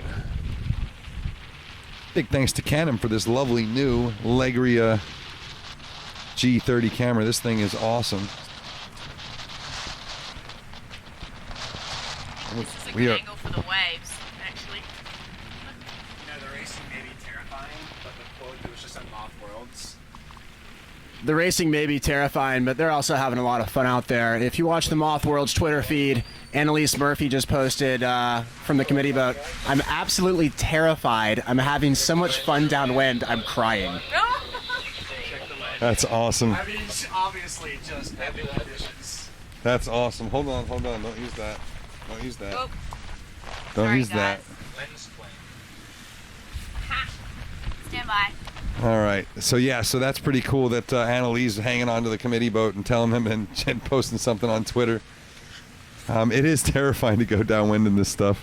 I tried it once. I lasted about 5 minutes and went home with a gash about 3 inches long and about a half an inch deep, and rubbed off most of my knee and tore out a piece of skin off my finger, and yeah, that was 5 minutes. Babbage is leading again.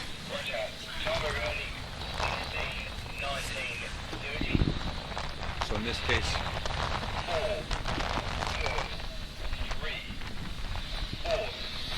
and which way would you need to point to be bow into the combination of what's pushing you? Well, current is controlling it. Current is actually stronger than the breeze, than the wind effect. All right. So you almost need to be.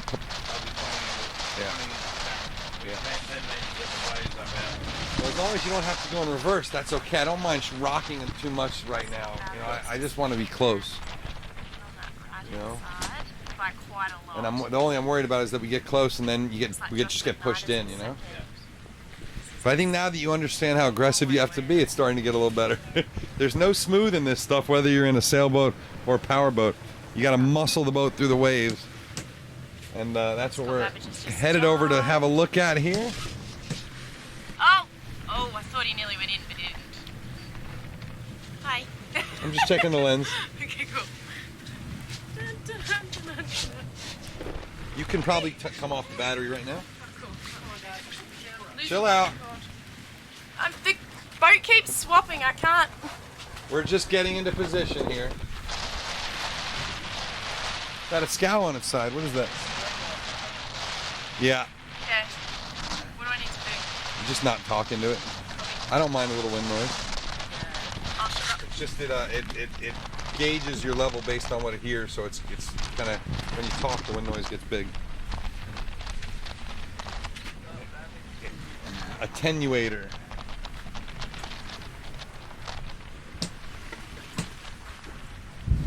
You probably will need to stand up in this stuff. Yeah. I think if I can sit here. Yep, that'd be great. That would be lovely if you could. If you're gonna go astern, just yell so Nick can stand up and hold the camera high.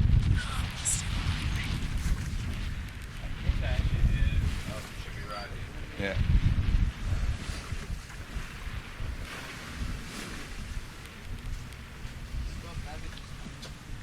So it looks like Babbage in a nice little battle for the lead again. Maybe quite a bit clear. No, who's this coming right at us right now? That's Scott. That's Scott right here. Yeah. All right, so look at that. That is a phenomenal little lead again. What a great job from Babbage. Scott. Trying to get the boat up. Look at that. Look at him muscling the boat, going upwind. Beautiful work there. What a nice job. Scott Babbage with a great lead. Boy, it doesn't take long to get that lead, does it? And yeah, Nathan is back there, and actually it looks like Nathan is gonna have a nice little cross here. I don't know who's gonna be ahead here for second. I don't think Nathan's got it. I think these other three boats have it. That's McKnight to the right there, and that looks like Draper to the left. Looks like Draper slightly ahead. Joshy with a huge crash.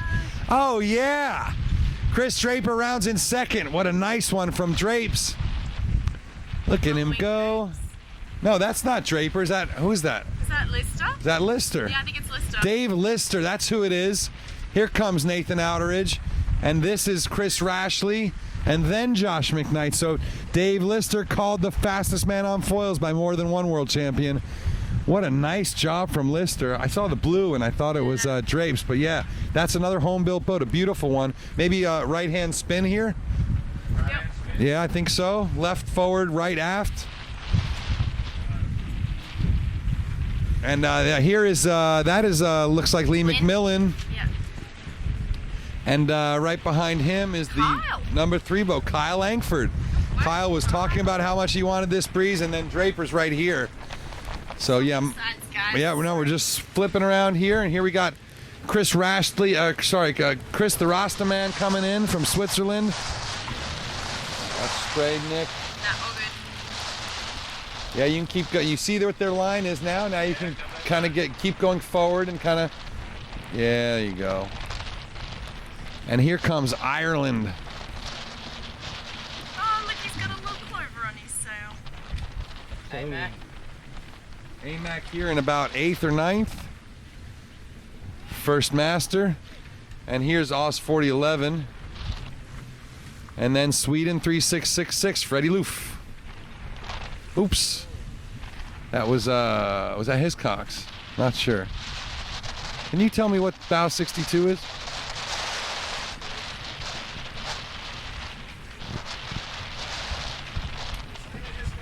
It is Hiscox. Great. Thanks, Ronnie. So yeah, Simon Hiscock's Olympic bronze medalist with Chris Draper. Yeah, okay, that's fine. Okay, turn back to your left. Okay, now we got a nice view. Japan 4137. And I think that's one of the twins there. Oh! Stand up, stand up. Yep. 45 is one of the twins. Yep, that's one of the twins. That's Giancarlo, and then we've got Stefano Rizzi here with the red stripe on his. This is a good spot. This is, you can kind of just chill here. Wind has had quite a bit of a left shift here in the last 5 minutes. That's a really nice shot. Is there a rescue boat available off Lake Yarry near the port? And who's this one? Is that, who's a bow 126? Ryan Seacham, also from Ireland. I think we have four Irish here. Three or four. Sounds like a bullet's gone through the course. Through blue. There's a Moth with a broken wing off Blake Yarry. That's pretty common in these boats. The wing bars are, I wouldn't call them notoriously fragile. Just trying to monitor this, so it's a little bit of the sort of story of what's going on here. Yeah, so it sounds like a big puff has come through, and in fact, this left shift may have, oh, wow. That was a big crash. How'd that look, Nick? Just got it. So yeah, so yeah, it sounds like a very big puff's come through the course on the other. Oof. Another one. Nick, move back a little bit. Just make sure you don't get sprayed. So a wing bar is broken on one of the boats, and that's a really difficult thing to deal with because you can't hike the boat down. If it's on the wrong side, you can't even get in. So that's what's going on. There's a little rescue going on over there. And we're still here on the Yellow Fleet. If you happen to be just joining us, you're just waking up in England, for instance, we are just out front of the Sorrento Sailing Couta Boat Club in the Mornington Peninsula, Australia, on beautiful Port Phillip Bay for the 2015 McDougall and McConaughey Moth World Championship. My name is Alan Block. I'm with Nick Douglas and the whole On the Water Anarchy team, bringing you live coverage all week from this most hallowed dinghy event in one of the world's hotbeds of innovation throughout the last 100 years of sailing. There goes Swiss 3776 round the mark. This is the Yellow Fleet. There are two, say again? Felipe Schillo. This is the one of two qualification fleets. The boats were split up into fleets of more or less the same skill. And after this 7th qualification race, the split will come in. The top 80-ish boats will advance to Gold Fleet. The bottom will head to Silver. So, Is it okay? yeah, no, it needs a little help. Hold on a second. Cop to splash. Sorry about that. I think this might be Hudson. Can you find out who this one is? 30, what is that? 71? Rome Kirby, BMW or Oracle Team USA trimmer. Rome or grinder, Rome Kirby. This is Johnny Goldsberry back here, it looks like. Yeah, it sure is. That's the Nugs Master, and not a good position. I don't know what's going on with Johnny. A very good sailor, very good top sport boat racer and big boat boy. And the funnest guy in the room at any one time. Put yourself in a position just like the last race for the finish. They've got a really long finish line here, so. But that crash that we're going to want to get is, you know, if we're in kind of in here a little bit, you know, they're not going to come down very far for the finish. But yeah, so Rome Kirby around the back of the fleet. All right, so let me fix it. It's just got really windy back here, you know. Yeah, you just turn that. Yeah, I can. Let's switch this. You take this for a bit, Nick. I'm gonna mess around with the audio settings. We won't be long. Don't worry. You'll have him back very, very No, soon. they want you, Nick. They want you. Coming for a finish? It should be, yeah. Really? I don't think so. Not, I do. Not, you reckon? I do. 4235, I think, is about to round one of the back markers. It's not gonna be long before the It won't be finish. long. It's quite windy now here on the course. I'd say definitely plus 20s, possibly puffing up to 23, 25 even. I hope the person that's broken their wing doesn't take too long to get sorted. Be very exhausting all period trying to get everything back in order once you've lost. Basically, it's like a bird with no wing. Bit sad. I can see Channel 7 now coming down the centre of the course on starboard jibe, has rounded the top mark. Scott Babbage still leads race 4 here with the yellow fleet. Pretty exciting. It'll be a good day for him if he can take 2 bullets away. We've got a battle going on for second and third. They're very, very tight there. They've just rounded that second top mark. It's possibly Josh McKnight and Nathan Outeridge still quite tight together, but we do know that David Lister was in the mix on the last lap, so it'll be interesting to see whether he's been able to hold his position up that second work. I might swap clean back here. Yeah, right, no worries. Yeah, awesome. What is that business about the work? I hear you guys say, is that a beat? The beat, yeah. A work. Never heard that in my entire life. It's hard work. Up the work. It goes back to tall ship sailing. You know, the origin of Australia. Everybody who came to Australia until 1950 came on a boat. Yeah? So that's why we work. Up the work, but it was it upwind all the way? Jesus. That's when it's hard to So do you have another word for the run? Is it like the ease? Is it like the chill? Is it like the lay down and do nothing? What? We never run. And you never run. See, we never beat. Looks like this is someone coming in pretty fast, huh? This is a finisher. This is a... That is maybe not. Maybe that's hard to say. Nah, it didn't look like a finisher move. That's Lister though, isn't it? All right. Boom. Yeah, you can probably spin and come right up in here and then spin again. Cable issues. Sorry, guys. You're okay. All good. At the top mark. Okay. Just getting ready to go on finish station. Babbage is winning. Oh, someone's just gone. Babbage just went in the piss. Excuse my language. Wow, Scott Babbage just laid it down. They were a little far to get the shot, but he's laid it down. You can really make your way in here, and you see where these guys are. So Scott Babbage from the lead just laid it down with a spectacular capsize. He's got it back up already. We'll get him into camera in a second. We just have to get upwind. I know.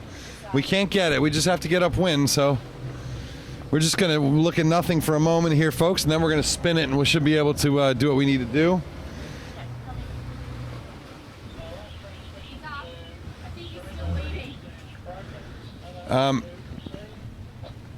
If that'd be pretty amazing if he could. That'd be pretty amazing if he could put it in the piss and then.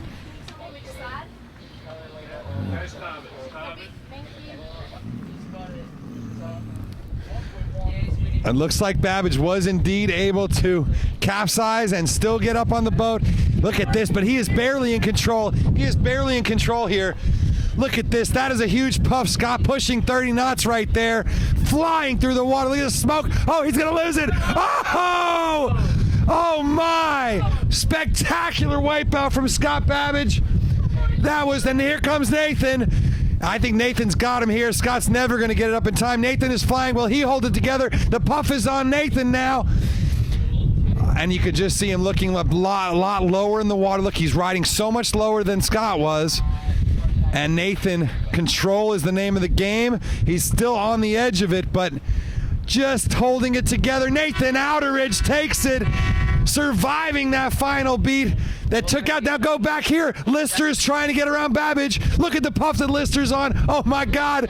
Babbage is just holding it together. No! Oh, my God. Dave Lister in second place. Spectacular. We're going to get the other side here for you. What a finish. Now will Scott get in before Josh McKnight gets in from first to third already? Babbage. Now McKnight is going to try and knock Babbage off the third place here. Here comes Josh. Here comes Josh. Scott's getting the boat up. Will he get it up? Will he get up? He's only got 5 meters left to go. Josh McKnight comes through for third place. and Babbage capsized again. Now here comes another one, Chris Rashley. One more, and he'll pass Babbage for fourth. Oh, brutal work. Come this way and this way, okay? So we can still film out the front, but so we're not losing any more ground, okay? Like I see you in forward, but you're going forward now, and we're just losing ground constantly. So you got to be turning. All right, back comes Babbage. He's got it up. He's just trying to get through the finish line, just trying to bear away and get the right side of it. And Scott Babbage gets over the line to take fifth place, just ahead of Chris Draper. In sixth, I'm out of breath. That was pretty amazing. Wow. Okay, spin it and go over here so we're up in that position. Yep. So we have, yep. Yep. You can punch it here a little bit. Hold on, guys. You can punch it a little bit. Wake's not an issue here. Just don't get in the way of the committee boat, okay? Go starboard side. Starboard side. Two boats coming for a finish. All right, guys, here we go. We got another great bit of action here. Andrew McDougall. Yep, perfect. Andrew McDougall will cross the line in seventh position. And Kyle Langford in eighth. Chris Rast from Switzerland in ninth place comes in. Steaming. Whoa. Oh, this is going to be interesting. He'll come right through here, right through here. Threading the needle is GBR Simon Hiscox, and he will get taken by Lee McMillan will come across. And Hiscox, oh, we missed that one just as Hiscox crosses the line in 10th. Oh, man, that was just some spectacular stuff. Scott Babbage absolutely wins the Entertainment of the Day award. 3 capside. There is, that's Kurt, isn't it? Kurt Warner? He's in the other. Oh, he's in the other fleet. That's another Sailing Bits boat. And by the way, it wasn't Scott Babbage who had an injury, and it was my bad. That was Warren, that's right. It wasn't Babbage who had that injury. It was John Harris I was talking about. And here comes Stefano Rizzi. Will he take out the young Italian 49er sailor? I don't know. Yeah, I think Stefano got him. So in the Battle of the Italians, here comes a Swede, Freddie Loof. And Annalise Murphy, top woman in the fleet there. Awesome stuff. We are going to have plenty more of this action all week for you here from the Mornington Peninsula. If you like what you're seeing, you're going to see a lot more of it, guys. And we're going to hang out here for a little while longer because I'm sure we're going to get more of this stuff as well. I don't know if this race committee could set that finish line any longer.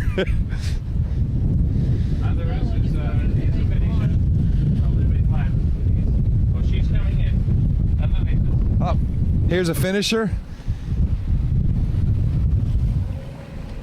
Which one's that?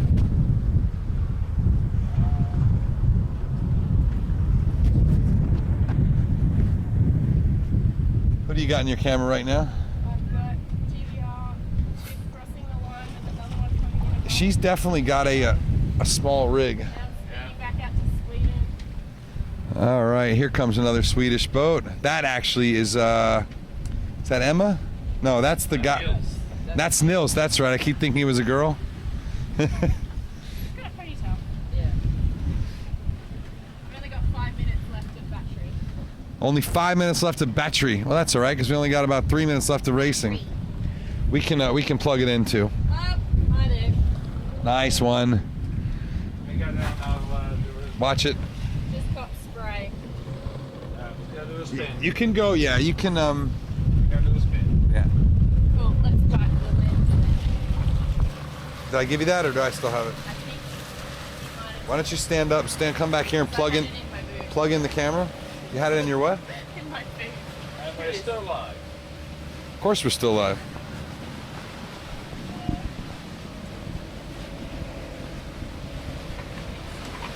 Let's race. Got one more boat coming in here, another Ireland boat. Seems like the Irish are everywhere. You're not going to be able to get too far there because of this power cord. Yeah, I'll just stand here. I can do so much better for you.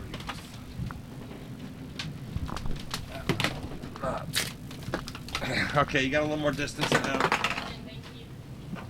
some more boats coming down. All right. Back of the pack coming up here.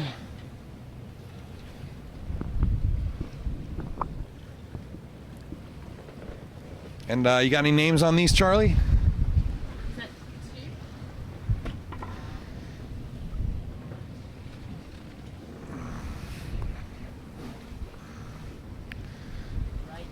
Ray Davies, the Razor, Team New Zealand. At 42 years of age, same age as me, I think. He's having a blast out here, I'll tell you. Some of the older legends really are having the most fun of everybody. You know, they're Matsumoto. What? Masamoto Suzuki. Suzuki. All right. That's a pretty good name. Tell our viewers on the East Coast in England they can finally go to sleep now. All right. Let's do an outro. I'm done with this. The camera's almost dead. We've done it all day. Let's go do an outro. How long have we been straining, Ronnie? Turn that radio down.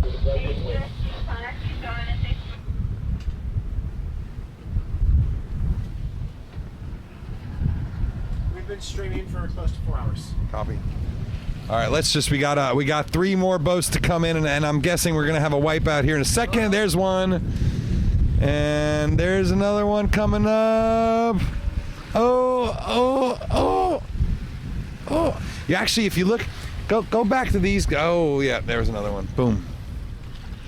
I don't think I've seen any scows yet. This guy's got to get a jive in. He does, yeah, doesn't he? Or is that a scow? Oh, is it a scow? I think it's a scow. Is that the foiler scow? No, those are wings. He's going upwind now. Yeah. Anyway, we're gonna close it down here. I think the scows might have gone in. No?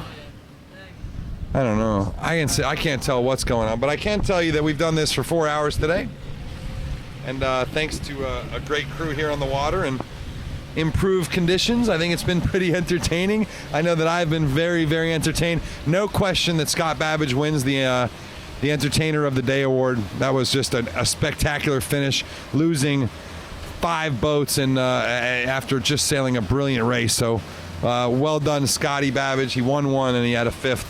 But he's clearly got the speed. This just seemed like there was maybe a control issue at the bottom of the course, and he might have lost. You know, you can lose a bungee cord. You can lose. You could break, like we saw in the interviews, like you'll see with Jack Scherer. Is that his name? Anyway, with Rocket, you can lose a little linkage. You can split the back of the foil. There's a dozen or 2 dozen things that could go wrong on the last leg to make the boat uncontrollable. And Babbage looked like something really broke. But it was really, really fun to watch. It's been spectacular racing. I think the most important thing about this week is that the story really begins tomorrow. You've now learned the players, you've now learned the bits and pieces, and you'll make sure to check out facebook.com/sailinganarchy and facebook.com/mothworlds to see all the little mini stories and who's got what boat parts. We've got all sorts of cool boat pictures coming up and really, really techno pictures for all you sailing geeks out there like us. And yeah, so we've got the players, and the game begins tomorrow when we split into Gold Fleet, Silver Fleet. Who's going to win the Worlds? It only comes out of one fleet, and we're going to be there to tell you the entire story. Thank God we've got lovely Nick Douglas and the talented Adventures of a Sailor Girl, as well as the brilliant Ronnie Simpson, Petey Crawford, and Sander van der Borsch, young Charlie L'Chaim. L'Chaim. You know what that means? It means to life in Hebrew. Now you know. And of course, our excellent skipper Mark, who is learning just how difficult this one is. We're not easy, and this is not an easy place. Not with 3 knots of current and 20 knots of breeze running. Not easy for anyone, but I think we all did a great job, and you guys at home have done an even better job sticking with us for all this time. If you're in the UK, and it's now 5 in the morning, or you're in the US and it's now midnight or whatever it is, Why don't you go to sleep? You guys earned it. Thank you very much. I'm Mr. Clean. This is Sailing Anarchy. Sperry Topsider rules the world. Take you in, drop you off, let you do your stuff. Yep. Yep. Clear me, Ronnie. Am I clear? Not yet.